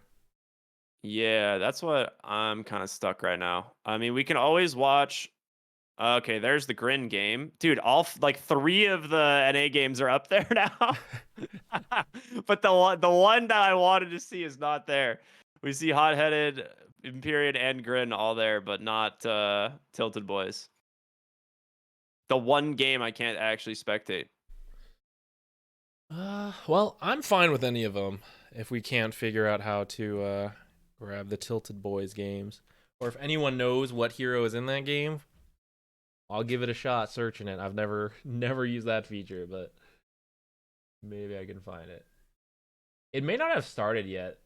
I don't know. When I'm clicking it on Face it doesn't say ongoing. Yeah, I Looks like think it's a lot still- of them are either draft, like the draft is just starting, because we don't even see any of them listed as like playing certain heroes yet. Yeah. Do you want to just start looking at another game and then we'll keep checking back, or you want to just wait for Tilted Boys to be there at the start? I'm fine either way. Yeah, I mean, let's check. I'm trying to think if I'd rather.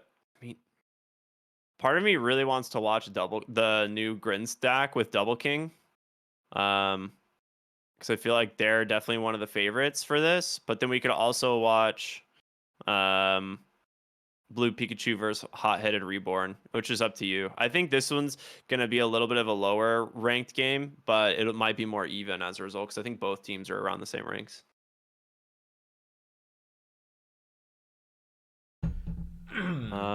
Let's. All right, I'm gonna spectate B9's game and see when this pops up because Yeah, either hopefully one's it doesn't take too long. fine. Okay. Yeah, either one's fine with me. I'm not particular either way. But yeah, should be good. Should be good. I think God, one of these days I would love them to revamp the watch tab. Like that's the one thing now, especially that the DPC is just gone, that just needs a complete facelift. Like everything has to be redone.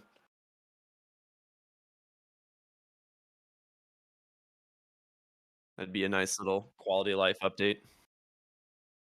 They still have the DPC tab up there too. Yeah, and all of the like recent matches by default is all DPC matches. So you're just like, "Oh yeah, let me look at this match that occurred last October." Cool, very Yeah, yeah. recent. Yeah, no, I think hopefully that's coming in. I mean, I wouldn't say in the spring cleaning update because I don't know if they're ever going to do that again, but that'd be a very good time to do it. Yeah. Yeah, that'd be nice. How'd your games go today? I ended up playing offlane twice, lost them both. The first game I just sucked in the lane as Viper. Second game I won the lane as Brood Mother and then choked it. Didn't press my buttons well. Darn buttons, man. Darn buttons. It's impossible. Yeah. No one What can was use the more Viper than lane? I'm 3 curious. active. It was me and an Earthshaker versus Luna Hoodwink. It should have been easy. I'm just bad.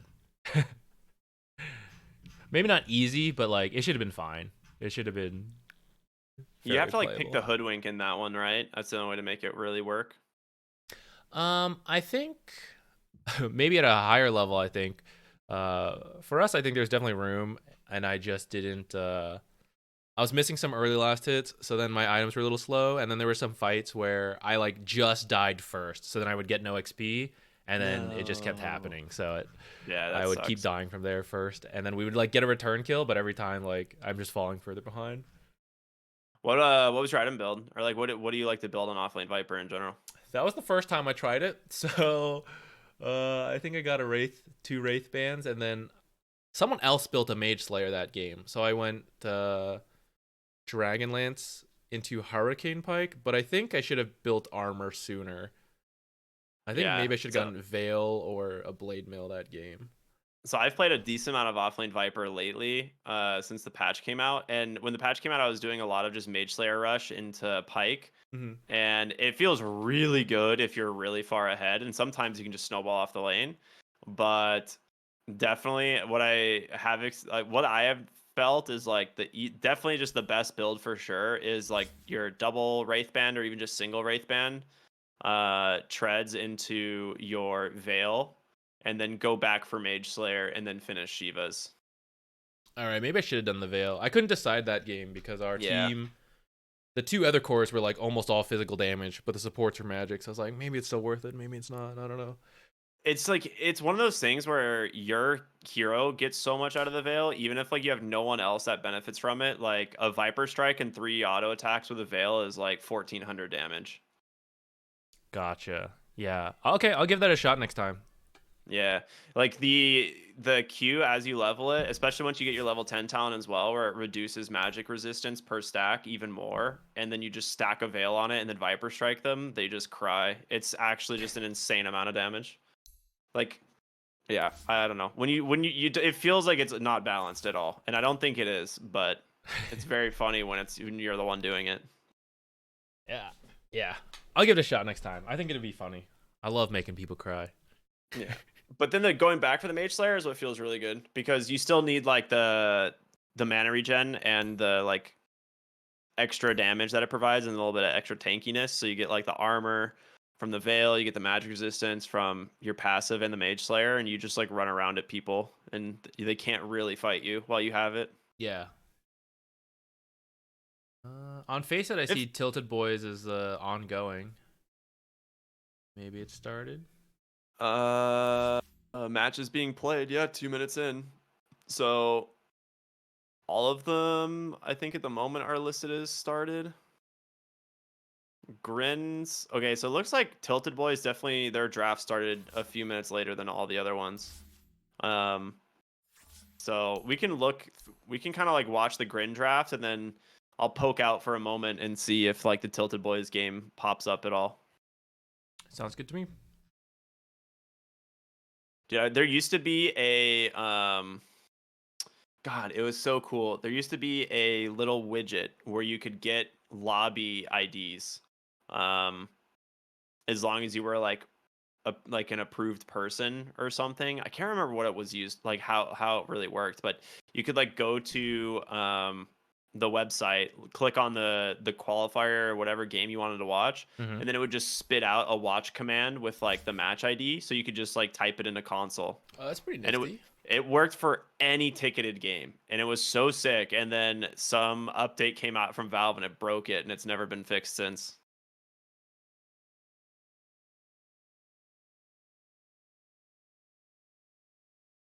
But it's okay.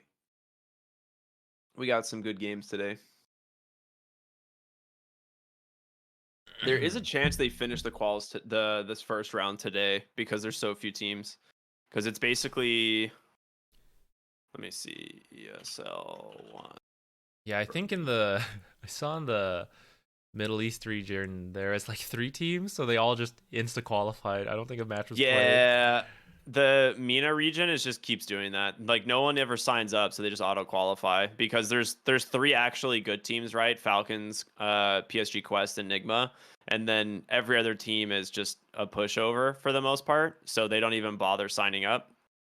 And then they all just lose in close qualifiers to the 3 good teams. Mm-hmm. How many people come through? So 3 teams come through open qualifier once. You literally just need to win 1 series. Oh my, I guess 2. Okay, never mind. So you have to win your best of 1, and then you're immediately in the final, like best of 3. Gotcha. All right. Well, I guess let's go take a peek at some of them then.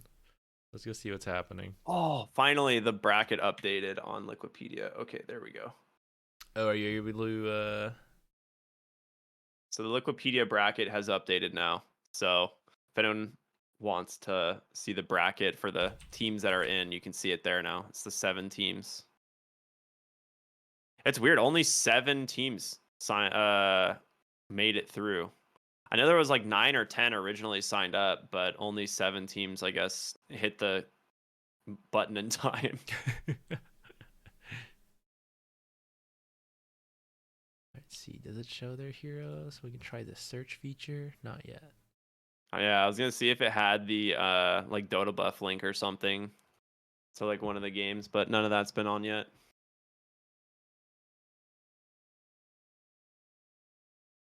Dude, how about Pal World though? Am I right? Yeah. Why are we even watching this? Let's go. We can just be playing Pal World right now. Oh my god. Too fun. Too fun. I'm curious what'll change because I know it's an alpha, and Yeah. I assume they'll keep working on it. And my chat was telling me this developer, I guess, did a lot of updates for their last game. So I'm curious what else will be added in. I gotta say, someone asked when I was first playing it, like what I thought of it, and then I realized there's no fishing in this game, and that's like a full point off the rating. It can't possibly be a perfect game. Like, I'm not saying it is, but you cannot approach being a perfect game without having fishing in it. It's gotta They're have gonna fishing. add that. Definitely gonna be. add that. It feels like it fits so well. Like, Yeah. to have it, you've got to add fishing. Every game with fishing. Okay, yes, except fishing games. Fishing games, not 10 out of 10. But every game that adds fishing, that is a huge plus. You don't want to go watch like Pro Bass Shop like fishing game, dude? Oh my god. It doesn't pull me in. But playing Red Dead Redemption does it and reel going you fishing in? for hours, that's it. Yes, it hooks and reels me in. Oh man. Oh, so good. All right. Yeah, I mean, I didn't even think about that. Yeah, I would love for them to add like a little fishing element to get like food, right, for different recipes and stuff.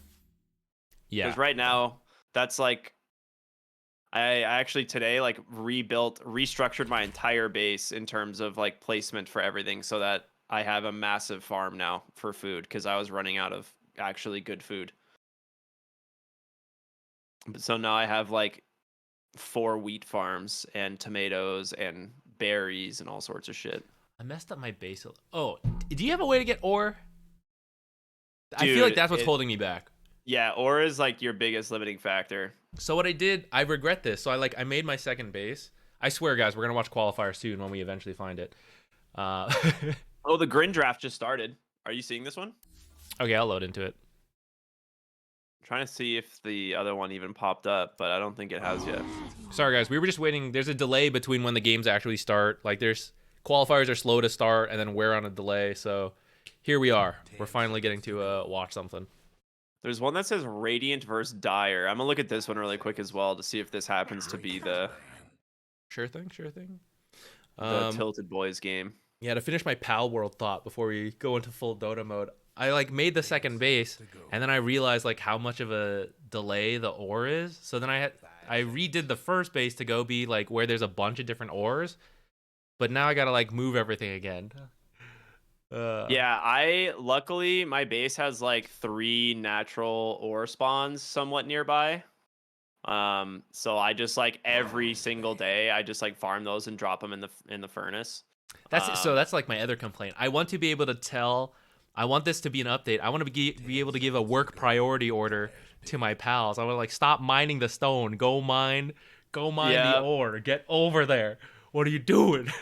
Yeah, so I don't know how. So I've been wondering if I build a base like on top of ore veins, will the pals actually farm the ore? And it turns out they will, but they have to have level 2 mining. Yeah, they have to level 2 mining, and I think they can't have other things to do. Because when I built like the rock pit, they always do that. And you have to have like rock pit. Yeah, you have to have like 6 different miners so that the rock pit is filled, and then they will go look for other things to do. Yeah, So. just have like the rock pit in your main base, and then build. What I think I'm gonna do is build a second base like on like 6 or 7 ore veins, and just have nothing there but beds and like miners, and they're just That's gonna what I'm like mine doing. ore for me nonstop. Yeah, something I realized you can do, because the transferring of materials is such a pain, and you get overweight, you can't move. But if you build a grapple, you can still move.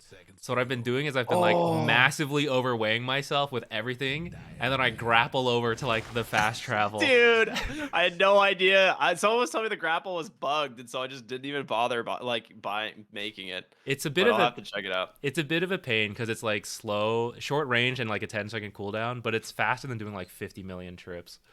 Yeah. All right, that's funny. Yeah, because I have like 10,000 stones sitting in one of my chests right now, and it's just like I don't want to move my You gotta grapple my that. chest because it's just gonna be a pain in the ass. Yeah. Anyway, we got some Dota heroes to Heck talk yeah. about. Grimstroke, NP. I'm gonna let you talk about NP since this is literally your hero for the last like several months. It's so fun. It's so good.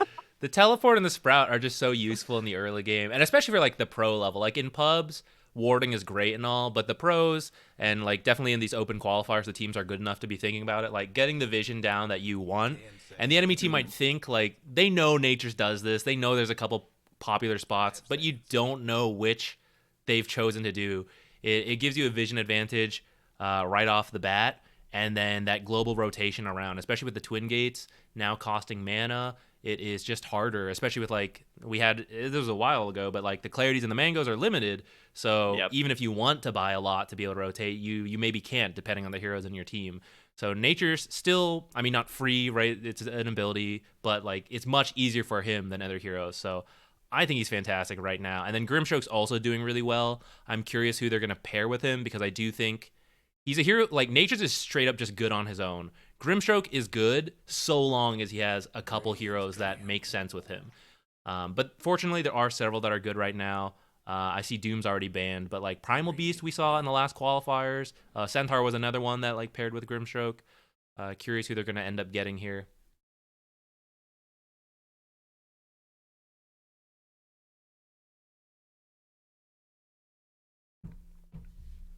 I feel like every time I see Nature's Prophet, I just like get a little bit sad if he's not on my team. Like I've actually played this hero the other day, and I went like AFK because I had some stuff happening around the house, and I was like, oh crap, I'll be right back. came back. Didn't really matter. Apparently, I came back like TP'd to like some area on the map where like a fight was getting ready to break down, and just like Vessel, Curse of the Old Growth Sprout, and they die, and I'm like, oh, cool. I guess I'm not really needed all that much outside of like just TP and killing a hero. Yeah, it's so much damage. The old, I thought it was Old Grove this whole time. It's Old Growth. That plus Sprout plus like a Vessel is just like insane damage. Oh man, I'm just realizing something. What's up?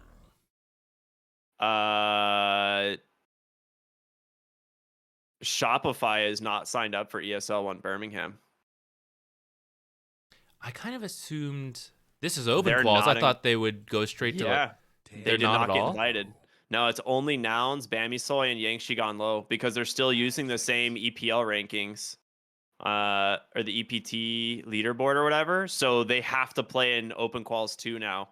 So they're gonna have to like play on Wednesday to make it through. I wonder if they had scheduling issues. I guess couldn't do open Yeah. qual. I mean, I'm nothing against the teams. They're probably fine doing open qualifiers too. I'm sure they'll make it.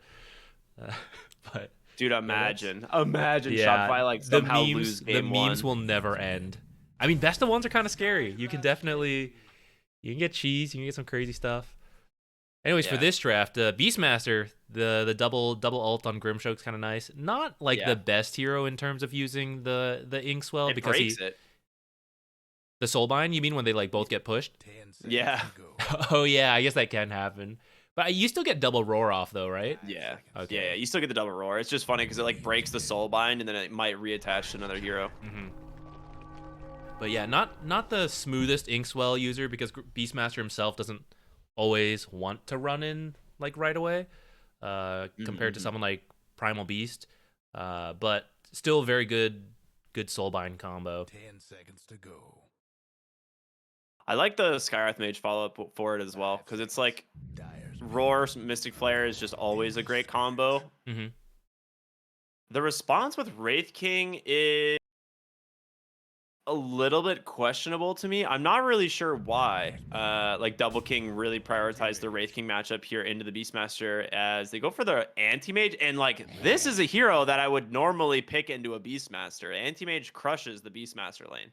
So this is honestly a pretty sick draft from like the Dire, which I don't even know who these people are. But they get themselves the Anti-Mage into Wraith King 10 and Nature's seconds to Prophet go. and Ember. Like this is actually just such a dream Anti-Mage game. Yeah, and a really nice thing for Anti-Mage is that right now a lot of people are building Maelstroms, but he's still a Battle Fury builder through and through for the most part, and that's really nice for Sprout. You never have to worry about that, even though he does have Blink. But like if the game goes late enough, you got like the Leash talent, stuff like that. Sometimes Blink's on cooldown, so it is very nice that he has the Battle Fury. And then classic counter to Wraith King, but I'd say Wraith King's been getting better about it now that there's like the free shard, free mana cost, with it, and then And like the self-destruct. yeah, and I've seen some like really heavy physical damage builds from Wraith King, which is what Anti-Mage is kind of weak against. So I have seen like it's not the end of the world for Wraith King. It's not like the worst matchup ever, but it does tend to go Anti-Mage's way because he can just like shred through the skeletons and burn the mana on Wraith King.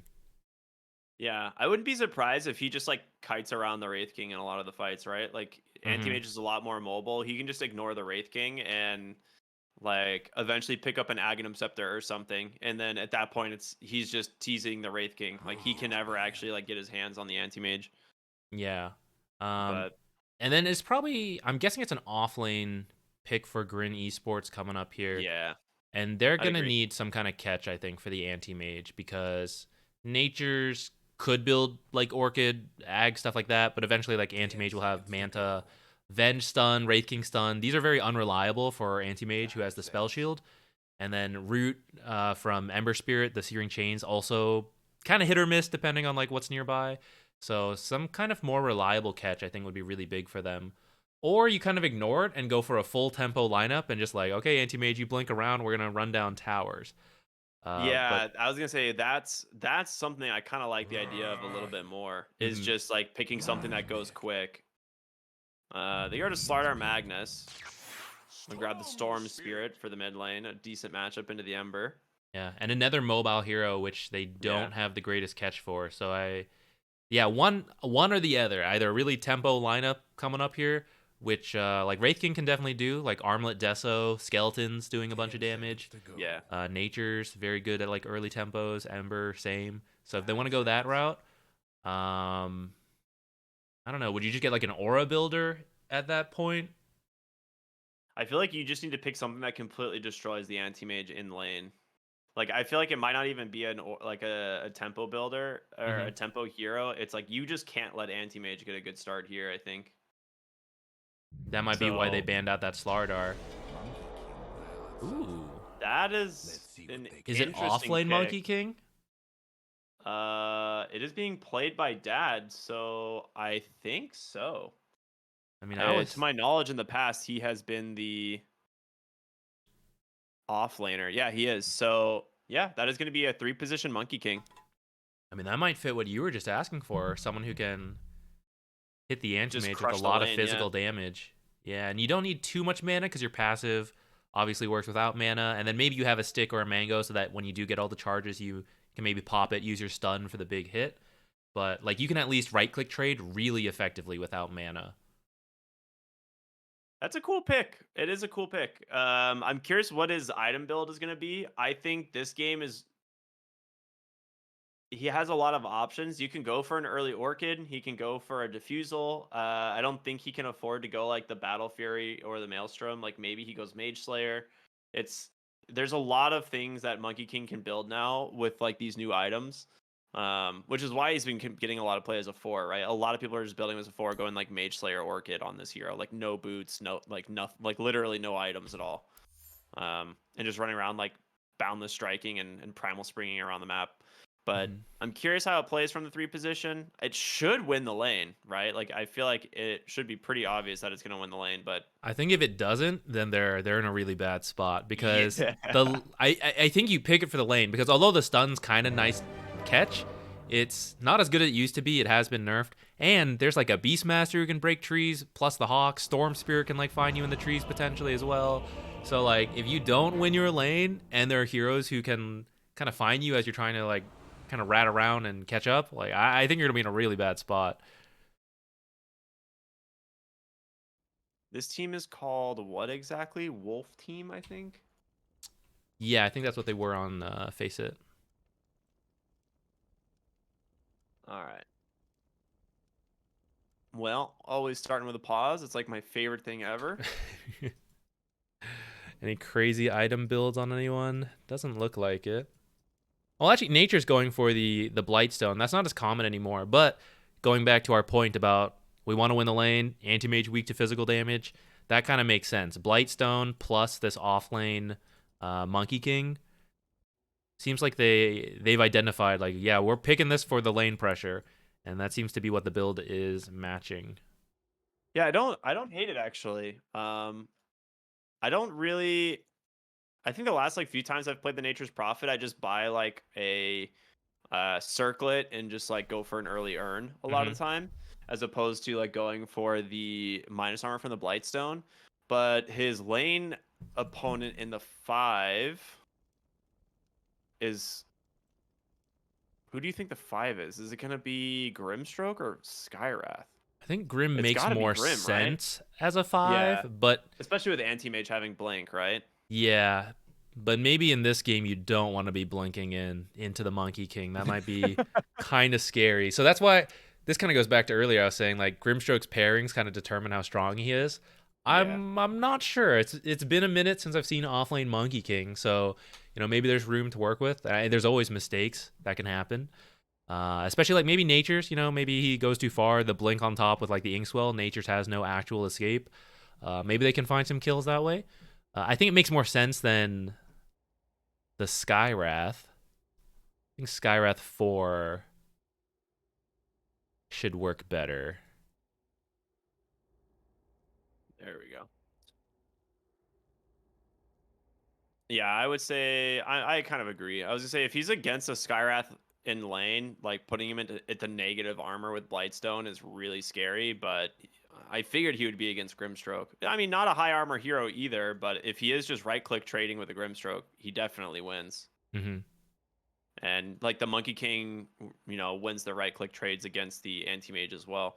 So I think if they're just clicking, Grin shouldn't really struggle in the lane, but we'll see. We'll see. We're going into the first qualifier game. Quick TP on out from Flea, gotten the high ground ward here, and he's going to head through the jungle to place the second. This is how I've actually played my opener on Radiant if I have Nature's Prophet. It's like, I love that's high ground ward. And then a deep ward in the enemy jungle as well for their rune spot. Yeah.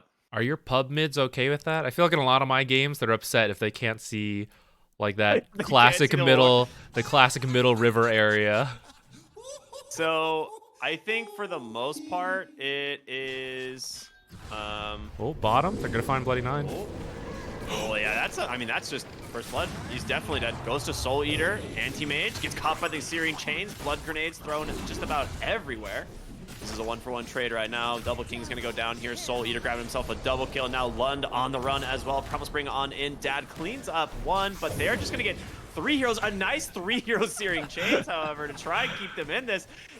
Dude, how many heroes are gonna go down here? Lund is dead, or I mean, triple kill for Dad. The winner of this all is just Flea on this freaking Nature's Prophet. Just Storm V, Storm Spirit. Natures.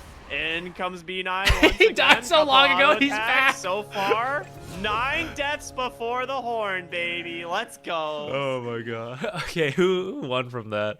Pull up the net worth. It actually matters. Where are we at the It net has worth? to be Radiant, right? Like, Yeah, I think this Radiant Nature's came out Prophet ahead. is like level 2, literally. He's 1 XP away from level 2. Yeah, and what's really terrifying is like if you look at the net worth, Monkey King is starting with like 500 extra gold over this anti-mage, who we already think is like, oh, we're picking this, it should win in an even matchup. You're starting now with 500 extra gold. This is pretty scary for this lane now, I think. Dude, I actually am very worried for how that's going to play out in the top lane, because Monkey King is enormous as well. Dude, yeah, I mean, the big winners are literally just both of the offlane heroes, right? Like, I think so. well, we'll have to see how they do. Like, they are a full, like, almost half level behind, if not more. And Flea coming to lane with just a Glove of Haste. Dad, like, on his way to his treads as well. Like, they're going to be able to just play super fast up here. And Ember Spirit, like, didn't really get too far behind out of the mid lane. Like, he's a little bit of an XP deficit, but he still gets to a really early bottle because he was involved in a lot of the early kills before he died. It's so funny to see both mid laners start with regular items and a bottle, And a like bottle. as the lane begins. Usually it's like, oh yeah, I gotta fight to make sure I get the bottle before the water room. It's like, we're both just gonna have it. For that reason, I don't expect a kill.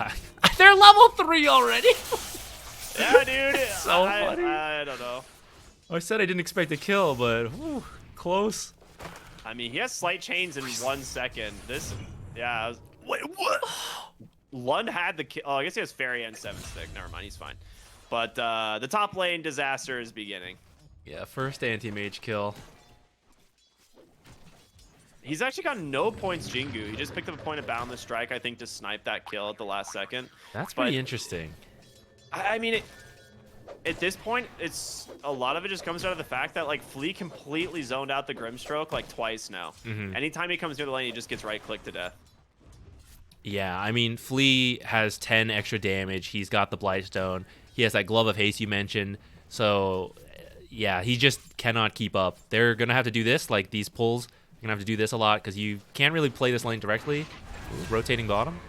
Yep. Beastmaster kill. They kind of baited out the Beastmaster kill, honestly. Like, he thought he had, like, a kill on the B9 and was, like, getting a little bit aggressive. And then, you know, 2 stuns in a rotation from a level 3 Prophet is gonna Yeah, kill you. that is a terrifying hero to give a good start to because of that global rotation. It's like, okay, we gave a lot of kills to mid, so that mid's going to have a good start.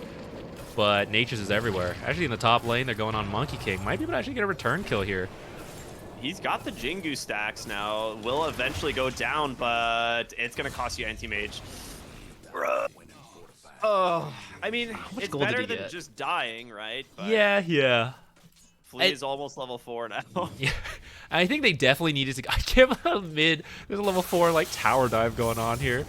Ooh, nice. Nice. Storm. Get Radiant's mid tower. Oh, Monkey King trying to get a coming in. return. He's just gonna hit him with a Counter Strike, dude. Okay, he doesn't even need it. He just collects. I mean, good This is a rotation from turbo Dad. game, dude. Dude, there's 15 kills. We're gonna in have 3.5 people hitting level minutes. 6 before 5 minutes. Oh my god, how's there this many kills? This is a real NA game. Dude, this is why NA Open qualifiers are the literal best, like qualifiers, because it is just what myself and a few others have always typically referred to as just the street Dota.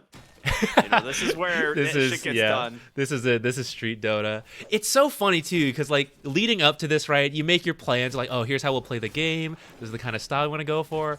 No one is planning like, yeah, we're all gonna be level 3 at the start of the lanes. Like that changes so much, and everyone's just gonna have to adapt on the fly to like what is happening here. Soul Eater bottom might be in trouble. Oh, B9's in trouble. B9 does get sniped by the axes at the last second, but Double King picks up the kill. Meanwhile, there was a trade top again. Actually, there was no trade top. He just gets the kill, and Nature's Prophet comes mid to take down the Storm Spirit. And One more? Oh, bottling through the trees. I mean, Lund has to get him, right? Yeah. he's Yeah. Nowhere to juke. Try to go around the trees, but the creeps are there, so they're gonna see all that movement. All Man, right. this is right before Storm hits 6, too. He is so close. That would never have worked otherwise. So that's just a really good heads-up play from Flea to make the rotation in time. B9 rotating to the top lane, looking to get to the Grimstroke as well. Gets the Jingu stacks, looking for the Boundless Strike, but no mana on the Monkey King. So Yeah, he's just chilling 3 points in Jingu now as well. So he is really scary for the Anti-Mage. We're averaging 4 kills per minute. Dude, it was, I was gonna say we were 5 kills a minute at one point, now it's 4 kills. Jesus. Mid going for a kill on the Ember. Out of mana? Oh my goodness, he goes low. Oh. Yo, every time we look mid, someone is living with like 10 health and getting a kill. Now they're going top. He was just getting level 6, and he's just gonna immediately TP base, and now Nature's Prophet comes bottom to find the Beastmaster. This guy is almost level 6 on the Prophet, bro! Flea, come on! Monkey King is just 1v2ing up here. Like, they tried to go on him, and no one's gonna die, but everyone is now down to like 250 health. But he's doing it 1v2. He's gonna Healing Lotus and just bonk someone right now, dude. Full heal here on this Q. They Skyrim are bringing coming in, help, though. Yeah, I mean, he gets one more auto attack and he's fine. Yeah, he is definitely fine. Oh no! Nature's Prophet level 6, looking for vision, drop ward behind the tower, trying to snipe the anti-mages. Nice little trick there from Flea, but these guys are just hiding in the trees. And it's not going to be long before he finds them. Yeah, the Sprout there, giving him all the vision he needs. Takes down the Skywrath Mage. Anti-Mage blinking back across as it's going to be B9 trying to chase him down. Flea, never mind. Flea. It's just Nature's Prophet. Usually you're like rushing. You're rushing like Orchid or Spirit Vessel with this build. He's just going straight right click. He has power treads, flight stuff. He's got 1,000 gold. I'm curious what a build like. You could still go back for an Orchid at this point and hit like such a good timing. It's, I mean, he was second on net worth there for a moment after that kill. So The lastest don't even matter. I'm gonna switch to net worth right now. 5K. 5-0-8. Oh man, this monkey's having such a good game. He's so happy. Yeah, this is the most farmed I've ever seen a Nature's Prophet in a support role. I mean, oh, he just buys out the urn. I'm okay with this too. I was like, I would rather him just get an early aggressive item. So either the urn into Vessel or the Orchid, and I think this works out really well. Looking for the anti-mage, blinks aggressively or defensively into the trees as top lane's tier 1 tower is going to go down, and Dad looking to cut off the Grimstroke here. We'll be able to get him with ease. Nature's Prophet apparently killing Storm Spirit in the mid lane, so that's cool. Gets his 2 urn charges immediately and is now 1,000 gold off of his Vessel. Instant dividends. I am a little surprised by it, though. I kind of feel like his team's doing enough damage. I thought it would be the utility of it, but you know what? I guess the best crowd control is just killing people. So the Spirit Vessel will definitely add the damage for that, and he's going to have so many charges for this as well, with the way this game is going. Yeah, I mean, there's going to be no way to dispel this for quite a while, right? So top lane B9, a little bit too aggressive.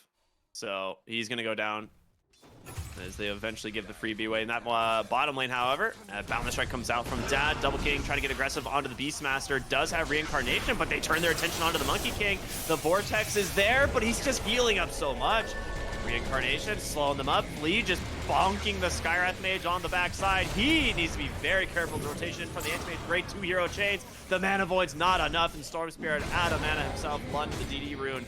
Thinking about chasing, but decides against it. Lee surviving on this Nature's Prophet. And just going back to farming. 4 top net worth positions, all belonging to Grin, as they have a 7,000 gold lead here, just 9 minutes into the game.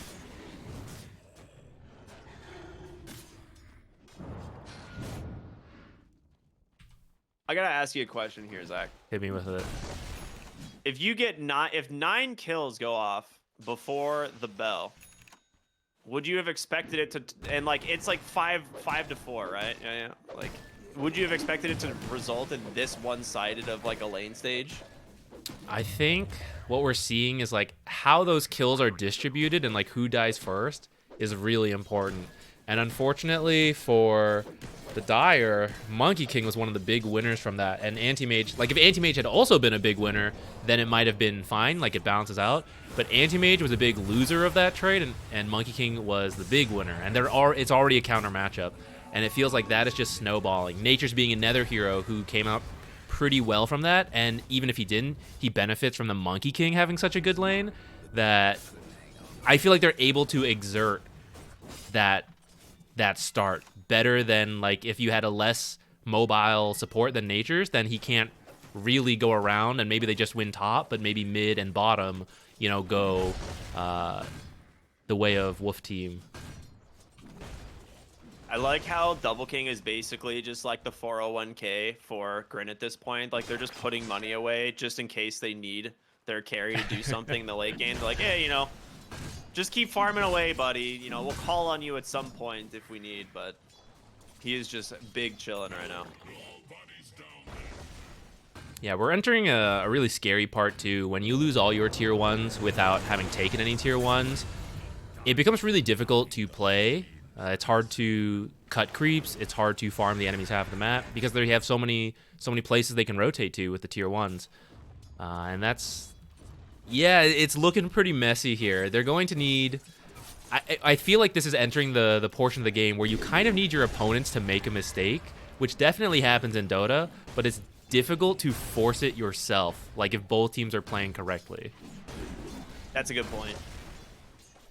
And it's like, at the moment, it's not easy for, oh my, I was gonna say, I'm just gonna let him walk away, but no, the Wrath of Nature just snipes Soul Eater. In the bottom lane is Double King 3 seconds away from his ult now, just Armlet toggling behind the tower anyway. I'm not so sure if I've ever seen a 4-level difference in the supports at 12 minutes. Because trying to think of like how they can come back, when the supports do hit level 6, maybe you can get some big Soulbind, double Roar, double Mystic Flare kill, and because you're so far behind, those kills are going to be worth a massive amount. But yeah, the enemy supports, Nature's being level 9, then just level 8. That is a very big difference. That's very hard to overcome. Yeah, it's looking a little rough. Double Mage Slayer queued up. Do you think that item is just so good you just do it, or maybe still just one? It's just so good on certain heroes. Who has the second one queued up? Is it the Monkey King? It's Ember and Monkey King. They're both really good Mage Slayer builders. Yeah. I think that's why. It's like generally like these are some of the best Mage Slayer builders in the game. It's why Monkey King 4 is even viable. Quick silence, but a swap out here from B9. The Roar is the counter, trying to bring down the Storm Spirit, and the counter Lund is just sliding through so much of this. Will eventually fall to the Beastmaster, but again, a big win coming out for the Radiant. Topside Dad gets caught once again by Grimstroke and Anti-Mage, but he just survives the burst from the two of them. Oh my goodness. That cloak saving him. Yeah, back on the Mage Slayer though, it's like these are two of the best Mage Slayer builders in the entire game, and it's like looking at the Dire's lineup, like a lot of it is magic damage as well. So I think you're just very content building like that magic resist anyway. Like it's just super value in this game, combined with the fact that your heroes also just do a lot of work. That's true. And actually, you know, I pointed out like maybe one way you come back is the double Soulbind, Roar, Mystic Flare. If you have that extra magic resistance and possibly you've applied the spell damage reduction, then that's another potential path that you've cut off from the enemy. That like, okay, we can't even get kills with our ultimate now.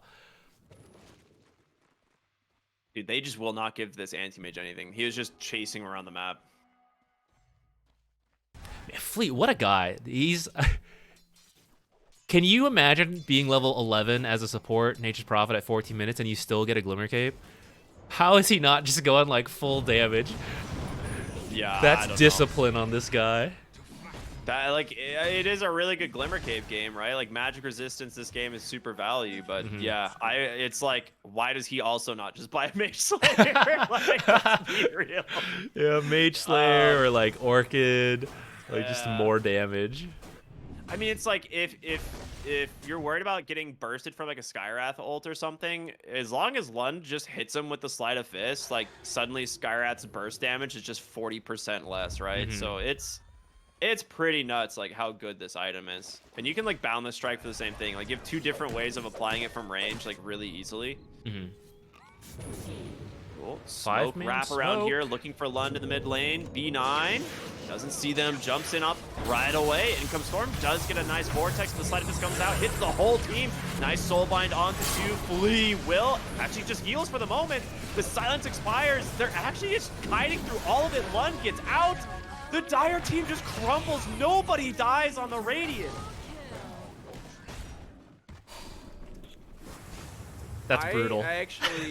I mean, remember what I said about the Sleight of Fist, like just reducing like all of your damage? Yeah. Yeah, we that's saw just it what right happened. there. It just hit all 5 heroes on the Dire, and then they couldn't kill anyone. Yeah, it might have worked a little cleaner if the Inkswell didn't quite connect off the vortex. He was able to Sleight of Fist, and that helped him dodge the Inkswell. But maybe if he gets chain stunned, then he doesn't apply Sleight of Fist, Mage Slayer to everyone. They might have been able to at least pick up a kill or two there, which with these differences, I think even if you trade like 2 and 4, right, like it's actually probably worth it for your team. You're probably getting so much gold out of that. Dude, I'm at like getting the Nature's Prophet now. He's 11 and 0. That is a massive kill streak if you manage to pick it up. Mid lane, B9. It's gonna go down here as they do manage to find him behind the tower, but Storm Spirit needs to be very careful. There is a chains coming out from Lund. He's got a haster and good catch too. Soulbind out once again from the Grimstroke, but they just stand their ground and beat him down.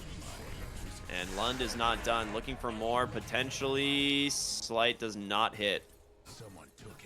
I also like this Shadow Blade from Double King. I kind of thought he would get a faster deso and just kind of go push buildings and objectives, but I also kind of like the Shadow Blade because they're already really poor, and now you're like, hey, make sure you're buying dust and sentries too. I'm sneaking around Invis, right? You're putting even more strain on the supports who are already poor. The cores now maybe have to buy dust as well.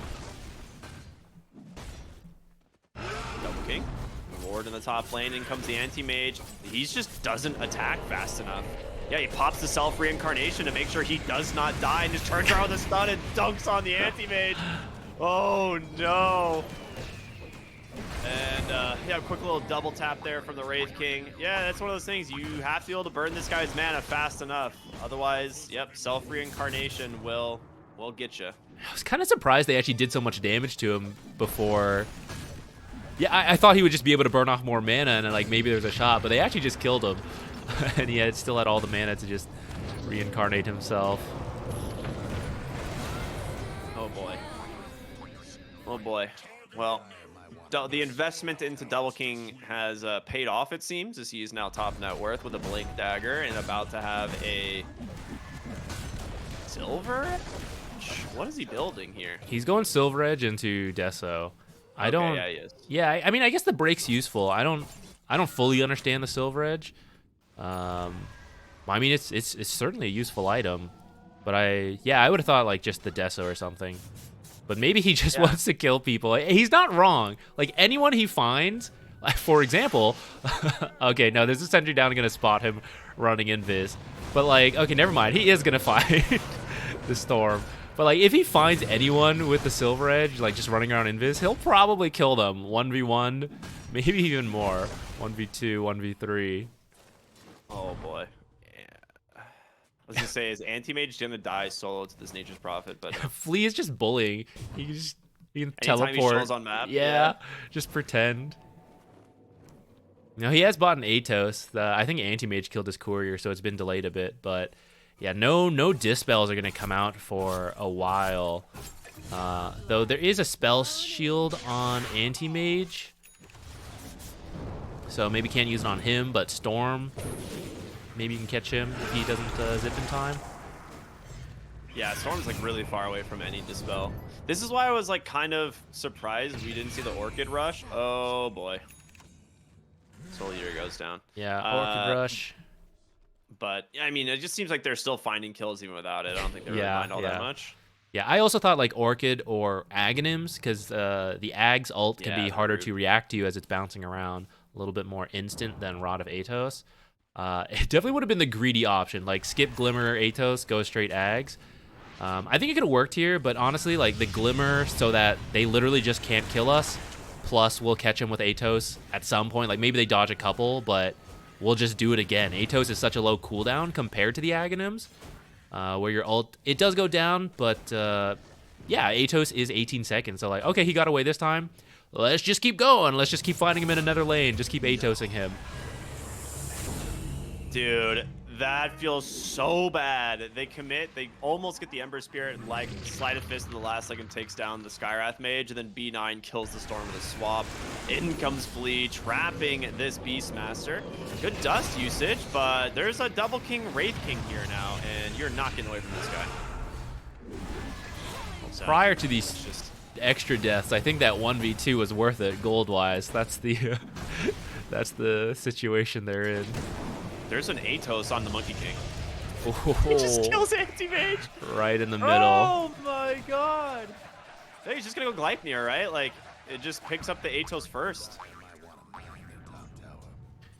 Yeah, I'm not sure if he'll finish that Gleipnir. Yeah, I don't think he has to worry about getting that in time. Yeah, the Wraith King is pushing up here. If you didn't know, there's a speed running in Dota 2, and the strat is Armlet. So if Double King, he's interested in ending this, he's got the build. He can do it. Flea is level 16 and a half, man.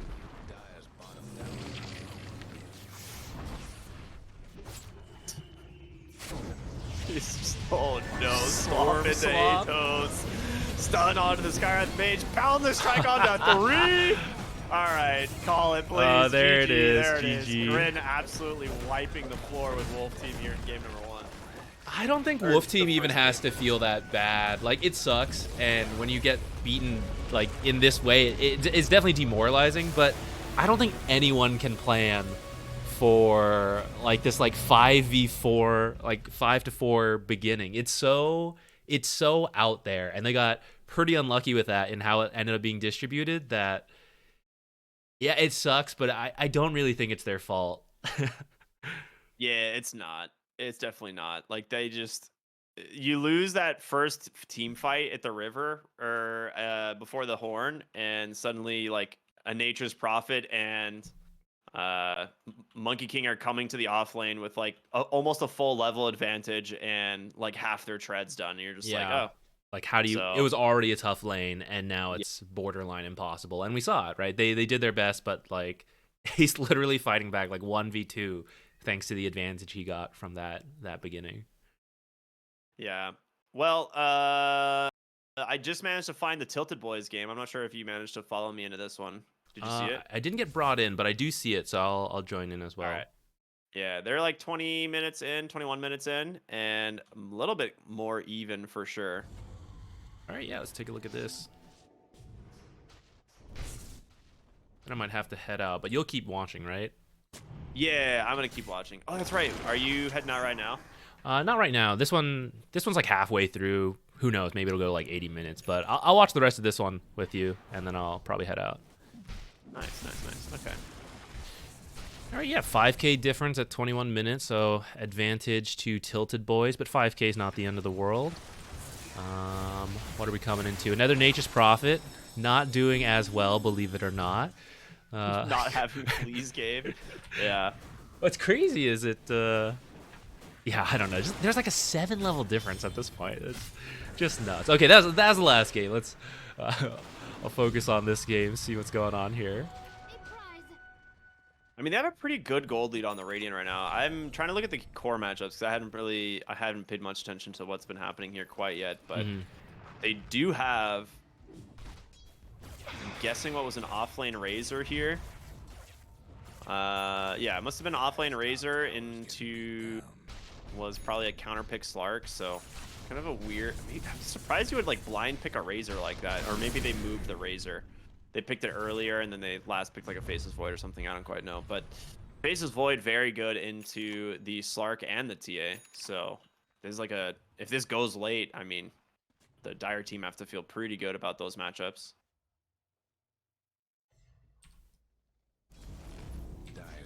Shiva's Mage Slayer done on Razor. Oh, that's a Stampede. Okay, we're gonna see them jump right onto the Tiny, and the Slark just chews through him. Coil comes out from Muzi on the backside. Blast off comes in. Big overgrowth there from the tree and stopping this Faceless Void. He actually popped Mask of Madness by mistake, so he doesn't even ult.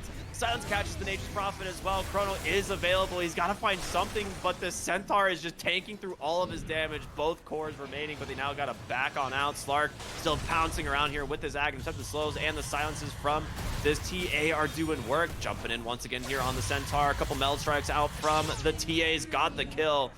And this Faceless Void, what a blunder. Going in and using the Mask of Madness by mistake before the Chrono. I think what happened is like the overgrowth canceled the Chrono animation or something.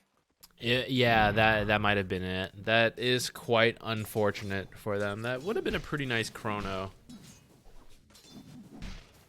But yeah, sometimes the way you're like pressing the buttons, right? You're going through the motions of like, okay, I jump in, I ult, I Mask of Madness, and then something interrupts you, but you've already pressed the next button. So it is quite unfortunate. Mask of Madness instant, so you can't like even stop command or anything. Man, that is rough. Yeah, so big win there for the Radiant. Cloud on the Centaur, now very farmed. He's chilling. Full Shiva's done, half of the way to his Lotus, I think. Yeah, he's like almost done with Lotus, actually, just 800 gold away. Yeah, that'll be pretty nice. And Aegis on the TA, so especially with this Lotus being... well, it's not quite done yet, but when it gets there, they can just send TA to the front, Lotus her. It may not happen with this first Aegis, but probably by the second Aegis, if they're still in this situation, you just Lotus the TA, you just have her walk at the tower, you stand behind her, you can Stampede her out, you can, Techies jump in, Treant jump in. If Razor tries to initiate, he's not going to be able to with the Lotus. So I like the item, it'll help protect her, like planning for the high ground when they get there. Dude, I really like how many of Tilted Boys lineup just bought their shard straight out. Like Techies, Treant, and TA all had their shard. One of them they got from their own Tormentor, but they just got another one, and it ends up being the Depth Shroud for Slark, which is arguably one of the best shards in the game. Especially against heroes like Faceless Void, right? Where you just like, if you're not in the Chrono, or if you see him time walk in, you just Depth Shroud and he can't Chrono you. Mm-hmm. Yeah, and I think it used to be bugged before where Faceless Void could still see Slark through the shard and the ultimate, but I believe it's fixed now. So yeah, it is a really good response to it. Oh man, NP not. I mean, this is just such a rough Nature's Prophet game. You're playing against Treant Protector and a Slark, right? Like you're just gonna be hunted constantly. Mm-hmm. And even the TA traps, you're trying to rat, hide in trees, and you don't know you're stepping on traps. It's pretty annoying for you. And yeah, we jumped in, so I don't know what happened earlier, but it does seem like he had a rough time. Wasn't able to get nearly as good of a start as last time and exert that global pressure. And once you fall behind as Natures, something you can do is wrap, but like you said, if you can't do that either, it starts to become pretty awkward for your gameplay. Yeah, I feel like I see a lot of Nature's Prophets in like behind positions. They just start like farming the enemy's like hard camp like in the corner of the map and to just stand there and like kill it over and over again to try and just get some net worth because they're not really doing anything otherwise. Tiny just gets picked off. Interesting that you commit the Stampede for this one, but definitely worth it. So more kills coming the way. His Lotus is done on his way to his shard. So Coil on tech, he's in the mid lane.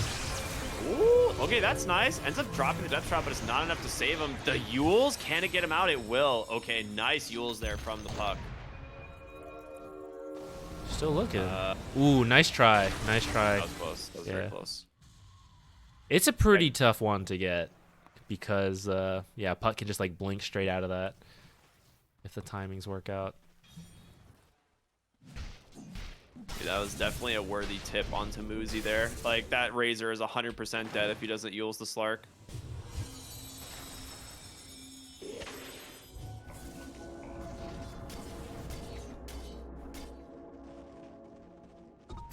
Well, 11k gold lead. They're struggling to get out onto the map. I mean, the triangle pretty much, like, belongs to Tilted Boys now, it feels like. If you just keep the mid lane pushed in and you have vision down below, it's pretty good. Razor gets found here in the mid lane with the help of the Treant Protector. Overgrowth is available. He's gonna use it. As in comes the Faceless Void, and he will find himself a little freebie there as the Slark just leaves him behind. Okay, that's not bad.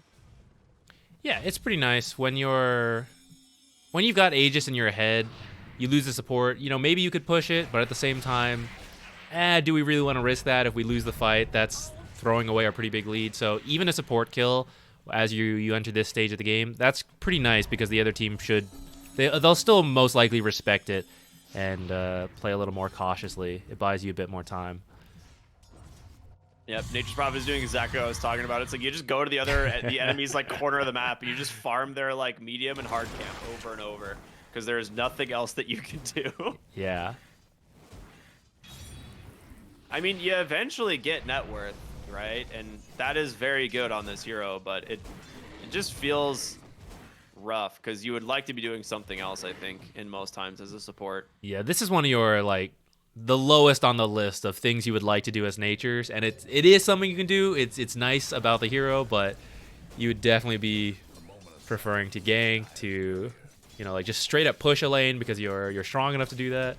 He is going to get the Aghanims, which will be quite nice versus the Stampede. It's a bit of a pseudo counter in that way. You just root everyone trying to run away. But by the time he gets it, there will probably be several dispels, I imagine. So it may not be as good of a counter as he's hoping. But I'm not sure what else he would build, so. What is with the Whisper of the Dread for the Treant Protector? Am I missing something? Might just be the mana? Is it just the mana because mana boots don't give bonus mana now? Well, I've never thought of him as a damage hero. It's weird, yeah. I don't know what his... Maybe he just had really weird tier 2 options. It is possible. But yeah, I've never picked this up myself on this hero. I mean, Spell Amp is like never like really bad, but it just feels it feels like a little bit of a weird item for a Treant Protector. Mm-hmm. Yeah, agreed. Does it work with E? I don't know if Spell Amp increases the heal for living armor. I don't think so. I'm pretty sure that's flat. Dire's top tower. I'm gonna see him try and cast it and watch the numbers. So I'll let you know next time I see it. Okay, this is totally unrelated to Dota. Do you see Nature's Prophet? Is his cape like dragging behind him when he moves? Yeah, it's super bugged, right? It's driving me crazy. It's so funny. Serious casting, really of course, weird. here. He did throw it onto a Centaur, but Centaur was completely max HP, so I couldn't really see healing and receiving bonus armor. +5 over him. I don't think it's amped. Oh, sorry, archery.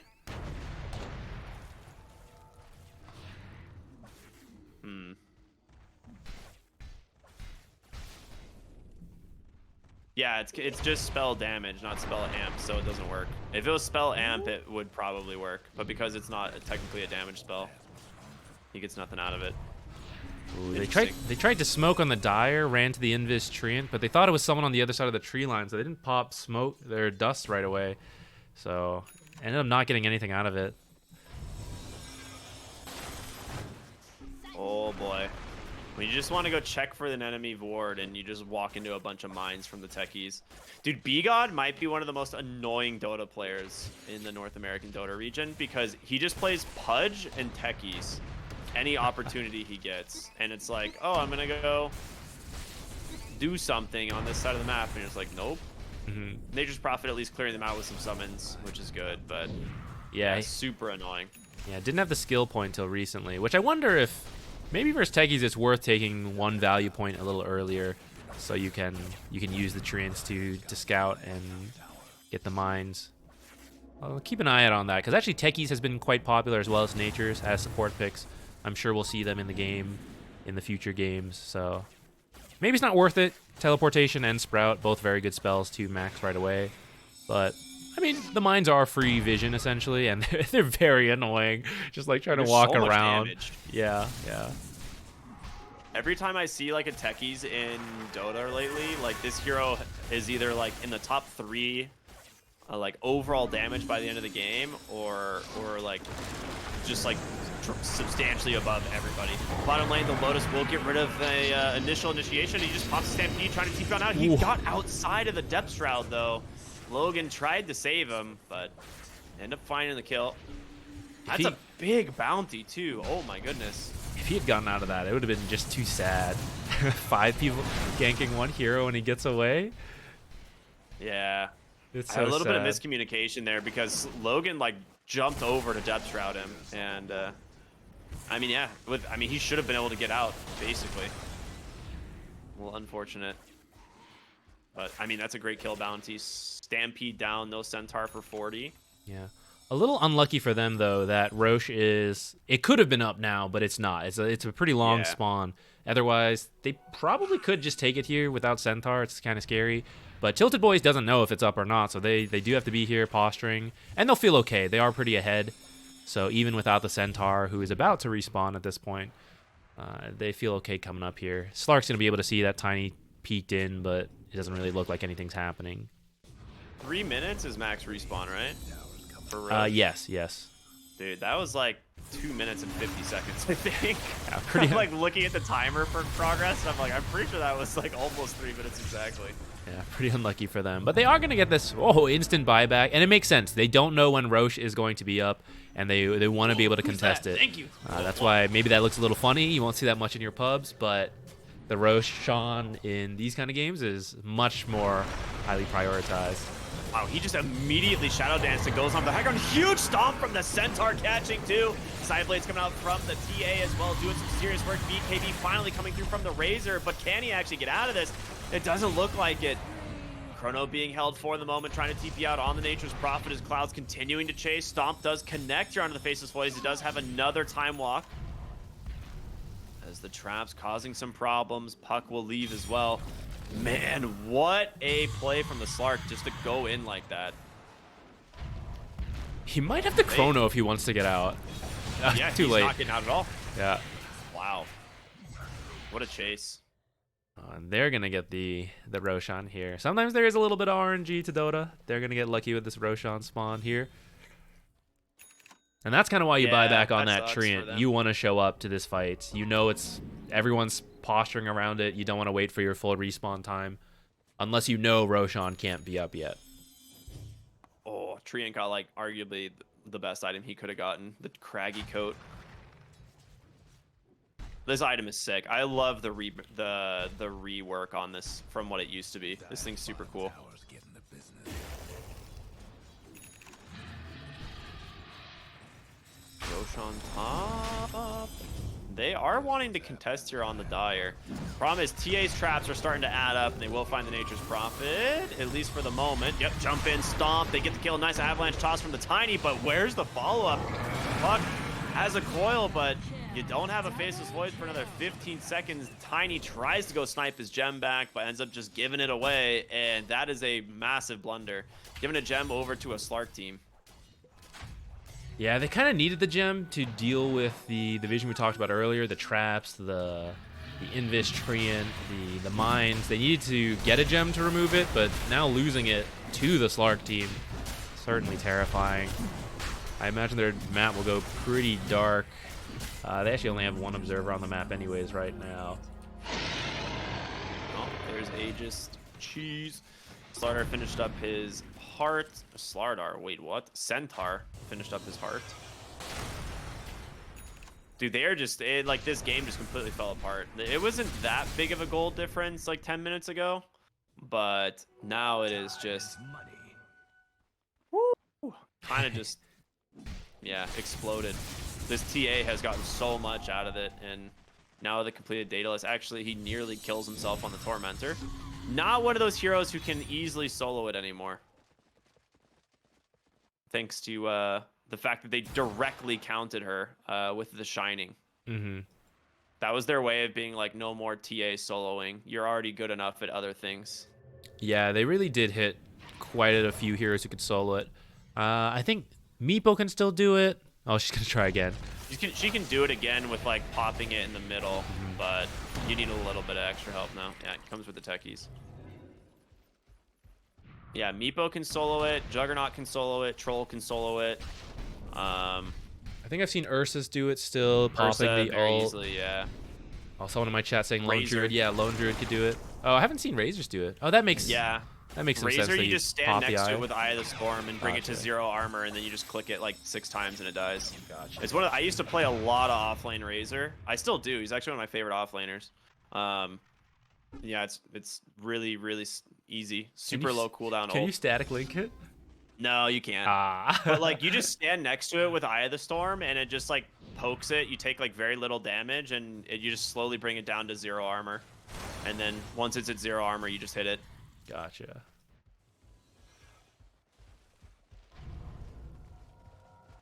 I haven't really seen this build too much. Like this is like the new age offlane, right? Of Shiva's Mage Slayer every item or every hero, right? Mm-hmm. So it's like definitely different from like what I would do when I was playing offlane Razor. A lot of times it was like Falcon Blade treads into early Yasha, which is more of like the core, like the carry build nowadays. But I don't know. Still one of my favorite heroes in Dota. He probably always will be. I've always loved Razor since Dota 1 days. I am so bad at Razor. I think he's one of my worst win rates. I think I'm like 1-11 with him. Bruh. You should see my puck. It is legendary. And by legendary, it's like the only time I ever pick. You ever have heroes where you're like playing with like a stack of? Okay, perfect. We're on a pause. Okay.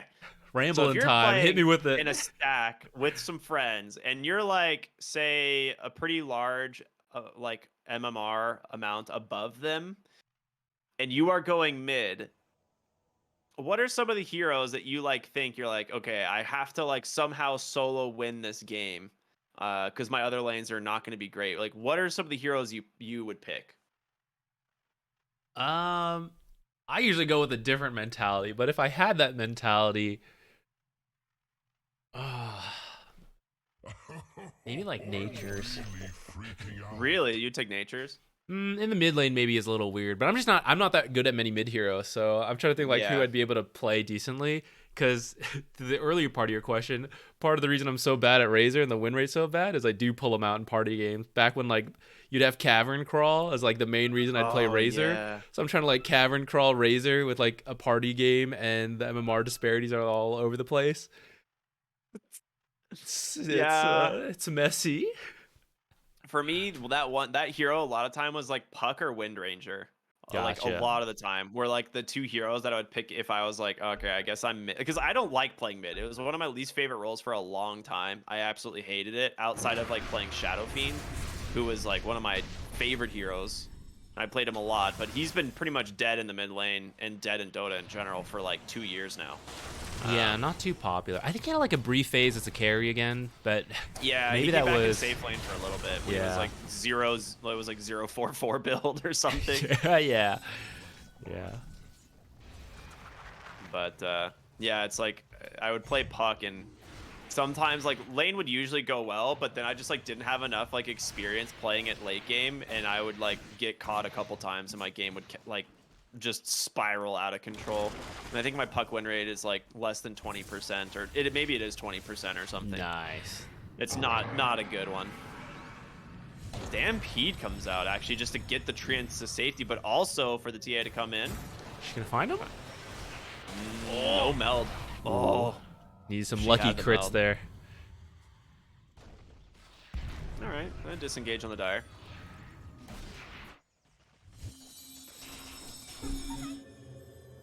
Ooh, TH immediately TPing it. Oh, tried to go for the silence on the trap to kill Faceless. If he didn't have that man team, oh, he might still be dead. The Oh, second second silence! trap! Dude, he PKPs, Oh. he still kills him! Holy heck. That was sick. Yeah, tip him. That was a nice play. That was like Yeah. 3 trap silences on it. He's got the Manta, the BKB. Like, surely that's enough dispels. No, not enough. Wow. This is why everyone just builds Disperser on agility heroes, so that you have more dispels. Yeah. Unfortunately for him, they didn't have the wave, so even though he's dead, well, they're actually just diving for more kills. I was going to say they maybe can't get anything out of it, but... Razor comes out with a BKB to get away, and Trickster Glook will save the Nature's Prophet. Well, Razor's BKB has expired, and so has his life, it would appear, as that is no escape. Stacks Wow. wow. Stealing that time. 12 stacks. Off that very nice Faceless Void kill. I thought maybe they wouldn't get too much out of it because the lanes weren't quite in position yet, but they actually said, you know what, just dive them for more kills, and the lanes will get here in the meantime. And now the lanes are here, and they've got time to get, it's like 2 sets of racks.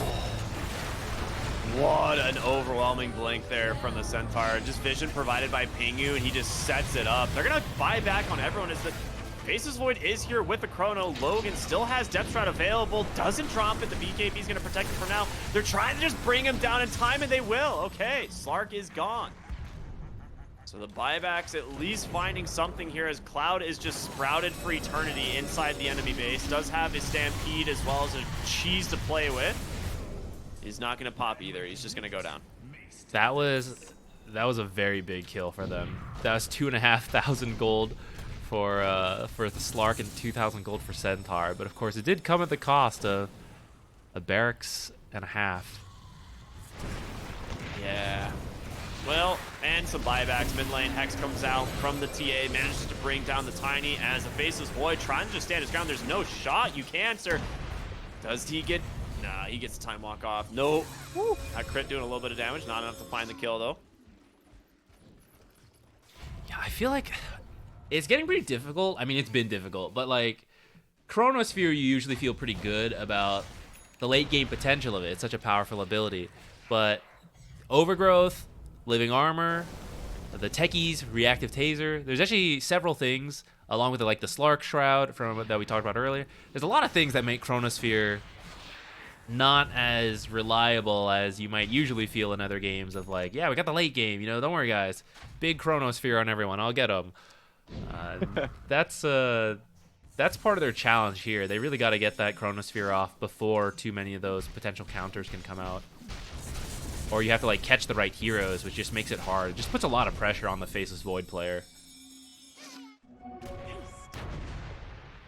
Yeah, it really does. Like in games where it's like you're playing Faceless Void with the carry and you're like pretty far behind, already start to feel pretty bad. But when it's just not a good game for your hero as well, it's like super despair mode in a lot of the fights because you just feel like you have so much on your shoulders to hit like the perfect Chronosphere. And even then, it's like it may not be enough. They do finish up the Scythe of Ice on the Techies. His Courier, unfortunately, was dead with his final component for quite some time. So he's even scarier. That's going to be the second Scythe pickup now for Tilted Boys. Obviously, oh, third, actually. Pingu completed a Scythe. They have 3 Blink Scythe heroes. Man, the Invis Hex from that Treant, that is scary. That makes you scared to push side lanes. Dude. I mean, you were... we were curious about like lack of catch in our last series, right? But like Puck is one of these heroes that's very slippery, but Scythe just completely dumpsters you. So they have 3 now. I love the Mhm. itemization choices here from Tilted Boys. Yeah, off that hex, they have so many. Like the ether stuns are harder to land. That's what Puck plays around with the instant phase shift. It's like, okay, I can dodge blast off, I can dodge centaur stun, but with that hex coming out, they're gonna have the chain stun to follow up and get the Puck kill, who is not very tanky. It's just the nature of a mobile hero, right? That's their thing. They're evasive, they're elusive, but not actually that tanky. So once they're caught by the hex, yeah, it's Nature's is the one out here. He's the support. He's like, yeah, if I die, I die. I'm out here, back to your farming my camps back here. I'll cut the wave every now and then with the tree, and it's worth it. Like if someone comes back to rotate, it does relieve a bit of pressure for his team if they even if they do kill him. Yeah. But it's a really rough spot. He went the I mean, I actually really like the other talents on Nature's Prophet. The Treant Summon plus the Nature's Call cooldown. I mean, maybe this game he doesn't feel like he can get like the Treants are just gonna get cleaned up super easily because there's like heroes like TA, Centaur, and stuff. But I feel like having the ability to split push and just summon, I don't know how many is it, like 10 Treants Yeah, into 10. into a lane really quick, just helps a lot in terms of the split push. Yeah, I think so too. I think the left talents are kind of the standard, but that the right talents are really good for when you're ratting and when you're you're farming the enemies. Cam's back here because you got nothing else to do. I agree that these right talents might have been really useful this game. I have never done the math on the Nature's Prophet or on the Wrath of Nature base damage talent at 10. I just Because did it's it. 30 base damage and then obviously still increases by 10% or whatever, right? Yeah, so for all levels, it is by the last hit, the 18th hit, it is about 152 extra damage at all the levels. And then in total, throughout all the 18 hits, it's like, I forget this number. It's like 1,300 extra damage. Uh, Like but it is, of globally? course, spread out throughout the 18 different targets. Wow. Well, that's kind of cool. That's a lot. I actually didn't realize it was that much. Yeah, so I think it's as you get into the later levels, like relatively it's not as much, but when you take that talent, especially with like the level 1 and then kind of level 2 alt, it does mean you can potentially hit, I think it's like 600 or 700 on that last hits, those last couple hits, which can be, it's pretty good at that stage of the game when it's, maybe a closer game. We didn't Yeah. quite get to see what was happening this game because we jumped in at 20 minutes. I can't remember what series I was watching, but we were watching a game where like a Nature's Prophet was doing really well, and there was like a Morphling on the enemy team, and the I'm not sure if you know who Rosa is, but Rosa was like, she basically just said she's like, I can't wait for the moment when Nature's Prophet ult one shots a 400 HP Morphling, and he instantly hits the 10 talent and throws the ult on the opposite side of the map. He just happened to be under like a ward, and it just one shot him for like 455 damage. Just popped the Morphling on the opposite side of the map, and it was so fucking funny because it happened more than once. But it's like this Morphling is just like trying to farm somewhere, like happened to just be caught by a ward, and just takes a Nature's Prophet ult for like 450 damage immediately and just dies. Yeah. You're not a morphing player if you don't get get one shot like that a couple times. It's unavoidable as you play morphling, trying to be efficient, max agi, all that. No, I found my spreadsheet. So without the talent, the level 1 ult, the last hit is 600 damage, and with it, it goes up to 758. So that's a lot of damage in the early game. And then for like level 2, it goes from 780 on the max hit to 930. So it's a lot. It adds a lot of damage that way. But I think when you do have to rat, like we're saying this game, it seems like it. I do think those natures, treants, and especially as you're losing vision because of like they have the gem and actually all these techies mine stuff like that, you can summon all these treants and then have them scatter across the map, and that can be a lot of scouting for you. Even as they die, they're actually not worth that much gold. It's like 8 gold and 12 XP per treant. So I mean, it adds up if you feed away like 10 at a time, but at the same time, if it's helping you to find where the enemy is and not killing your actual heroes, it is pretty good. God dang. This pause. Flea last That- game definitely didn't need that talent. I'll tell you what. True. He definitely goes damage.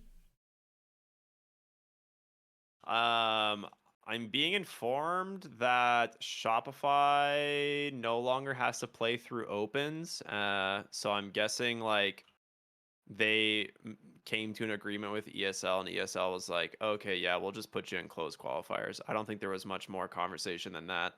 Hmm. So they Okay. weren't on the closed qualifiers initially, but it looks like they're being added to it. So Shopify is not going to be playing opens on Wednesday.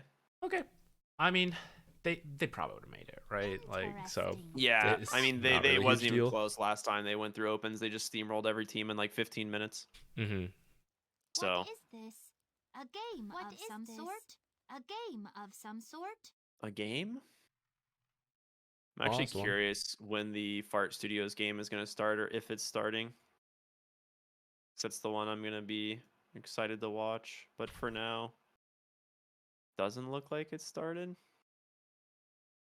I think last time I watched them, they were doing some sick toss backs into like skewer combos into hooks and stuff. So it's fun stuff. Wait, did they remake the bracket, and Fart Studios now has like a round one game that they didn't have before? Not the one I am looking at. I think they're supposed to be playing. Spoiler alert yeah, for they're anyone who against No cares. Bounty No Hunter. bounty Okay. hunter. Yeah. So it looks like No Bounty Hunter won. So their draft has probably just started. But do we have an update on this? This game has a great ending worth the pause, trust me, says Moozy. Okay, so excited to see what happens here. I'm guessing it ends at some point. So we'll see the end. I would hope so. see the end in about 10 minutes, I'm guessing.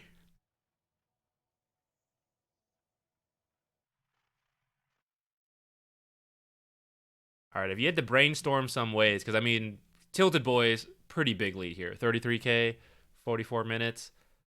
Like, what's the comeback? The Chronosphere, we talked about it. There are counters, but it is still a really good late game ability, especially if you get overconfident. You group up too many heroes, you get some big Chronos. They don't have the most damage to pump into the Chrono, though, unless he has, like, really good placement and everyone's able to auto-attack. I mean, you have like puck ags, right? So if you get like a big like 3 or 4 hero chrono into a coil, the coil's damage might be enough. That's true. That does a lot nowadays. But I mean, whether or not it will act, I mean, these heroes are all super tanky. TA's got 3k HP, Slark has 3300 HP, and then Centaur, you're never killing. This guy's he's an immovable object. So it is definitely possible. You could find an opening where you get like a great Chronosphere into coil, and that kills off all these heroes from Tilted Boys, but it's not I think part of that comes down to Tilted Boys like making a mistake, right? Like going onto the high ground and like grouping up for the Chronosphere essentially. The other alternative is the Tiny gets like a really good toss back into like coil or something onto an important hero. Into And the that's fountain. how they Yeah, but I mean you have BKBs on both cores, so I don't know who you even target. Okay, So you have random. BKB on both cores. It has to be TA. I mean that's pretty much it. You have to like get a toss back on TA, and like it has to get like full duration static linked with Eye of the Storm and stuff. That's the only way it dies, I think. Random question. Does Rattle Cage do the damage prior to reductions or after reductions? Wait, say that again? Rattle Cage on Razor. Because after taking 180 damage from any source, the wearer fires a projectile, blah blah blah. Is that 180 damage What is without this? reductions A or game after? of some sort? You might wish to retract your last move. You know, I feel like I've tried to figure this out, and I thought it was before reductions because I'm pretty sure, like if you have like Ags Rot on Pudge, it still sends them out like really fast, even if you press like your E and it blocks all the damage.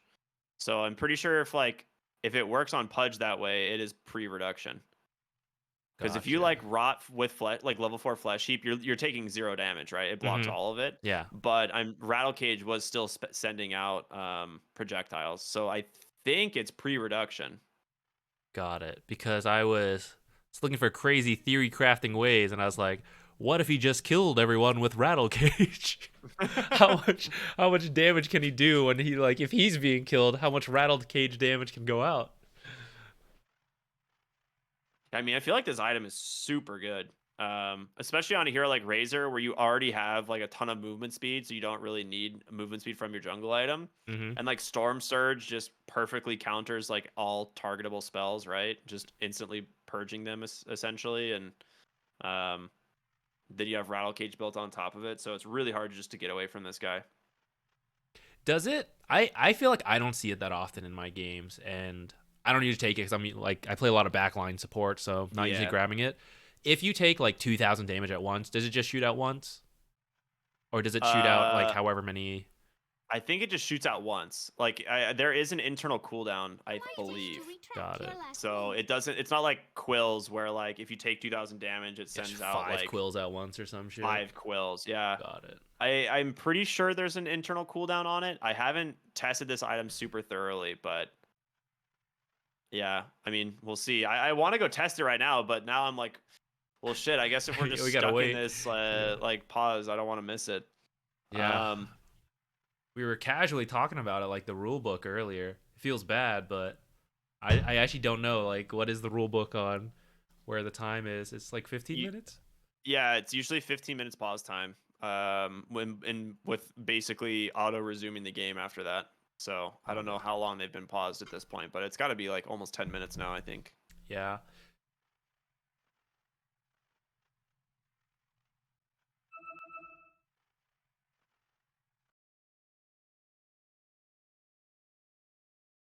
Okay, other question.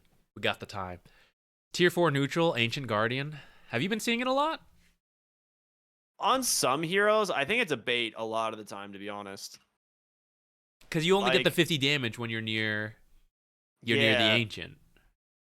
it's like 50 damage, and then it's 100 damage when you're like near an ancient, which is great. But you have to be on the high ground. You can't be like below the high ground. Like the 2,000 range is like almost where your tier 3 towers are.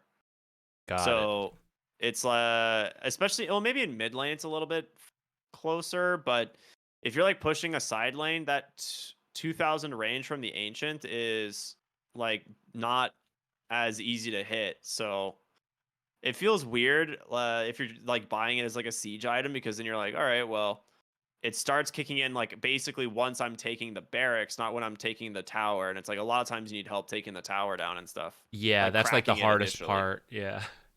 So I think it's a little bit of a bait. Because like a lot of tier 4 items, like if I'm like a melee strength hero, I'm taking Havoc Hammer 100%. If I'm like a right clicking hero, I'm either taking Aviana's Feather or Mindbreaker 100%. Like there's very little times I would actually go for Ancient Guardian. I don't know, unless you're like, high ground defending and you need just raw damage to defend high ground all of a sudden. Some Then it's good. sniper high ground. Yeah, The right. Like if classics. it's some ranged high ground like hero that can defend, then yeah, I mean, why not? It's probably decent for tier 4 because it's just like suddenly getting 100 damage is a lot. But then you're playing sniper, so that sucks. I like sniper. I wish I could play him more. Dude, he's actually one of my favorite heroes as well. There's Yeah. like certain heroes I have a lot of games played. I feel like sniper is probably one of my more played Dota heroes. Yeah, I like sniper types like in video games in general.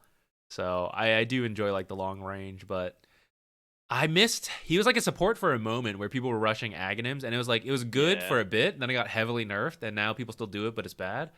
I want that to come back. I didn't get to play support sniper. Bring it back. Yeah. Let me do Sniper it. is my 1, 2, 3, 4, 5, 6, 7th most played hero of all time. Oh, we got the time. I'll go check. Let's see. He's back in Discord, he said. The greatest tragedy of our eon. He's back. Wow. Incredible. 12th.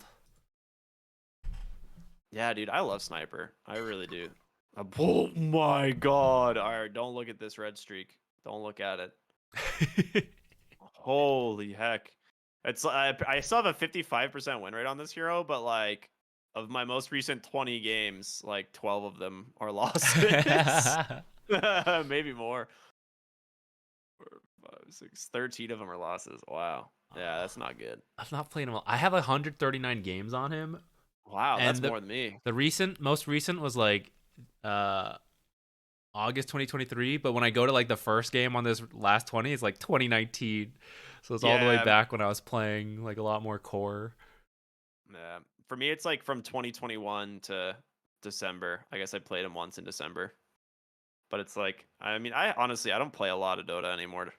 Like, I think part of it is I spend a lot of time casting, and so I don't get to play a ton. Yeah. And then when I'm done doing like a really long week of casting, the last thing I want to do is like go queue up more Dota.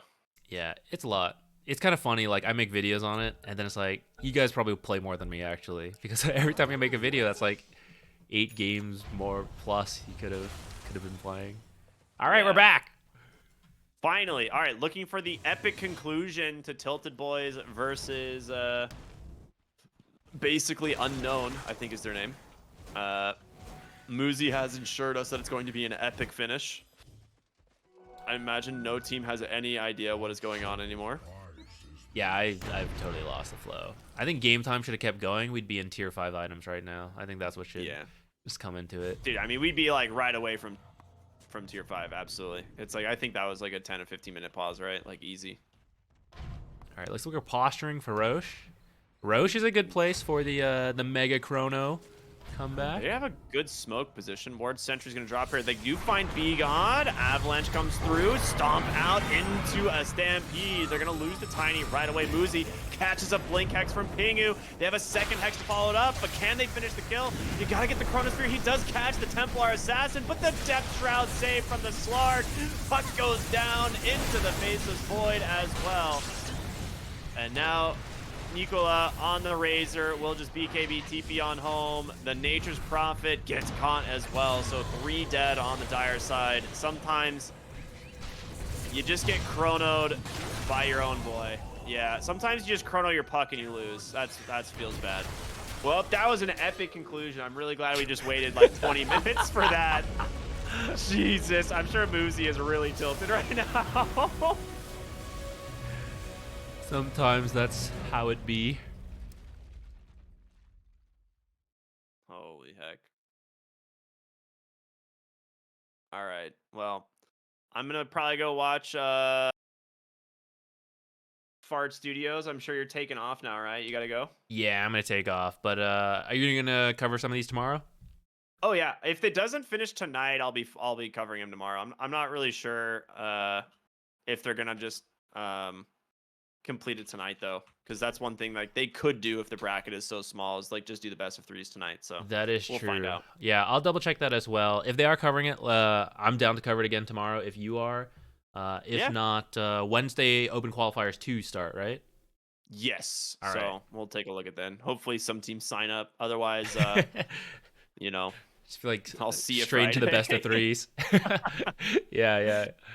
All right, dude. All right, I'll see you later. All right, chat. That was an epic ending. 15-minute pause into immediate team wipe. Now I was wondering. I was like, maybe it's been so long. Maybe he's out. It happens. All right, guys. Thanks for dropping by today. Yeah, you just heard me talking with Ricky there. We probably will, if the qualifiers are not done tomorrow, then I'll be on tomorrow. If they're done, I don't know. I might work on a video, or maybe there'll be a stream. Excuse me. I'm sorry. I need to bind a hotkey to mute my mic. I have been delaying that for years, but I really should. Otherwise, yeah, Wednesday, there's a lot of open qualifiers going on, so our Cryptic and I, or even if it's just me for myself, I will be doing a lot of these. for practice and to that's maybe that's what I'll do tomorrow if there's no qualifiers. I'll like compile some of what we're seeing into notes and stuff. Bright Freight, sorry. You subbed earlier? I'm sorry. I was focused on the casting. Thank you so much. Thank you for the support. Yeah, we're going to go raid our Cryptic if you guys want to keep watching the NA Quals. I believe he'll be watching Fart Studios, fan favorite team. But yeah,